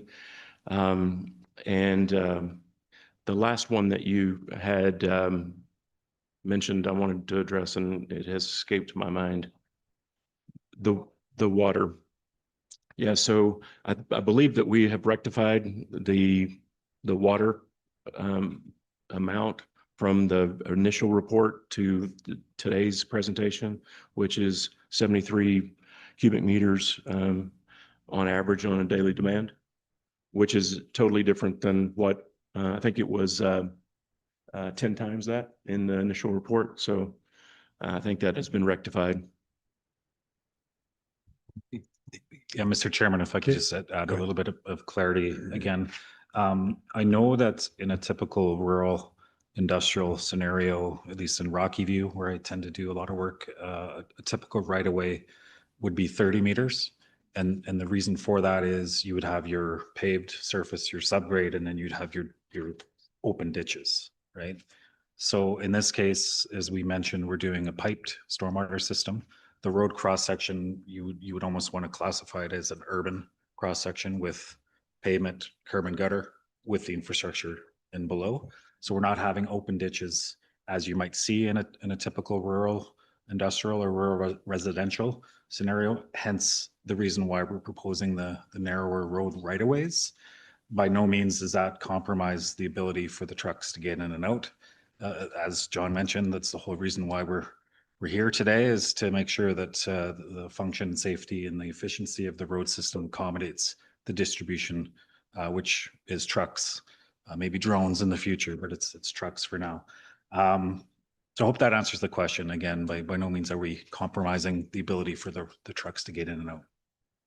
And just one more quick question. Are both the buildings, or like all 3 or 4, I guess, proposed to be the 16 meters, or is it just the ones on the east side? Just the ones on the east side. Thank you. I had a couple of questions. In terms of accessing this site until such a time as the road closure happens. In case that road closure takes a couple of years and you guys are busy doing construction, the close proximity of 393 Avenue to Highway 7 right now is a little bit problematic.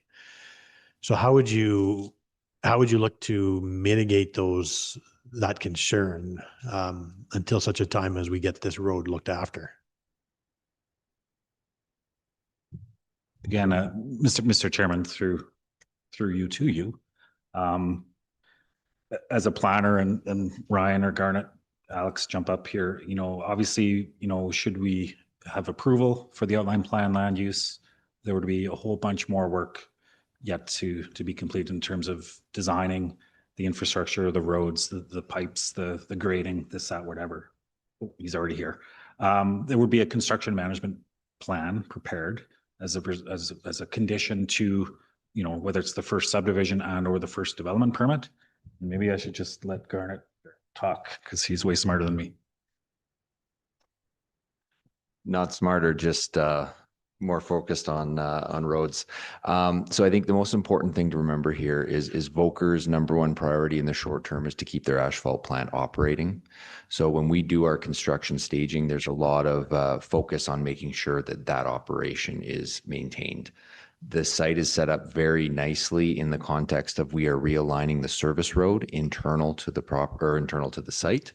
So some of our phasing planning is to move the service road, keep the hauling for the asphalt plant on the legacy alignment while we build the service road, and then flip traffic over when we take the service road off. And then through that, we have interim staging during construction and phasing to make sure that the asphalt plant can keep operating and that we end up with a separation between on-site traffic movements and a separate asphalt plant access. So that's actually been thought through a fair bit at this stage, just because Volker wants a lot of certainty that their asphalt plant is going to be maintained. Okay, thank you for that. Okay. To touch base on that service district, fire hall land or whatever you want to call it. So if we close the road, did I understand correctly? That would be 3.84 acres of surplus land? Mr. Chair, again, so kind of run you through this. Those two portions of, call it redundant road right away, would be about 3.4 acres in total. 3.4. Okay. So you walk through the mental gymnastics to assume each of those triangles is about 3/4 of an acre. So you're basically robbing Peter to pay Paul kind of thing, trading land. At the end of the day, this parcel, the current highway maintenance facility would be reduced by about 1/2 acre, but it's really, this I would consider awkward, although the operational guys are using every square inch of that site. So that'll be a bit of a fight with them. But, you're losing a little bit of acres in this site. This site drops, so that proposed lot 1 drops from 2.5 to 2. We still think that we could make that work by ability from an access site design consideration, and the county could end up with about 2, we're thinking, with this portion essentially being consolidated. And sorry, John, the county would probably want to sell that to Volker at some point, or maybe you could be creative in how you trade land for value. Okay. So that's sort of the thought process there, is to call it a land assembly for the service district parcel of 2 acres, can be used by virtue of the surplus right away and some land swaps, with a little bit more land coming to Volker if they want to buy it over here, to increase the depth and make lot 2 a little bit more developable, if that's the right word. So does that answer? Yeah, it does. I guess where I was going at is, so that's completely separate from the MR piece, because it's just a simple land swap with what? That would be our proposal to you at this stage, yes. Okay. Yeah, and to touch on that MR piece, so typically we would look at a lot that's buildable and developable as a portion of the MR or cash in lieu. So this MR, it's, I mean, it's not buildable, it's not developable, it's, yeah, it's kind of an odd piece. So I guess if the county was wanting a buildable, developable MR lot or cash in lieu, I guess, what options would you have? Yeah, Mr. Chair, again, to you, we understand the policy that does say that, you know, when you're proposing a land, I think it's an MR dedication greater than 2 acres, does have to provide, air quotes, a developable parcel somewhere in the footprint of the project. We haven't done that here. And our thinking is the 10% MR, which would be that green area around the pond, we think could serve a recreation benefit and provide an amenity to not only Volker and their employees, but their surrounding community. Should council not like that or want to pursue a different option, we would propose this service district facility as a very unique, very creative way to repurpose the 3.4 acre road redundancy, right, or the right-of-way redundancy, if that's the word. But again, if council is not comfortable with that still, then I guess the option would be that you would want the MR reduced, and our preference would be to pay cash in lieu. Because putting an MR parcel somewhere else in the footprint of our project, I think as Councillor McHugh said, are we going to put a tot lot there for kids to play on the swings, or, you know, how would that parcel provide an amenity with the intention of the MGA, what MR is intended to provide a municipality? We don't think that it would really be useful anywhere else, so we prefer cash in lieu to dedicate the outstanding MR as cash in lieu. Okay. Does that make sense? You bet. Thanks. Appreciate that. And the only caveat that I would say to that, the plan that you see before you very well may not be the final plan that we build. The only exception to the cash in lieu is if we did find a creative way to dedicate an MR piece and you guys were agreeing to it, then we still want to have that option. Okay. Or the creative thing that we've presented today with respect to the road closure, if that comes to fruition. You bet. Okay, I'll go to Director Hemingway. Thank you. This question might be for Garnet. I'd like to talk a little bit about the off-site transportation upgrades necessary to support this development that are spoken about in the outline plan. Hasn't been a lot of talk in the presentations with respect to traffic lighting or signalization at the intersections of 547 and Highway 2, or I guess 7 and Highway 2. Perhaps you can help council understand when and or if those will be constructed as far as your phasing strategy goes. Hand over to Alex. Alex? TIA. Yeah. So for the upgrades at the Alberta Transportation interchanges, so eventually the west junction of Highway 2 and Highway 7 will need to be signalized. So both junctions actually, not just the west. So east and west junction will need to be signalized. The west junction will need a double left turn. And also at the intersection of Highway 2A and 54 or Highway 7, the county did it's called Highway 7 corridor review. So that recommendation will need to be in place too. What phase? So I guess in terms of phasing, phase 1, there's nothing that's needed. This will start to be required in, I guess we did 3 horizons in the TIA. So 2025, 2035, 2045. So 2025 or 26, I guess. It would be stage 1 only. So in stage 1, there's nothing needed. And then 2035, we assume that phase 1, 2, and 3 is all in. So that would trigger the signal at the west junction, and then at Highway 7 and 2A, that would trigger the upgrade as per the Highway 7 corridor review. at 7 and 2A.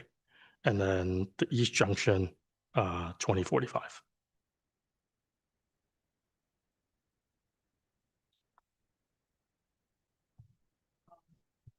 It's difficult to manage when we have a bunch of development occurring all at the same time and background traffic exists. There may be an alternative approach versus to waiting until 2035 for that, or, you know, some magical number of when those upgrades are necessary, where we start to look at contributions for developers in the area versus one guy getting stuck with it at the end. So that's just something to be made aware of. Yeah, the traffic actually includes like the development east of the highway, the high fields. So it includes everyone's traffic that we know of. Not sure if you can answer this or John, but are you developing the site to be able to accommodate autonomous SEVI driving? Is that actually going to happen? Yeah. Are you starting an autonomous vehicle semi No. business? Currently, Definitely not. as you guys have probably seen the reports of just auto, at least the Waymo. I don't think that what we've looked at and researched on autonomous vehicles is that if successful, they will require less space for maneuvering because of the accuracy of the GPS guided vehicle, which would be positive because we're allowing for people to maneuver the trucks today. So if we have a more accurate driver than people, then all the science behind our truck court depths and drives will only be improved by autonomous vehicles. Nothing particularly you need to build into the building to future-proof this for autonomous vehicles. The only thing that is on the horizon, I think, and again, it will evolve over probably Alex's, 2045 plan of upgrading the roads, is just the charging, because I do think that electric trucks are on the horizon. The biggest question is where they're going to be charged. And that is, especially in colder environments like here, the efficiency ratio of electric trucks go down. And it only, as the bigger the truck, the bigger the battery, the less efficient it becomes. Is it really a thing? Okay. And if I may, sir, I'll just make a comment that I have been working with Director Saunier, and we are in communication with the town of Okotoks on what slight change to the wording they'd like to see with respect to their comment that was made in their circulation. It's just a matter of tweaking the wording. So we will rectify that situation.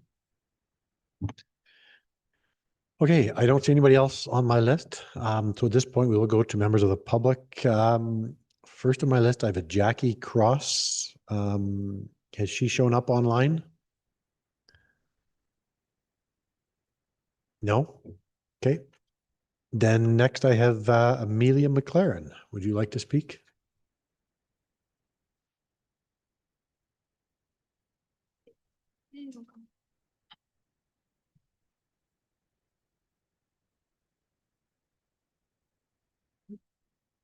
Good afternoon, Mr. Chair, Council. Thank you for this opportunity to speak today.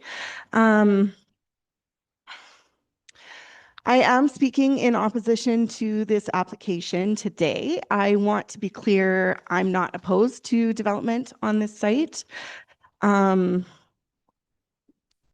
do have some significant concerns about some of the aspects of the outline plan. I'm hoping some of those details can be altered to allow for greater compliance to the policies and goals and in the industrial corridors ASP. I do have a couple of questions. If it's possible, it would help inform my remarks. Through the chair to the applicant, Yeah, you're welcome to throw the questions out there, but They may not it answer. won't be till later. He'll It won't be until later that they answer? correct. If he chooses and to. I will just comment and they can work off that.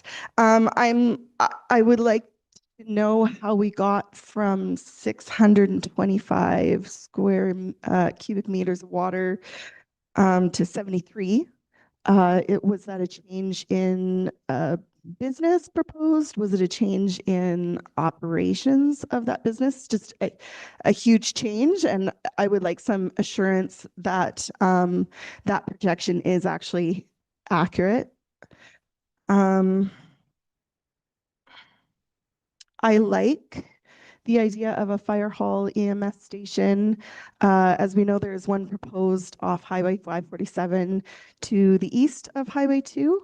I think on the west side in the industrial corridor is a better location for that kind of operation.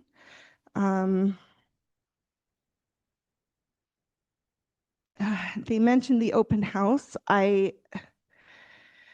There was very little information shared at the open house. I was given the opportunity to review those slides this morning.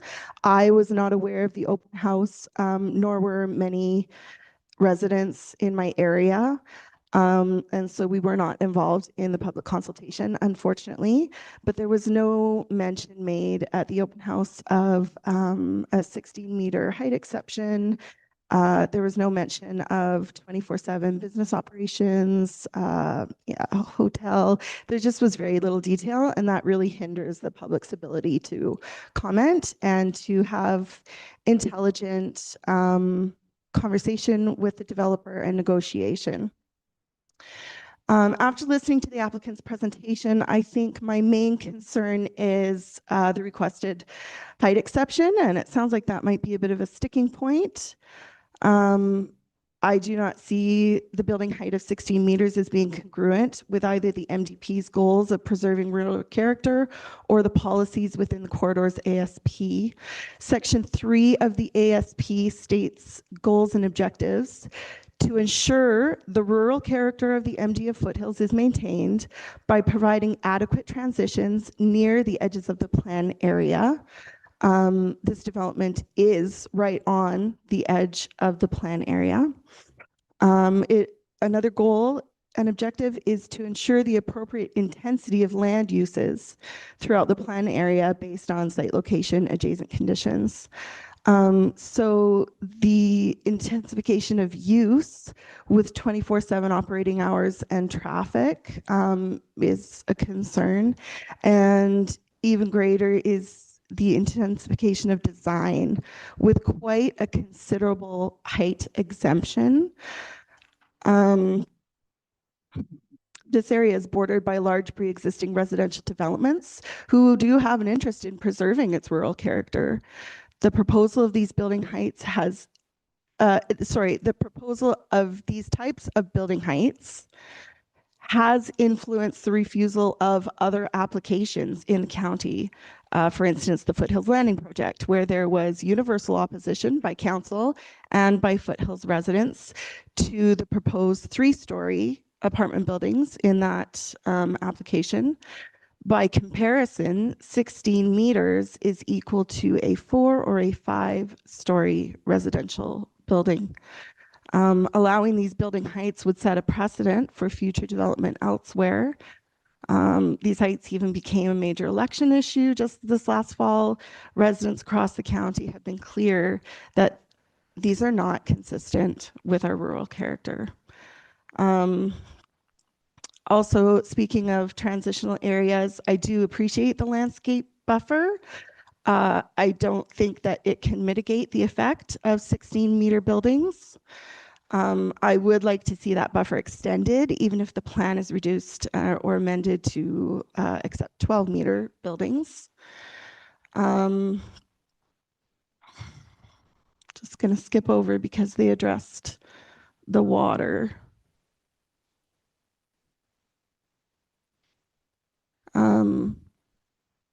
I think in summation, there was an adjournment requested a couple of weeks ago for another application in the industrial corridor. I believe that was Alderside Junction. The applicant wanted to amend, tweak their application, bring forward something stronger that council could support. And I think council's comments at that time really reflected the sentiments of the residents here in the county, and they wanted to see these applications done right and in a way that residents can support, and in a way that it will continue to benefit all of the business owners and residents across our county. I really appreciated those comments from this council. And I think that's all I have. So I appreciate the opportunity to speak. Thank you. Any questions for Ms. McLaren? I don't see any, and we do have your letter, and looks like your husband wrote one as well. So thank you for sharing. That is all that's on my list. So we will now go back to the applicant for closing comments that you have for us today.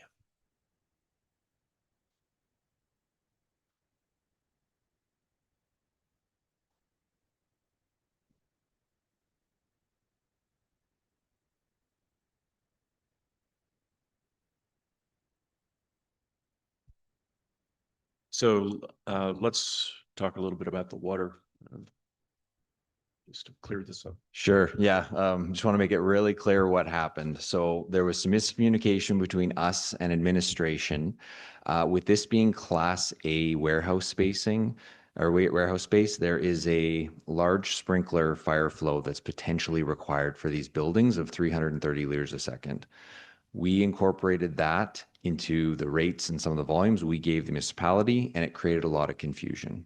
So what we've done over the last 2 weeks with administration's help is we revised our servicing report.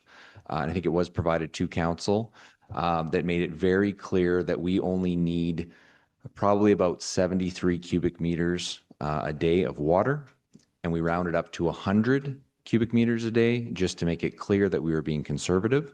Those rates are less than 3 liters a second, just to give you some context on how far out the numbers were with the original volumes. Some context on what 75 cubes of water a day means. The average household with 3 to 4 people produces 1 cubic meter of water a day, right? So it's about 75 households. All we're using water for in this industrial park, or logistics park, sorry, is employees who are washing their hands, flushing their toilets, possibly some showers here and there, and then whatever the commercial retail needs. So the demands are definitely in line with what we would expect for properties or for logistics parks of this size. And that's where the discrepancy came in. And I just want to clear the air on that. We gave a very detailed servicing memo to the county I think a week ago, just to make it very clear where our rates were coming from and what we were committing to. Does that help? Any more questions? Okay. No, that's good. If you want to, just carry on with your closing comments. Okay. So our ask today is to the council and first of all, really to prioritize the county's implementation of the installation of the water and sewer infrastructure to support this development. It will also position Foothills County for the diversification of the economy and tax base. We ask council today to approve our application through the 3 readings and set an expeditious pathway forward to Volker Vessels realizing this development under the business park land use with the added 6 permitted uses that is within the GI land use, that they be moved over to permitted uses under the BP land use, along with increased height. We want to engage with the county further to discuss the mutual beneficial solution towards the conveyance of a parcel of land for MR for the sole purposes of a fire station. And then Volker Vessels would be pleased to work with the county in any way possible to including third-party reviews to expedite the outline plan and detailed subdivision design such that we could endeavor to break ground on the first phase and the building this fall. Mr. Chair, just really quickly, I'll just close as well. And thank you to the speaker who raised the concerns. First of all, I have to apologize that we missed you on the engagement. We did have some of your neighbors come out, so we relied on third-party sort of ADCO mail-out distribution that used postal codes, and maybe somehow your house was missed. So that being said, I know that you've been in touch with my engagement people this morning, and you have our contacts, and anything we can do to help support as we move forward, hopefully, and the project, we're more than willing to open that dialogue. Just commenting a couple of things that were said. I mean, this fire station issue. I mean, that's a council consideration. If this site can accommodate it, great. If the other site that the speaker mentioned is more appropriate, I mean, we're willing to work with council however you want to proceed with that. The height increase, again, maybe we didn't specifically mention that at the open house, but certainly, 12, it's 12 to 16. That is an increase, sure. But I think when you look at the context of the site, if you're looking at views from Ravencrest and Silver, and I can't remember the other subdivision up there, Silvertip on the other side, those areas do kind of slope a little bit, starting to go into the valley towards the river on the other side.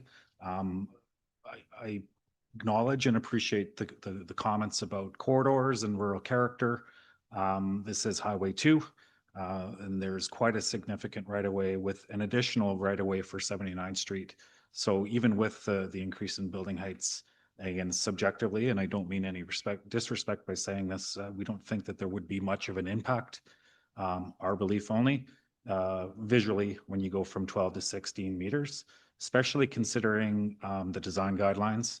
I mentioned earlier about some of my experience working in Balzac. If you had a chance, there's some really maybe not so great examples of what big, large format buildings look like up there, but there's some really good ones too. And I think the good ones are the more recent ones, where there's building articulation, there's different design in terms of material finishing, colors, extending, articulating the roof lines to break the bulk of mass on these buildings. So I'm convinced, and not just because I'm talking to another slide here and getting paid a little bit more, but the look of this building, these buildings, especially the buildings facing Highway 2, will be top notch. This is Volker's project. They're not selling it and going off to collect 20% on the beach. They have a vested interest to see the buildings look really nice as well. So yeah, I think just in closing, thank you very much for the opportunity today to present and having your attention for almost 3 full hours here. And thank you to administration, as always, for guiding us through a great project and a process. And as I mentioned earlier, this could be, I think, a bellwether project for Foothills County and this portion of the Calgary region.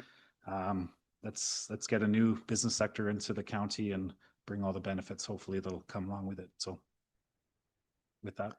Okay, thank you for that. And we'll likely get to the full 3 hours before we're done yet. Go to council administration for questions at this time again. Councillor Callister. Thank you, Mr. Chair. From the chair to the applicant. I noticed the proposed land uses, and then over here to the site-specific amendments requested. I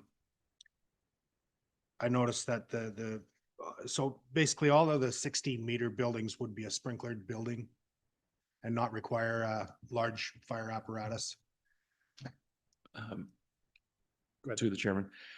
Yes, all buildings, whether they're 16 meters or 12 meters, will be sprinklered with using the ESFR technology. Yes. And then the industrial general use is pretty broad leeway there. Do you have any idea why that would be a site-specific amendment request? What any specific use there? Mr. Chair, to Councillor Callister, sorry, you're a new face for me, so I hope I got that name right.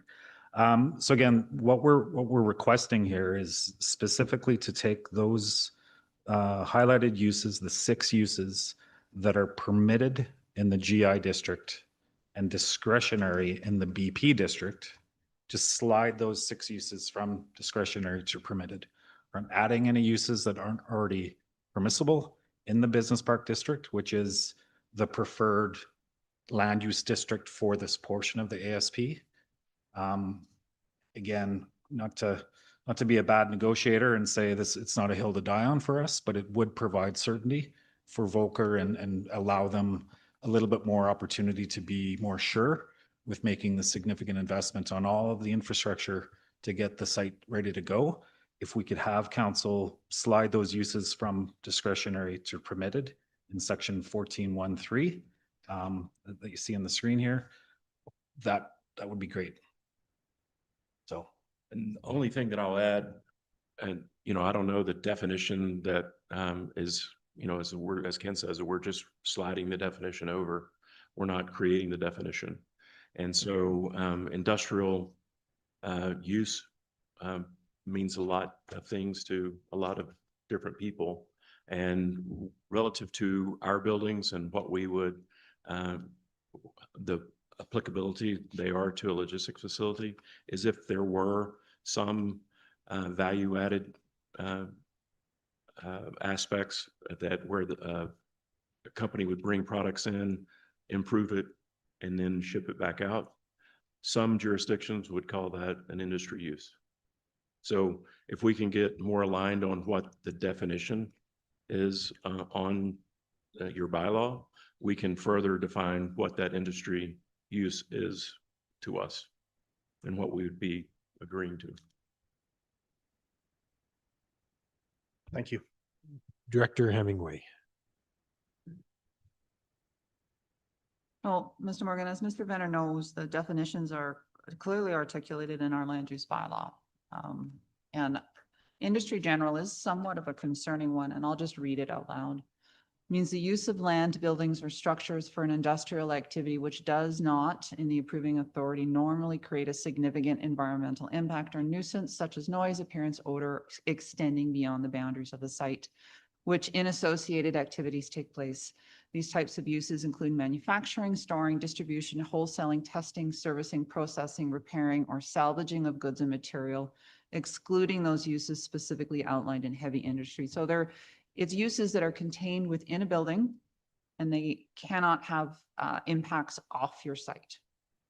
So it's not like heavy industry, which can have impacts off your site. So it has to be contained within your building, whatever it is that you're doing in there. Okay, we'll go to Councillor Estes. Thank you to the chair and through the chair to the applicant. Just one question. The asphalt plant, it looks like you have silos on there. Can you tell me how tall they are? Tall they are. Yeah. Mr. Reed, to the councilwoman, they are 27.5 meters.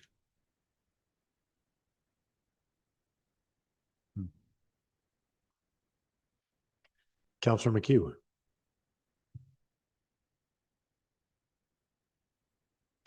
Mr. Chair, just a point of clarity, please, from administration. Okay, go ahead. And so on a change in height from 12 to 16, does that change the fire requirements? Does that, I think Councillor Callister was suggesting that if it has a sprinkler system, like I'm just familiar that you get over a certain height, then you need certain equipment. Does a change from 12 to 16 change the requirement on fire equipment?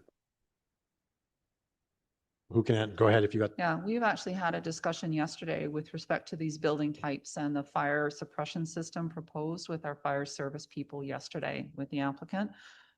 These are non-occupied buildings, so they're not residential buildings. It doesn't have the same impact as a residence that goes up to 24 meters. So no, additional fire equipment is not necessary. They're fully sprinkled. The idea is that the fire department really doesn't even have to go in them because the sprinkler systems put the fire out. Okay, thank you for that. And through the chair, I just want to go back to the water memo here, but basically that's it's water uses versus what is required for firefighting services in the event of an emergency. That's correct.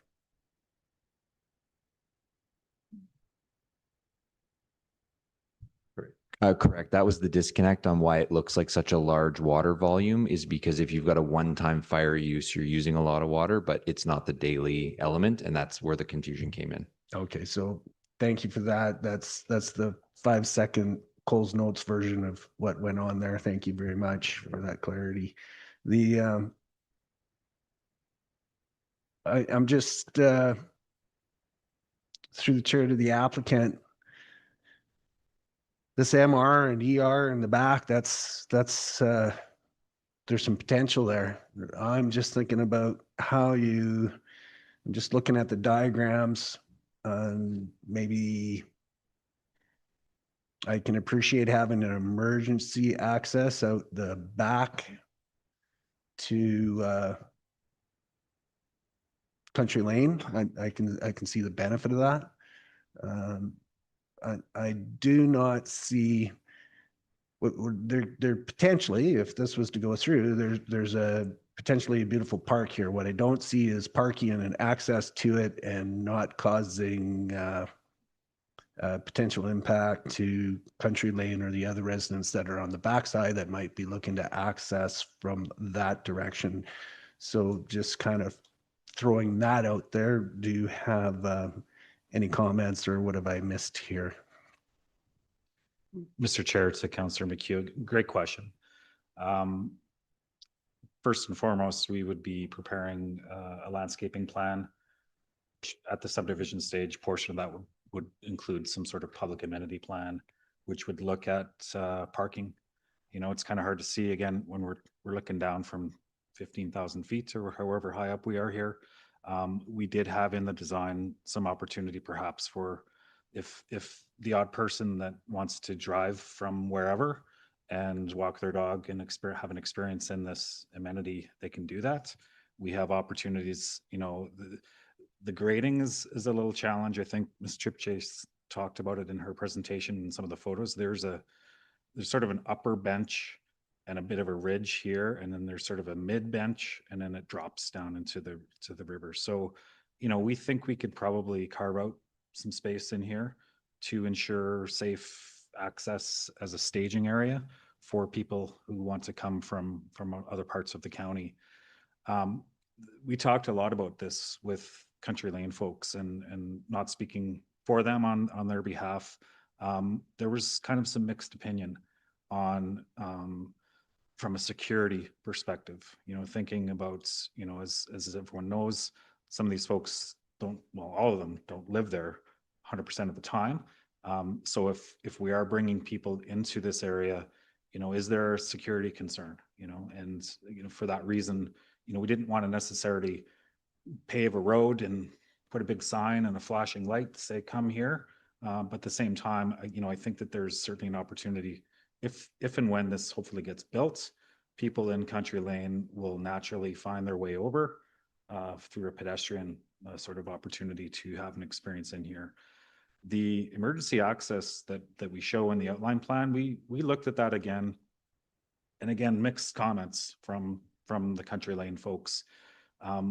This portion where it drops into the valley to get the emergency access, which we thought, you know, when we initially contemplated it, would be more for the benefit of this community, not serving us, because we're not going to be putting trucks down this slope in the event of an emergency. It would be in the event 79th Street became impassable.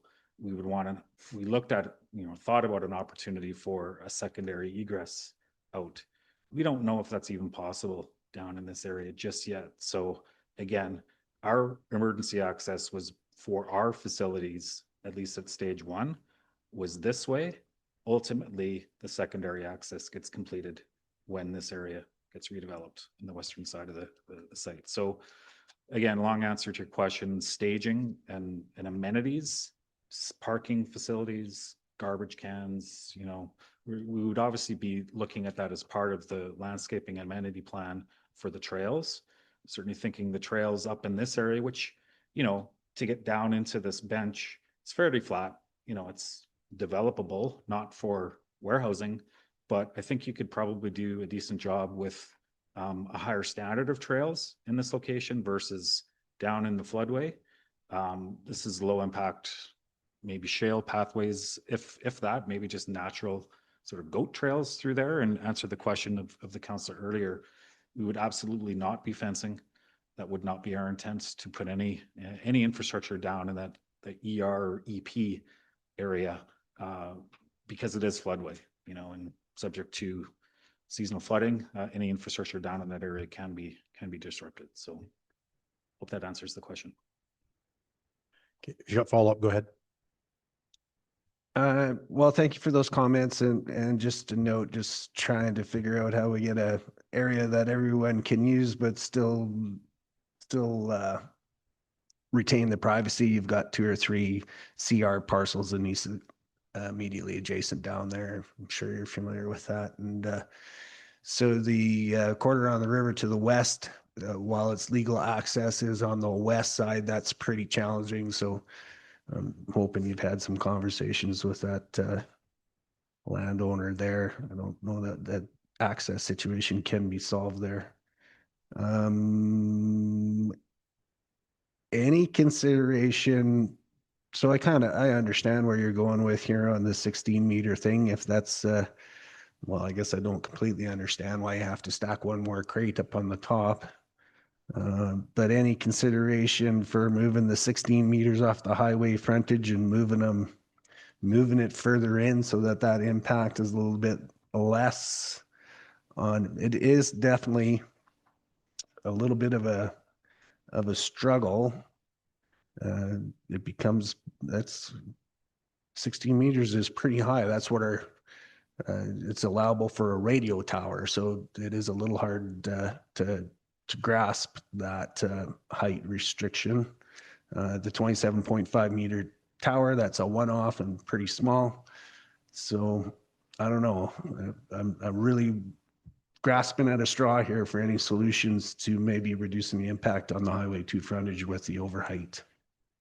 So go ahead. Yeah, I do appreciate the question.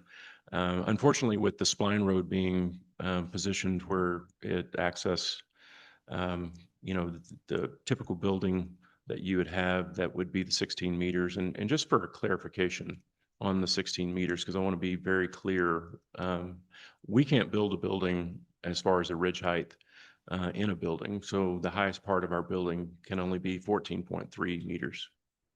I think the true definition of building height is the mechanical equipment that we may put on it, screening of that mechanical equipment. But the top part of the highest part in this building can only be 14.3 meters. So any architectural elements that we need to hide equipment and things like that would actually go above that, and it would probably be on the lower part of that. So I hope that clarifies the 16. And we're not going to have a 16-meter box up there. It is going to be at the highest level, 14.3. If we have any parapets or any mechanical equipment, that will be where from 14.3 to 16 meters would be. Relative to where they are positioned on the east side of the road or the west side of the road, was really dictated because higher buildings typically are deeper buildings, which require more trailer maneuverability and trailer storage. And that is the reason why that they are put on the east side of the road versus the west. Councillor Kendall. Thank you, Mr. Chair. Just noticing that the existing Volker-Steven access there is a little bit curvilinear. And on this map, the GPS one. Anyways, I mean, the 90-degree ones, aren't those a little hard to maneuver for big semis?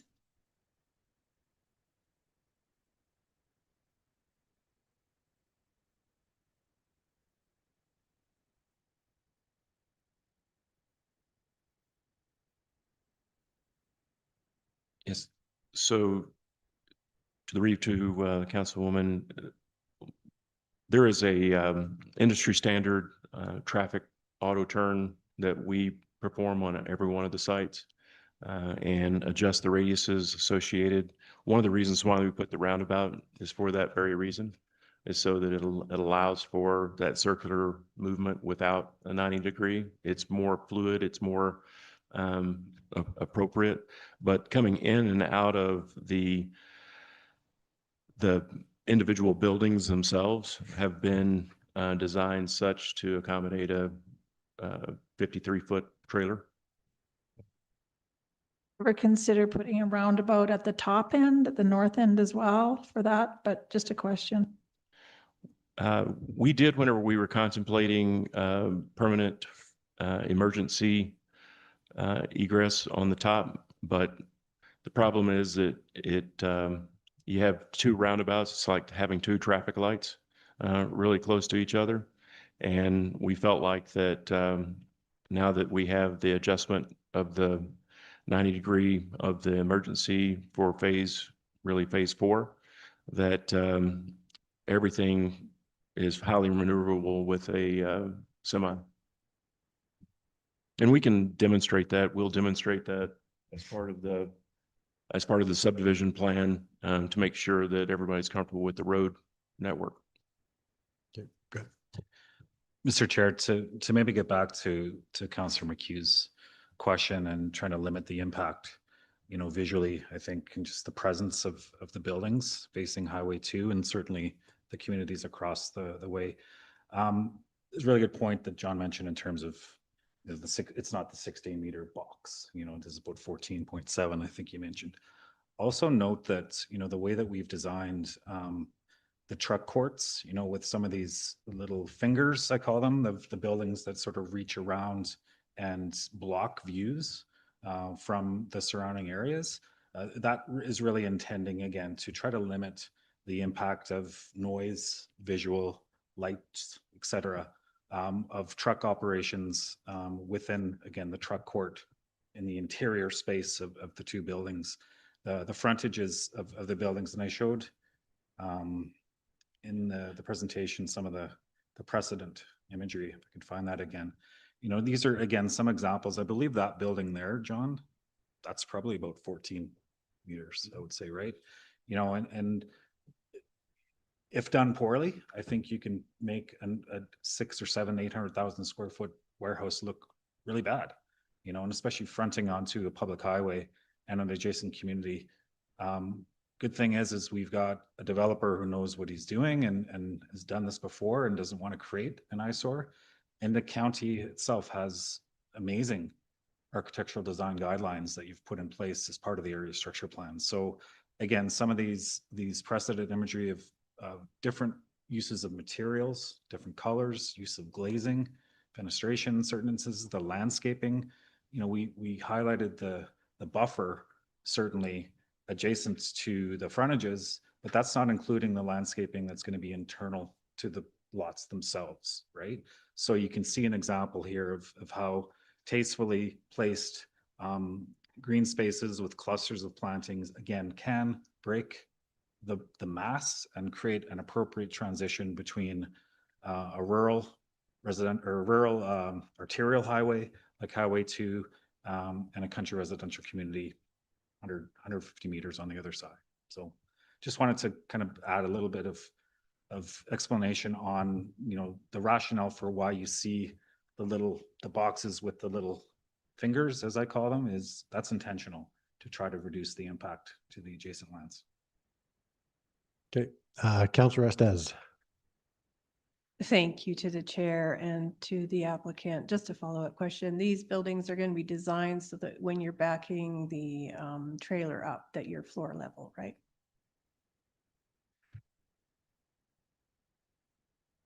To the chairwoman, the grade elevation between the finished floor and the truck court is 1.2 meters. And we do have access, and some of the tenants may want more access via vans, which we're seeing in e-commerce, and we would have a ramp going up to that 1.2 meter finished floor. Deputy Revol. Thank you. Just a comment and then a little question in relation to the visual impact and the height that has been discussed. As I noticed in the preliminary geotechnical evaluation that you guys provided to us in your outline plan, is that you have a variety of site conditions and that you're looking to support the buildings with a deep foundation. So I just wonder, will some of the buildings be deeper in relation to the current landscape and therefore reduce the building impact height, visual impact, because you actually will have to get settled down a little bit lower anyways? I just thought it looked like your conditions were quite interesting and a varied set of conditions. So just because of this discussion, I just thought maybe it might actually reduce some of the impact just due to settling and leveling and creating uniformity when you really deal with all of that. Yeah. Thanks for the question to the chairwoman. So not to get too technical, but our building foundations are designed for wind uplift. The airplane is able to take off because of the wind above the wing. And as wind goes across our building, it wants to pull the building out of the ground rather than our foundations being designed to prevent the building from going into the ground.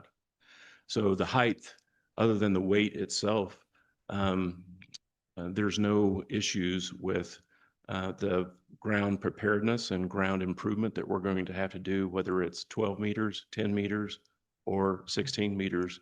We're going to have to design the foundations and improve the ground to prevent the wind from wanting to bring the building out of the ground. Director Just to- Hemming. Maybe Oh. just to clarify that, I think if I understood Deputy Revo's question is, are we excavating the site before we start building it up so that the net effect of the impact of the building height, would that be reduced by virtue of our grading, pre-site grading? if That's the what, question. that's clarified. Yes, thank you. Yeah, so the front of the buildings where the auto parking will be at grade, so it'll be at finished floor. And then the truck court will be minus 1.2 from finished floor. And so the shortest part of the building that you'll see on Highway 2, I guess it's 1.2 meters less than what you would see if you were in the truck court. Does that answer your question? Yeah, I think so. And just that, you know, when you actually approach the overall site, you probably will have to be considering I guess it's such a huge footprint that you have to find a place where you can level it. And so that might mean that you do remove material to get down to that level and you end up reducing the height based on kind of going down a little lower. Yeah, so the goal of any developer and any builder is to balance the site based on the overall site. And so our desire is to carve out the truck courts and put that material in the building pad to build those pads up to the 1.2 meters. So, but we do not want to over excavate because that requires us to haul off or create berm somewhere on the site. And nor do we want to have to bring in material because of cost and just the overall impact on the roads and transportation system. Great. Well, thank you very much for that explanation. Director Hemingway. Just to illustrate the future potential associated with the offer of the environmental reserve and the municipal reserve as proposed, and this slide isn't bad to use to show it. The benefit of locating it there is if you look to the east and you look to the west, at some point in time over the next decade or two, I would expect lands on either side of these to become a part of this larger municipal reserve, environmental reserve space that could offer, more of a significant regional entity on the river over the long term, and ideally connect all the way to the amenities within the town of Okotoks if there was an opportunity for that. So to have a developable area such as the municipal reserve in contiguous to the environmental reserve really offers a long-term open space network, the initiation of a long-term open space network along the Sheep River, along the south boundary, just to be considered to build that going forward. Okay. My screen is blank. Imagine that. With that, we'll go back to the Development Officer, Chip Chase, for any closing comments you have. I have nothing further, Mr. Reeve. And we'll go back to Council and Administration one last time for any questions you may have. Seeing none, Councillor McHugh. Thank you, Mr. Chair. Through the Chair of the Development Authority. Sorry, I need you to say that one more time. I wasn't quite getting what you were laying down there. You're looking for something in the. I was just saying, I pushed back originally when we looked at this municipal reserve. But I'm liking the idea of the ability not just to have environmental reserve, but to have some land for facilities along the south bank of the Sheep between Highway 2 and Okotoks, because there's that connectivity that allows for passive recreation and potentially some active recreation. So it just initiates an open space network along the south bank of the Sheep. It's a long-term vision. We're not there, but it does start off on that, and I think it's a good foot to start on. Okay, so thank you for that. So if I look at that, we would be able to build in the MLR section. And then the EP, we wouldn't want to be building in there anyway, because. No, it's flood. So, It's flood. okay, thank you. I guess while I've got it, I'll go through the chair back to the applicant. And okay, this is an old INR site, and we've got I appreciate that we've done a lot of berming around the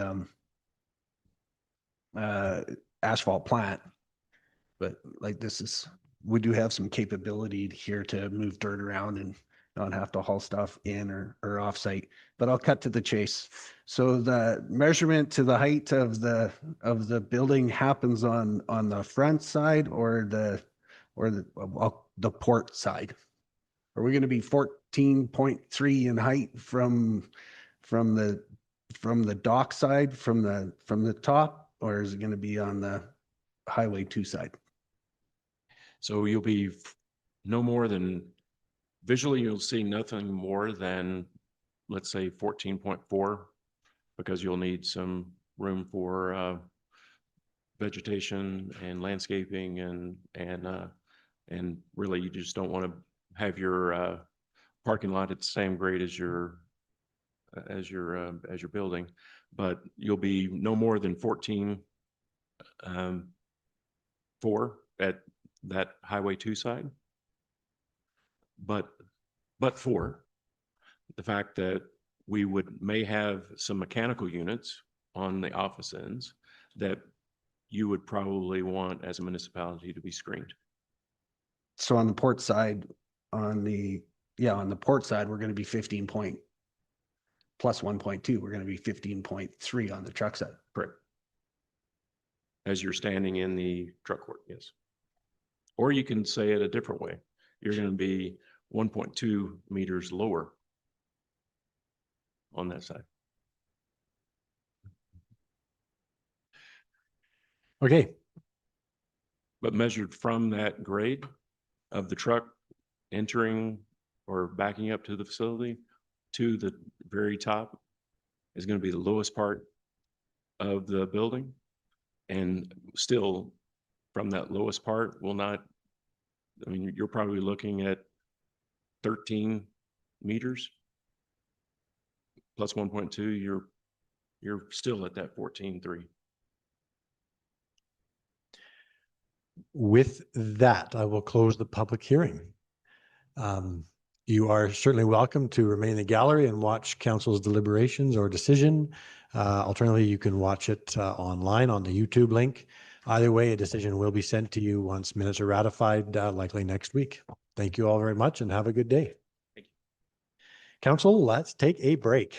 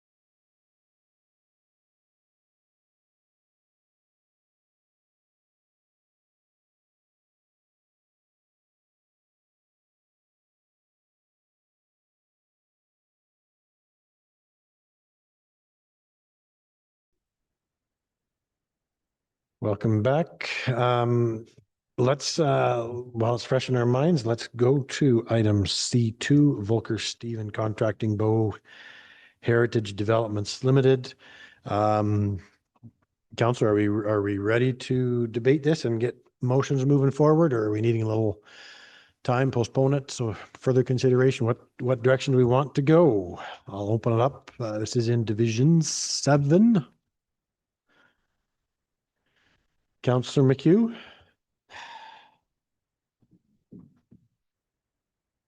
Thank you, Mr. Chair. At some point here, I got to get IT up here. This computer crashes every 2 minutes and I've set the time. But anyway, that's an IT thing. I'm just going to this.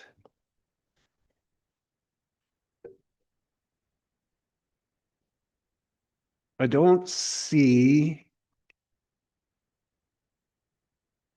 in this approval, is there an allowance for the, I don't see an allowance for the 27.5 meter tower on the asphalt plant. Is that in the site specific amendment? If I may, sir. Yeah, go ahead, Director Emily. Thank you. So that asphalt plant has an existing development permit that allows for that facility to be located on that site and operate with all its appenditures and heights. Okay, so that's addressed under the development permit, so it doesn't have to be addressed under the site specific amendment. Okay, thank you for that. I don't really have any more comments. This is I guess I'll just quickly.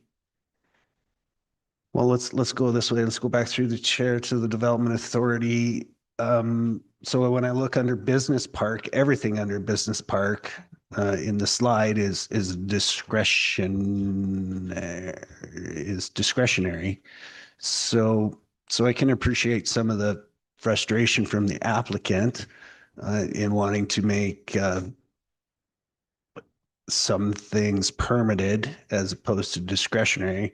A little explanation why our business park is all discretionary. Our land use bylaw has been in place since about 2014, and we amended business park in 2015, I think, to include additional industrial type uses. And typically the discretionary uses have been perfectly well accommodated in all application processes for development.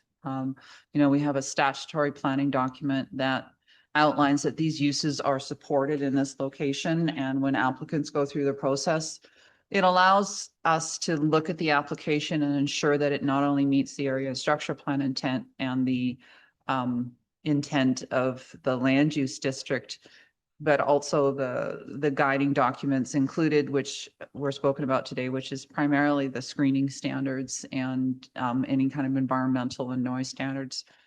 So discretionary allows us to include conditions that we cannot if we are operating under a permitted use. That's a green light go ahead component. However, if we do have these statutory documents such as the area structure plan and the screening guidelines as part of the area structure plan, we can impose those as conditions because they're included in the statutory plan. If they weren't, we couldn't impose those. So in this case, I'm not uncomfortable with it, but it hasn't really been an issue. It hasn't been a problem. I don't think we've ever turned anything proposed down in it, but it allows neighboring business owners typically to appeal a permit if they feel uncomfortable with it.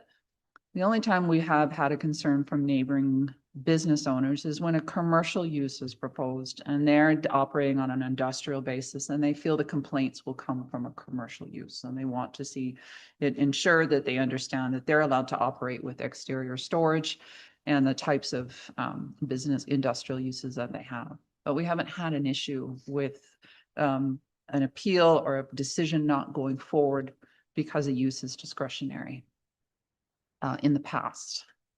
Now, we seem to have a desire by developers that are coming in and building utility systems and a great deal of roads to be able to ensure that they can move forward these uses that they want. So you're going to go through land use, you're going to go through subdivision, you're going to execute development agreements for significant contributions and for significant infrastructure development. And by the time you get to a development permit, You might have somebody in the county object to it and you're in front of an appeal board. That's a long way down the process. So that's why we're now having developers concerned, is because there's a lot more money involved in the development process with respect to the utilities, and they want surety. Now, I have a lot of faith in our DAB. However, I'm not the one putting on $175 million. So the idea is they want surety that their uses can proceed. Okay. Anybody else? Deputy Reeve Owell. Sure, just while we're on that topic, I would think from what we saw here today in relation to what Councillor McHugh was asking, is that we do have the outline plan, which adds an extra layer of surety from the county side as far as what we're asking for to be completed by the developer. So I think when you're looking at the things you mentioned, the landscaping plan or the screening plan or any of the other concepts, I think they're going to be completed through this process. So perhaps our planning director could correct me if I'm wrong, but I think that does add an extra layer for us. I feel like it does. It's not a statutory document. They've shown you lovely drawings and we know what Volker does. We have a lot of faith in them, but you know, this is a developer that knows what they're doing. They can still come in with a completely different business type. It isn't a requirement that they build these warehouses. I am looking for these to be serviced. I'm looking for this road alignment, but the types of businesses could be different. And that was mentioned in the presentation. Where I really have just very slight concerns is the offsite transportation upgrades that may be necessary over the next 10 years. And how do we ensure this developer will be contributing to those? I'm feeling quite clear that we can accommodate that through our development agreement process and the phasing strategies. So. Thank you for that. And if I may, just a couple more comments. I'm sure everyone will start sharing as well here. But I just, really spent a lot of time reviewing the information that was well put together here, and our presentation from our planning department here today was well done, as well as the applicants answered all my questions. And I, certainly see that they have the capabilities to accomplish everything within all the planning authorities that they will be facing on this. So I feel like this is going to be a well done application. Certainly does fill in where industrial use is part of what has been expected, but not only that, it probably even exceeds what could be expected there in the sense of the level of site planning and diligence that has been put into this application. So I am certainly in support of it. And I guess there may be some tweaks to the way this may turn out as to whether council is supportive of the site-specific amendments. I feel like the overall height impact is going to be mitigated by the sheer factor of how it's going to be placed on the landscape, and that it is a lower than the number that we saw. And because of the type of facility that it is, it requires this particular height. We see this, the 12 meters across the board, and there's some cases where you have to be somewhat flexible with that depending on the type of use. And this particular facility, in that it is providing a specialty type of a hub and a transportation type of a scenario, is really something that's quite specialized. There might be a few extra little bumps and pieces on the roofs, but essentially the overall height was explained to us today. The water was a concern. And as you heard, I also had a concern on the storm drainage, which I feel they seem to be using the most current information and technology. So I feel like they can accomplish not only the pre and post part of it, but even creatively looking at the water quality to make sure that there isn't something that comes out of it that will affect. And they're subject to some pretty strict guidelines. I totally understand that process, but there are also some creative ways of looking at this. Now, if they require the necessity of a water license, that, kind of messes up a few things, but they can still work on the water quality aspect of it. So there's that part. And the piping aspect, which is, I think, very creative in terms of you won't be getting that as much salt, as much other stuff coming into that water stream, which is really what I was thinking. If it's rooftop and it comes out and has some contaminants, that's very typical. And it would probably have the same contaminants regardless if it's in the ditch or coming over land. And I guess, you know, when we've seen flood conditions and some of these things don't perform, I feel like this is probably going to be successful in that they'll be planning for the overall build out. And then what comes out of it is promised to be pre and post equal the same amount. So I know there's a lot of calculations necessary in that, but I also see that the diligence that they provided already up front for us to give us confidence that they can handle this project. I think they've presented this very well, that they have preliminary, but obviously have to get well into the details. But in what they've shared with us here, it gives us a lot of confidence. So I'm definitely in favor of this today. Councillor Alger. Thank you, Mr. Chair. A lot of my comments have been covered already. I agree wholeheartedly. I have full faith in Volker Steven, just as I do with Spruce Meadows in my area. When they come with a plan, you know the plan is going to be well thought out. You've got the right people on the job to make these things come to fruition.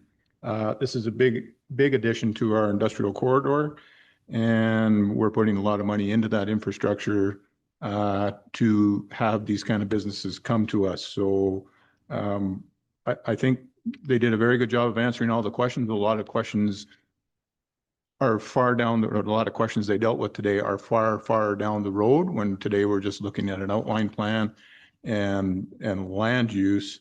You know, there's more time down the road to deal with the other things like stormwater and stormwater ponds and all that kind of stuff. So I'm more concerned with the outline plan and the land use today. I don't have trouble with the height of the buildings. I think when this is all built out, you're not even going to notice the difference in the height between the two sections of buildings myself, or notice it from the highway as a overbearing obstruction of vision, I guess you call it, off of Highway 2. So again, I'm all good with this. Let's carry on and give these guys some confidence that they can make this happen. Thanks. Councillor Estes. Thank you to the chair, and I also am in favor of this. I feel that they covered up all the issues very well. They had some very ingenious ideas on, you know, some of the issues that we brought up. I don't have an issue with the heights at all. You drive by Cargill or a number of other places, and they're quite tall. But you go up to the warehouse district in Balzac, and I think with technologies and trucks and all that, we have to realize that in order to accommodate vehicles and such for warehousing, you're going to need those heights, sprinkler systems, you know, the water, it gets charged. The dropped heights of sprinkler systems, they take up space. So without going any further, I'm in favor of this. Thank you. Councillor Kendall. Thank you, Mr. Chair. I was just going to speak to our concerns about the frontage along Highway 2. Of course, we want to keep that in mind because that presents a good entrance into that whole area. So yes, we have to be cognizant of how we present that, so people want to enter into there. I think the trees will do a lot to help screen as well. I'm sure some of those trees would be just as high or a little bit higher eventually than the building.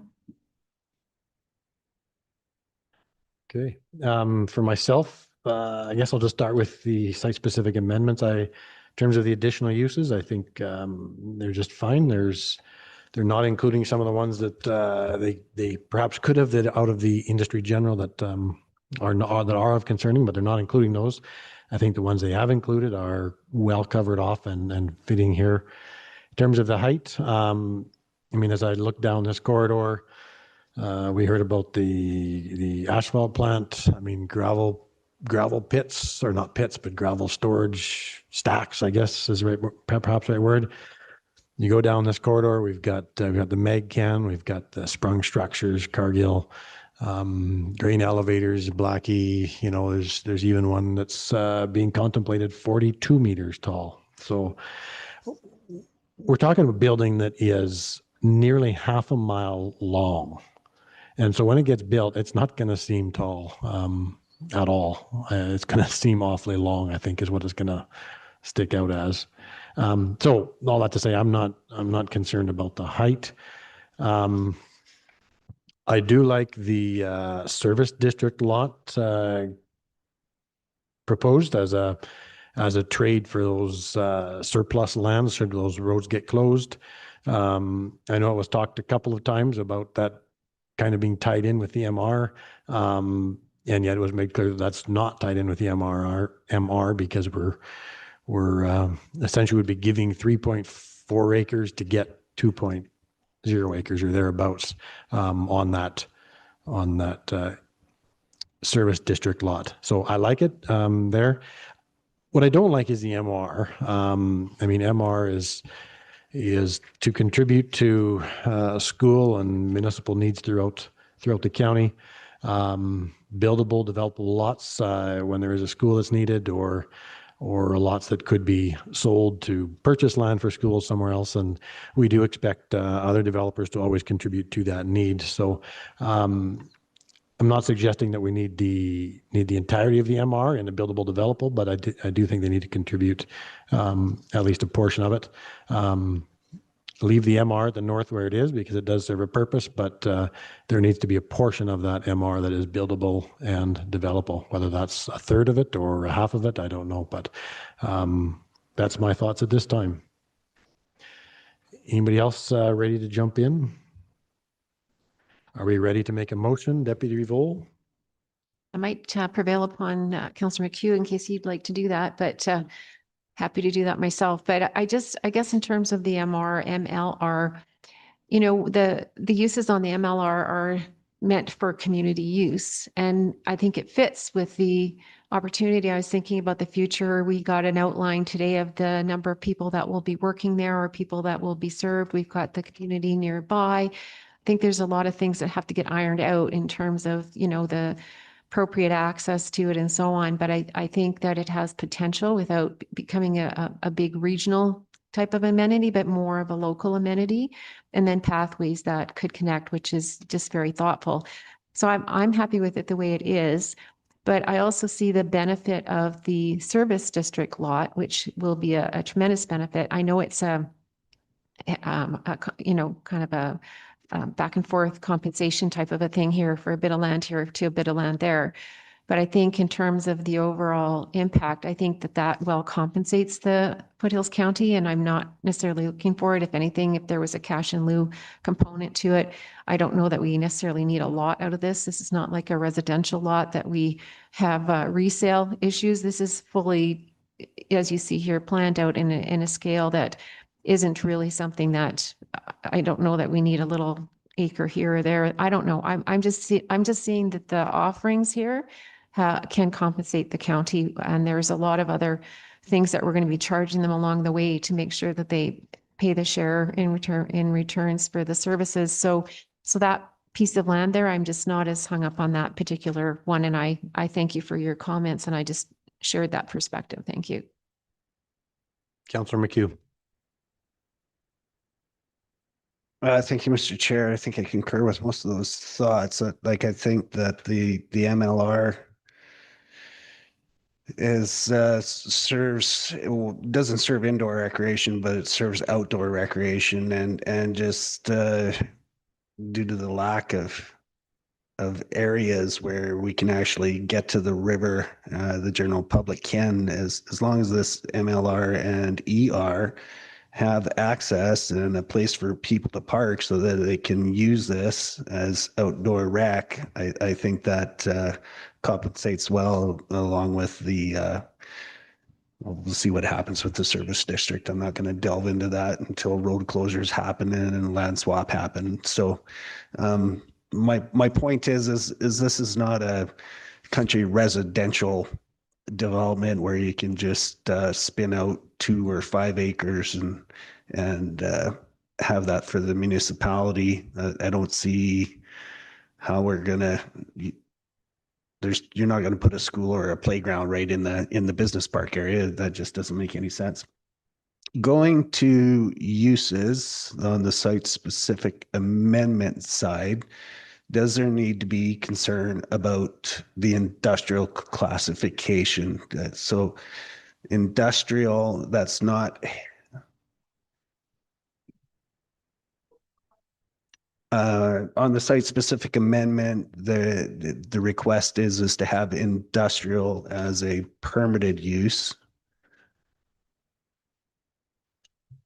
Is it I thought I saw industrial. That's No. Perhaps, No. perhaps I'll jump in and, because I struggled with this. Okay, There's industry general, there's industry light. yep.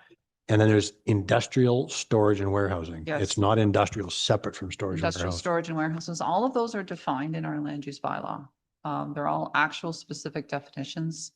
And they're currently discretionary uses in the land use district. They're just moving them to permitted. I don't have any real concerns because they were discretionary prior. As I said, we're not going to refuse them. It's just what conditions can we impose on them? And the community can't appeal them. I mean, we tend to approve these decisions in our industrial corridor, but it does not allow the adjacent landowners or anybody to appeal an approval. But where I have trouble is, can I condition them appropriately? And because we have the statutory plan and we have the design guidelines, I feel comfortable that I can. Things like noise and hours of operation, I cannot condition on these. Do I want to? No, I don't.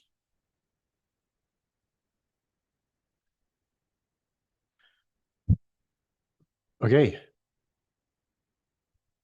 Anybody else? Director Hemingway, there's a number of questions or comments from Public Works and Planning. Mhm. Is there concerns with any of the contextual wording of things that need changed from your perspective, or it was approved? Yeah, that's the Okochokes concern. I want to change the language in the outline plan. If council's comfortable, you can approve the outline plan subject to satisfaction of the town of Okochokes with respect to their specified concern. I don't think all Public Works's comments really have more to do with the development agreement at the subdivision stage, not at the land use stage.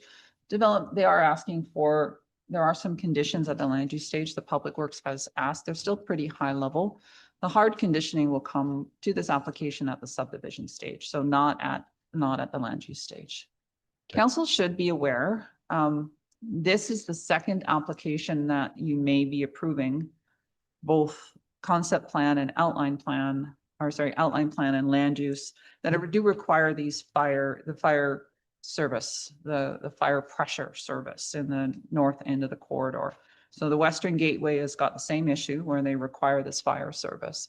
So what this will do, and it's not like we don't know this and are not planning on doing this, that causes us to get busy and start designing that bigger fire service that will come from our water treatment plant to service these developments in the north part of the corridor. That will be built into our offsite levies. There'll be proportionate costs shared across the municipality, but understand that will cause the need for us to start to work on that project. It already has. It's out the gate. It's out of the gate with the Western RV application and this one as well. So that these guys need firefighting service. So just be cognizant of that. And Mr. Kruger is well aware of the costs and the process steps that need to be undertaken to move that forward. Okay, so we have on page 71 would be the start of our options for motions. So the first one is the outline plan. This is not a first, second, third reading. This is just approval or refusal. So Councillor McHugh. Thank you, Mr. Chair. Just quickly through the chair to Public Works or the Development Authority. So in speaking to that, I know that there is this just a water line size in regards to fire suppression? Is the water line in place? I know the water line does go down to Country Lane. Is it big enough? Yeah, so Director Kruger, do we need to improve the pressure or do we have enough? Do we also have to replace the line? Go ahead, Director Kruger. Through the chair to Councillor McHugh, great question, and that's what we worked with the applicant and ISL on. And as Director Hemingway mentioned, with all this development, so what would need to happen is the booster station would need an upgrade. So we are looking at a new line, but the booster station would likely be the first upgrade. Currently, we get estimated about 70 liters per second fire flow in that area. The plan is to provide 200 to 250 liters per second of fire flow. If we are able to start that process in March, for example, we were told, you're looking to conservatively about 18 months from start of the project to completion. So it is a combination of booster station and new lines to provide fire flow. And that works already. We've got preliminary reports and estimates. So developments such as these, I guess, kickstarts that project. Hopefully that answers the question. Well, the knock on to that would be, okay, I'm pretty sure I heard from the applicant, 330, you're talking 250. So then that, if we get 250, then that would just reduce the size of the fire pond required. Is that right? If we get it bumped up to 250 versus the 70 that's there? So the applicant is the applicant's aware of what we're able to produce right now and also what we're planning to produce. And with on-site storage for them and their own booster pumps, they can make up the difference to accommodate what they need for their facilities. Okay, thanks for that. Okay. Where are we going? Looking for a motion. Go ahead. Go ahead. So have you got any wording changes and things you want in the ASP? Can you hear me? Okay. Say that again. You have.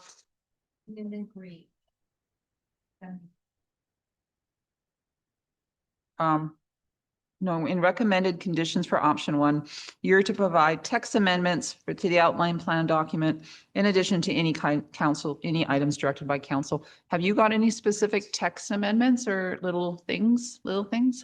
Yeah, they were little things for sure. And they were also built into that, the service district conceptual, if that was going to be brought into this. So, but mostly they're just clerical more than anything. Okay. Yeah. Well, and I would suggest subject to clerical errors and satisfaction and just further discussions with the town of Okotoks related to their concern, their specified concern. Then if council feels comfortable granting an approval subject to that, then we'll make those little changes. We won't even bring it back to council, we'll just go. Okay. And water numbers. Water numbers are a condition of land use. Okay. Yeah, the only other thing I had on there was just some clarification regarding the dedication of reserves, but you guys have gone through that. Okay. Subject to the minor amendments, I would move the option 1, which is to have anything written here. That we would approve, move the resolution for the adoption of the Foothills Logistics Center outline plan. Okay, we got that motion. Anybody else? Nothing further. Call the question. All in favor? That motion carries. Next up is land use redesignation and site-specific amendment. Anybody like to provide a motion or otherwise? Councillor Callister.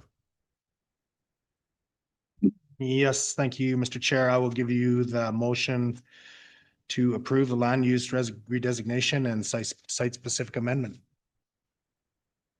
Okay, we got that motion, so that'll be for first reading. And just laid out as it is as it is laid out on page 72. Okay, anybody else? Call the question. All in favor? That motion carries. Look forward to it coming back. Okay, let's go to our 10 o'clock hearing. Canario southwest of 6, page 31 of our agenda. So this is in Division 2. Councillor Estes, go ahead. Thank you to the chair. I unfortunately can't speak in favor of this. I just don't see these lots sitting in there comfortably. I think the slope of the land is just too much, the grade, the road work that would be needed. This is already a dead end road with barely enough room to turn around. This lot, being country residential, is wedged in between two eggs. Yeah, I just not in Okay. favor of this. Anybody else? Councillor Kendall. Thank you, Mr. Chair. I too cannot speak in favor of this. There are so many concerns. First one that I noticed was the density of this, the whole corridor to the north is very out of character already with the surrounding area. I do believe people's views will be affected. I personally believe people should be accountable for interrupting other people's views. It's not just about their view, it's the whole community's view. Fire, of course, is always an issue, and the terrain. Yeah, grazing, especially on 20 acres, is an art. And it takes a lot of work if you're going to have any kind of livestock on there. And what other issues? Oh yeah, I was going to address, there was a firearm concern brought up here. It was hearing shooting. So there's sort of two firearm issues, and they're seemingly on opposite ends of the spectrum, but they do apply. First one being the one that's mentioned by Kyle McLean, that safety and firearms being discharged. And yes, people have the right to discharge firearms, but the more concentrated subdivisions are, such as this, it gets to be problematic. Even when it's not concentrated, it gets to be problematic. The other problem that we have with subdivisions, developments of any kind, is it prohibits then people who do want to hunt. And we need that buffer of areas for people to be able to hunt. Otherwise, you have areas that are then unhuntable because there's too many dwellings. So you kind of have two firearm issues there in my perspective there. So yeah, I too am not in favor of this. Councillor McHugh. Thank you, Mr. Chair. When I'm looking at these diagrams, the aerials, it appears that road is gravel. So I just wanted to go through the chair to Public Works and confirm that this is MRO and not just extended dust control. Director Kruger, can you answer that? To the chair, to Councillor McHugh, I will, apologies, just going there. Can I ask what technologist 96 Antle? Street. Yeah. He said it was MRO, but when I'm looking at the aerials, it looks like it's gravel. So it is listed as one of our MRO roads. The last surface on that one is 2015. So I would suggest it likely, yeah, it needs a refresh. 10 years is probably the max we go with our MRO, but it is one of our older MRO roads. Okay, thank you for that. So when I look at the quarter to the north, we've got 1, 2, 3, 4 40s. 3 of those 40s have 3 parcels out. Well, 3 of the 40s have 3 parcels. And there's 1 40-acre parcel there that has 2. So then when we get to this quarter section, we've got 3 20s out. The 120 has 2 parcels in it. So we already have an MRO road here. So the infrastructure is somewhat in place. I don't know that I would find that two parcels would not be fitting with the quarter that it is situated in, as the other 20 just has two parcels. So I wouldn't be in favor of three, but I would be inclined to be in favor of two in total. But I would be looking for, and it has been offered up, that a proper turnaround, land contribution, so that a proper turnaround can be constructed at this dead end.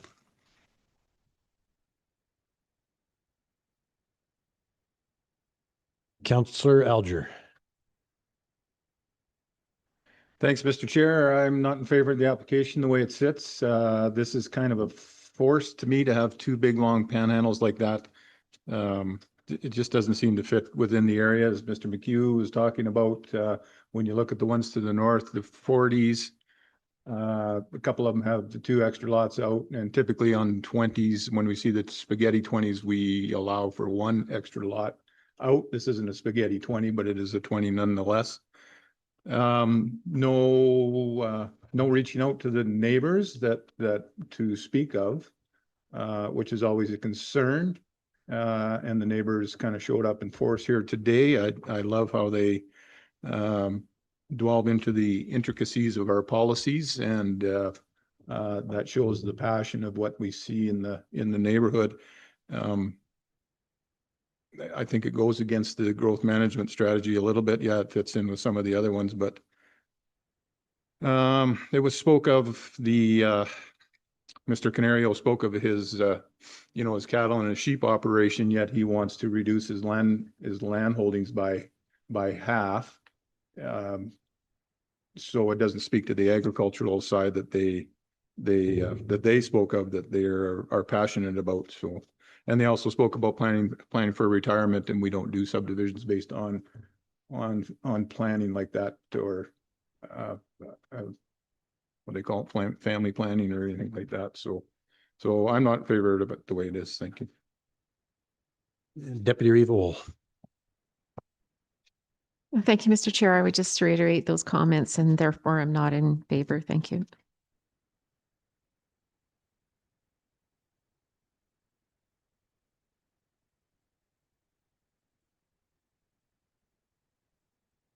Okay, who would like to throw a motion out? Go ahead, Deputy Reeve Ohl. Thank you. I would make the motion option 2 for refusal, according to what's stated here in terms of doesn't adequately address the intent of the policy with respect to cumulative effects of the development and the suitability of the lands for further development, as stated in the staff report on page 37. Okay, we have that motion for refusal. Anybody else?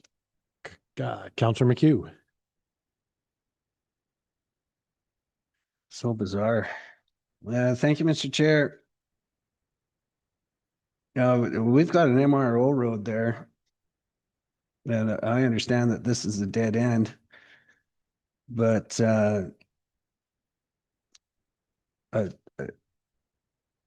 I guess as it's presented, I would be leaning towards a redraw myself. Thanks. Okay. Okay, we have that motion for refusal from Deputy Reeve Ohl. I don't see anybody else, so I'll call the question. All in favor? And opposed? That motion carries. Let's go to D1, McLean, Southwest 24, second and third reading. Director Hemingway. Thank you, sir. I just need to get to the page. This agenda Page 214. feels right? like it's gotten very large. All that stuff. 214.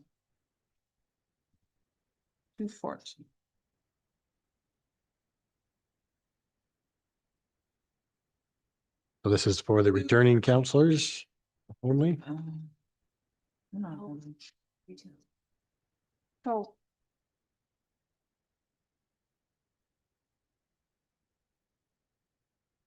So we are looking for acceptance of a revised site plan in second and third reading, and we don't have any comments in the staff report about which councillors were in attendance at the public hearing on March 26, 2025. Sherry, I'm wondering if you could look that up for me. So March 26, 2025. Recall it. I'm pretty sure you were, yeah. But let's just be sure. My memory. I remember, it wasn't that long ago. I remember because I wanted this, so I knew it happened. Yeah. Actually. Yeah, so I'll just proceed while Sherry's looking that up. But in March 2025, council granted first reading authorizing an amendment to the agricultural land use district to allow for the future subdivision of a 47-acre parcel, leaving about 104 acres basically on both sides of the highway, although not taking it's a quarter section that straddles 540 in Councillor Estes' division. And the applicant had come in originally with the revised site plan that's shown on the top of page 215. But during the public hearing, they spoke to wanting something a little bit different, which is what council granted first reading on, which is the 47.2 acre proposed lot. The applicant has since changed their mind and would like to go back to the original site plan, which is basically splitting the quarter on either side of the highway. If council is comfortable with the revised site plan, we would be requesting second and third reading to the bylaw, which would allow for the amendment of the agricultural land use district to allow for the future subdivision of a 56.36 acre agricultural parcel on the east side of the highway, leaving a balance of 95.85 on the west side of the highway. Okay, thank you for that. Unfortunately, the counselor for the area was not there in council at the time, did not hear the public hearing, so can't comment. This is what I would call part of my extended community, just by nature of where I am. So I will provide the comment. I'm certainly excited to see this change. I think this is a far better site plan than was presented before, and I'm certainly in favor of it. We'll go to Deputy Revol. Very much in favor of the change. I prefer number of logistical issues that were related to the other one, I think are solved. And if they want to do a different application later, they can work on it. This just cleans it all up. It's very much just a fragmented parcel due to the highway at this point. So I'm in favor of that. And when you're ready for a motion, as soon as we're confirmed that we can make such a motion, then all of us, whoever was there. Usual. Can you just please confirm what counselors were there that are here? Confirm that the 4 seasoned counselors were in attendance. Okay, thank you for that. So, Councillor, we have that motion from you to approve the revised site Sure, plan unless and some of the amendment other to bylaw. councillors may want to do it, they're welcome to, but I'd be happy to move it forward. You're first off. I'll take it from you, Councillor McHugh.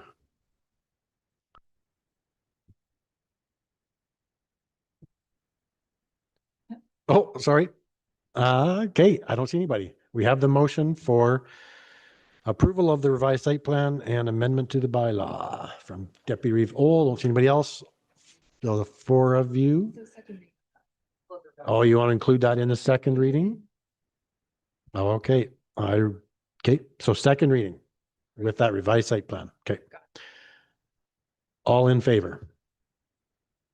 That carries. And anybody want to give third? Councillor McHugh, all in favor? Motion carries.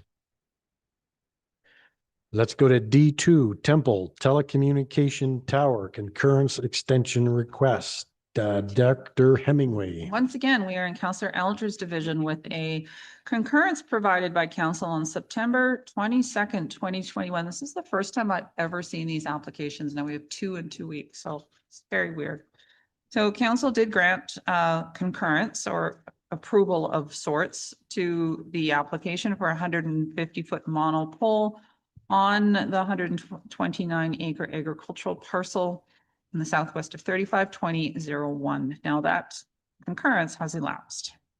So the request is, would council allow for the extension of that concurrence, whereby the developer is committed to construct the facility by March 4th, 2027.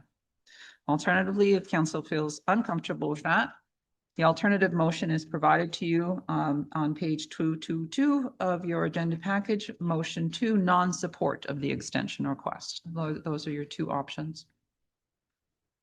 Okay, we have those options, page 222, Councillor Alger. That's me. Thank you, Mr. Chair. So last week's was a TELUS tower. This one is an ExploreNet tower. Again, a lot of things have changed since we originally approved this, including the affiliation of 1,000 satellites in the air now from Mr. Musk. And I look around the areas I did last week of development in the area since that approval. And I can tell you right on the, so this is just about right on the corner of 549. And just a few months ago, we approved about an 8 lot subdivision, I think, on the west side of 549, of which we're not partial to this decision. The land holdings to the south of 549 used to be the Cross Farm, or Bar Pipe is now under new ownership. They were not part of this. Off of 40th Street, there's 4 new lots in there on the west side of 549 and and south of 549 that were not part of this decision. There's 4 lots, 5 lots north on 354th Street that were not part of this decision. So again, I would rather see this proponent go back to public reach out to see who is demanding or who is in need of ExploreNet in the area, and I don't believe the demand is there. So that's the reasoning for that. So I would give the motion for non-support of the extension. Thank you, sir. Okay, we have that motion. Anybody else? All in favor? Motion carries. Let's go to D3, Mancal Properties Development, Inc., Alberta Kennel Club, page 240 of our agenda. Director Hemingway. My sincere apologies, Council. If we could please postpone this item for 2 weeks. I believe it's March 18th. We will bring it back with a revised staff report. There's just some errors in the staff report and some issues are incomplete. We need another crack at it. Councillor Alger. Thanks, Mr. Chair. This was going to be in my area, so I'm happy to give the motion to postpone for 2 weeks. Thanks. Okay, we have that motion to postpone for 2 weeks. Anybody else? All in favor? Oh, sorry. Oh, yeah. 3 weeks. Good catch. Yeah. Sorry. Good point. So, Councillor Alger, would you like to change your motion to Until postpone? further, till it shows up on the agenda. Okay. 3 weeks. 25th. All in favor? Motion carries. No subdivision. We don't need anything out of the RCMP report. Let's go to H1, Lacombe Research and Development Center request for support. CAO Payne, page 274 of our agenda. So Thank you, Mr. Chair. There's a little bit of discussion about this one last week. Council will see there's a letter from the CAO from Lacombe County to myself, just requesting council to consider providing a letter of support, asking the federal government to reverse its decision on closing the Lacombe Research and Development Center. I know the ASB group has sent a letter, and I believe there's a draft that's been provided to the REEV to consider reviewing, just looking for council's direction on whether or not you'd like to support this request. Yeah, the ASB's provincial has sent a letter. A number of other municipalities have sent letters. There's been a lot of discussion in committee in Ottawa. There was a question last week about BSE testing. I did confirm with the UFC last night that yes, Lacombe is still doing the bulk of the BSE testing in Alberta. Councillor Alger. Thank you, sir. I'm just wondering if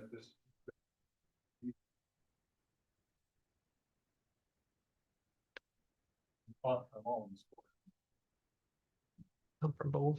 It could come from both, CAO Payne is saying.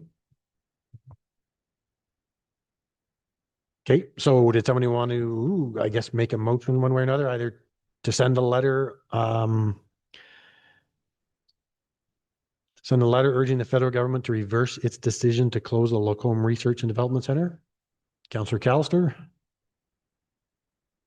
Thank you, Mr. Chair. I will give you that motion. Okay, we got that motion from Councillor Callister. Anybody else? All in favor?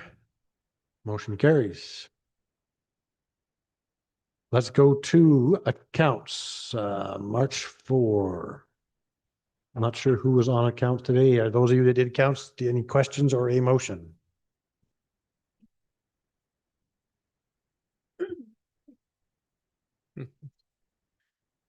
Councillor Estes, go ahead. Sorry. Thank you to the chair. Yes, I would give you the motion to approve the accounts. Thank you. Okay, got that motion. Councillor Alger. Just a comment, I don't have a sheet in front of me, but there was one for an inspection of a septic field. And in the comments was the field was already covered over and it was approved based on pictures. I don't think that's the right way to do things, but it's you could be taking pictures of anybody's things. 0070851, the bottom of the checks. Just a, I guess, just a comment from me that I don't think that's the right way to do it. You put in your field and then the inspector comes and looks at it and then you backfill it. You don't, can they? Says who? That guy's never been flexible on that kind of stuff. Okay, well, while CAO Payne is looking that up, we do have the motion to approve. So unless there's anything else, I'll call the question. All in favor? Motion carries. Minutes. Any questions, comments, or a motion on minutes? I'll have a chance to look at them. Councillor Alger. I did read through them and I don't have my notes in front of me, but I don't believe anything stuck out of the ordinary. So give you that motion to approve. Give you a motion to approve the minutes. Councillor Estes. Thank you to the chair, and correct me if I'm wrong, but B4 and B6, were we not to have a report back of the auction sale amounts of said equipment? As part of the motion. Yeah, I thought it Might was not part have of the sold yet. motion. But you thought it was part of the motion that there would be a report Report back. back on what the sale amounts were of the trucks and the mowers. Okay, and who made that motion? I made one and Councillor Alger made the other. So I'm positive on mine. Okay, But I did make it part of. okay, so we can get that it added in? Yeah. Okay. Thank you. Okay, so just back to Councillor Alger. So the motion is to approve the minutes with that minor amendment. Is that correct? Okay. Okay, all in favor?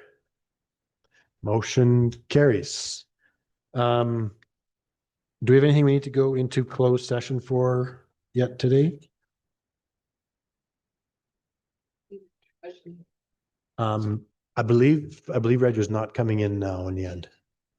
I'll come next. Do we need to go into closed for anything today? No? Okay. Okay. And yeah, I think our Director of Corporate Services is going to come in next week and talk to us about the provincial budget and the implications on Foothills County. So let's go to committee reports. Do we want to do all that today or do we want to postpone until next week? It's 5:30. Okay, is there anything that somebody needs to get out today? Oh. Okay, so either we start with committee reports or a motion to postpone.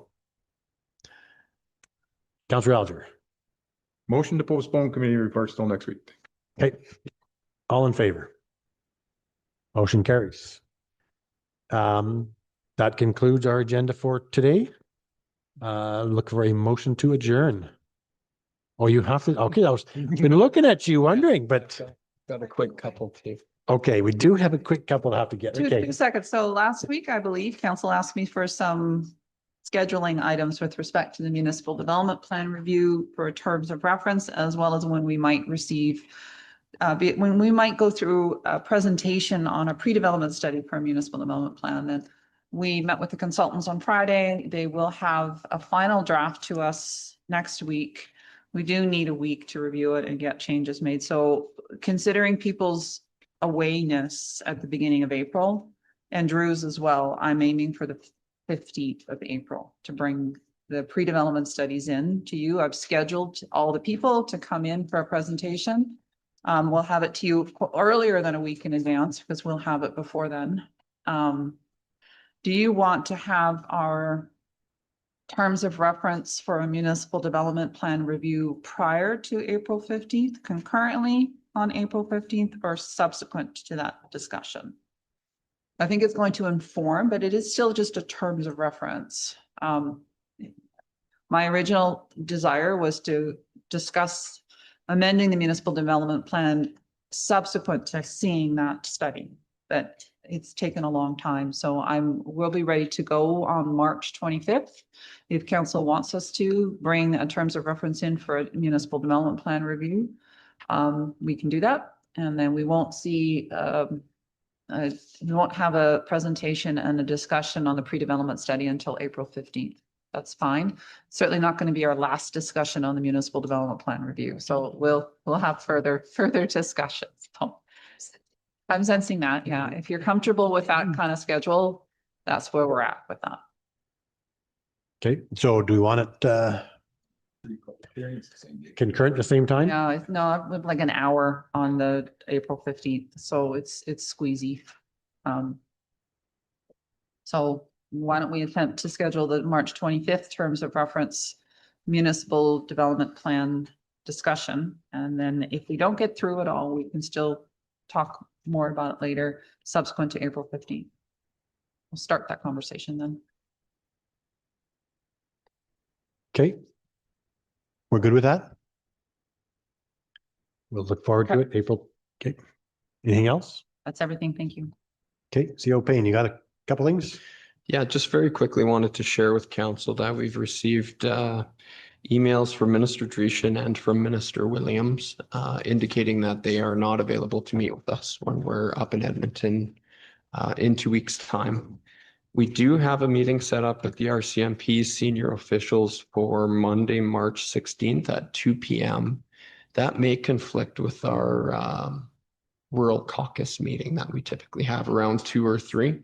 I haven't seen an invitation on that though, and I'm not sure that the Reeve or the Deputy Reeve have anything on that yet either. No. Now the commanding officer is coming to our area next Tuesday and reached out to Deputy Director Stapley to ask if council wanted to meet with him on Tuesday when he's here. So I guess that's the question for council. If we were to meet with him next Tuesday, or even those councillors that are available, meet with them, I'm not sure we would need to meet with him on the 16th.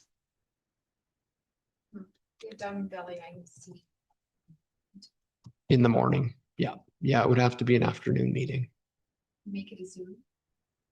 We could ask. So what I'll do then, just very quickly thinking here, I'll have Mr. Stapley see if they would be available to organize a Zoom meeting for that afternoon. If not, then we'll just stick with our meeting on the 16th and hope that it doesn't conflict with that other meeting, caucus meeting. The last one I wanted to ask council about, we just had an email today from, and Councillor Callister, I think will be excited about this one. We had an email from Minister Neudorf, and he's offered to meet with us at the end of the day on the Wednesday when we're in Edmonton. Typically things wrap up around 11:30, but he's got a meeting slot from 4 till 4:30 that afternoon. So the quest on the Wednesday. Yeah. So that'll mean a little later travel back here for those who wish to stay. I can stay if anybody is planning to stay to attend as well, but just wanted to ask who's available because I know some may have other meetings and other commitments that evening as well. Councillor Estes. I will be there, staying the extra night anyway, if you want my support. Oh, Yes. that's And exciting. you, whoever. I can stay, yeah. Okay. So we'll then it's take that plan. meeting. Okay. And that's all I had for council today. Okay, on that same note, so one of my committee reports was going to be on the policing thing we had in Aldershot. One of the big questions came up was the Highway 2A. Now, we've been working on this forever, trying to get the deal with the province to make this work. Can we reach out? I know it's late. Can we reach out to Minister? No, the finance guy, Nate Horner. To meet with him because it's really tied up with finance right now. He's rejected us in the past, but if we could reach out again and ask him to meet, and perhaps we could extend and say, if you can't meet Dan, when can we meet with you? Would we be amenable to that? Try. Okay, nobody's saying no, so let's do that. Okay, anything else, anybody? I'm not seeing anything, so I will now look for a motion to adjourn. Councillor Callister, all in favor? Sold. Motion carries. So they'll be.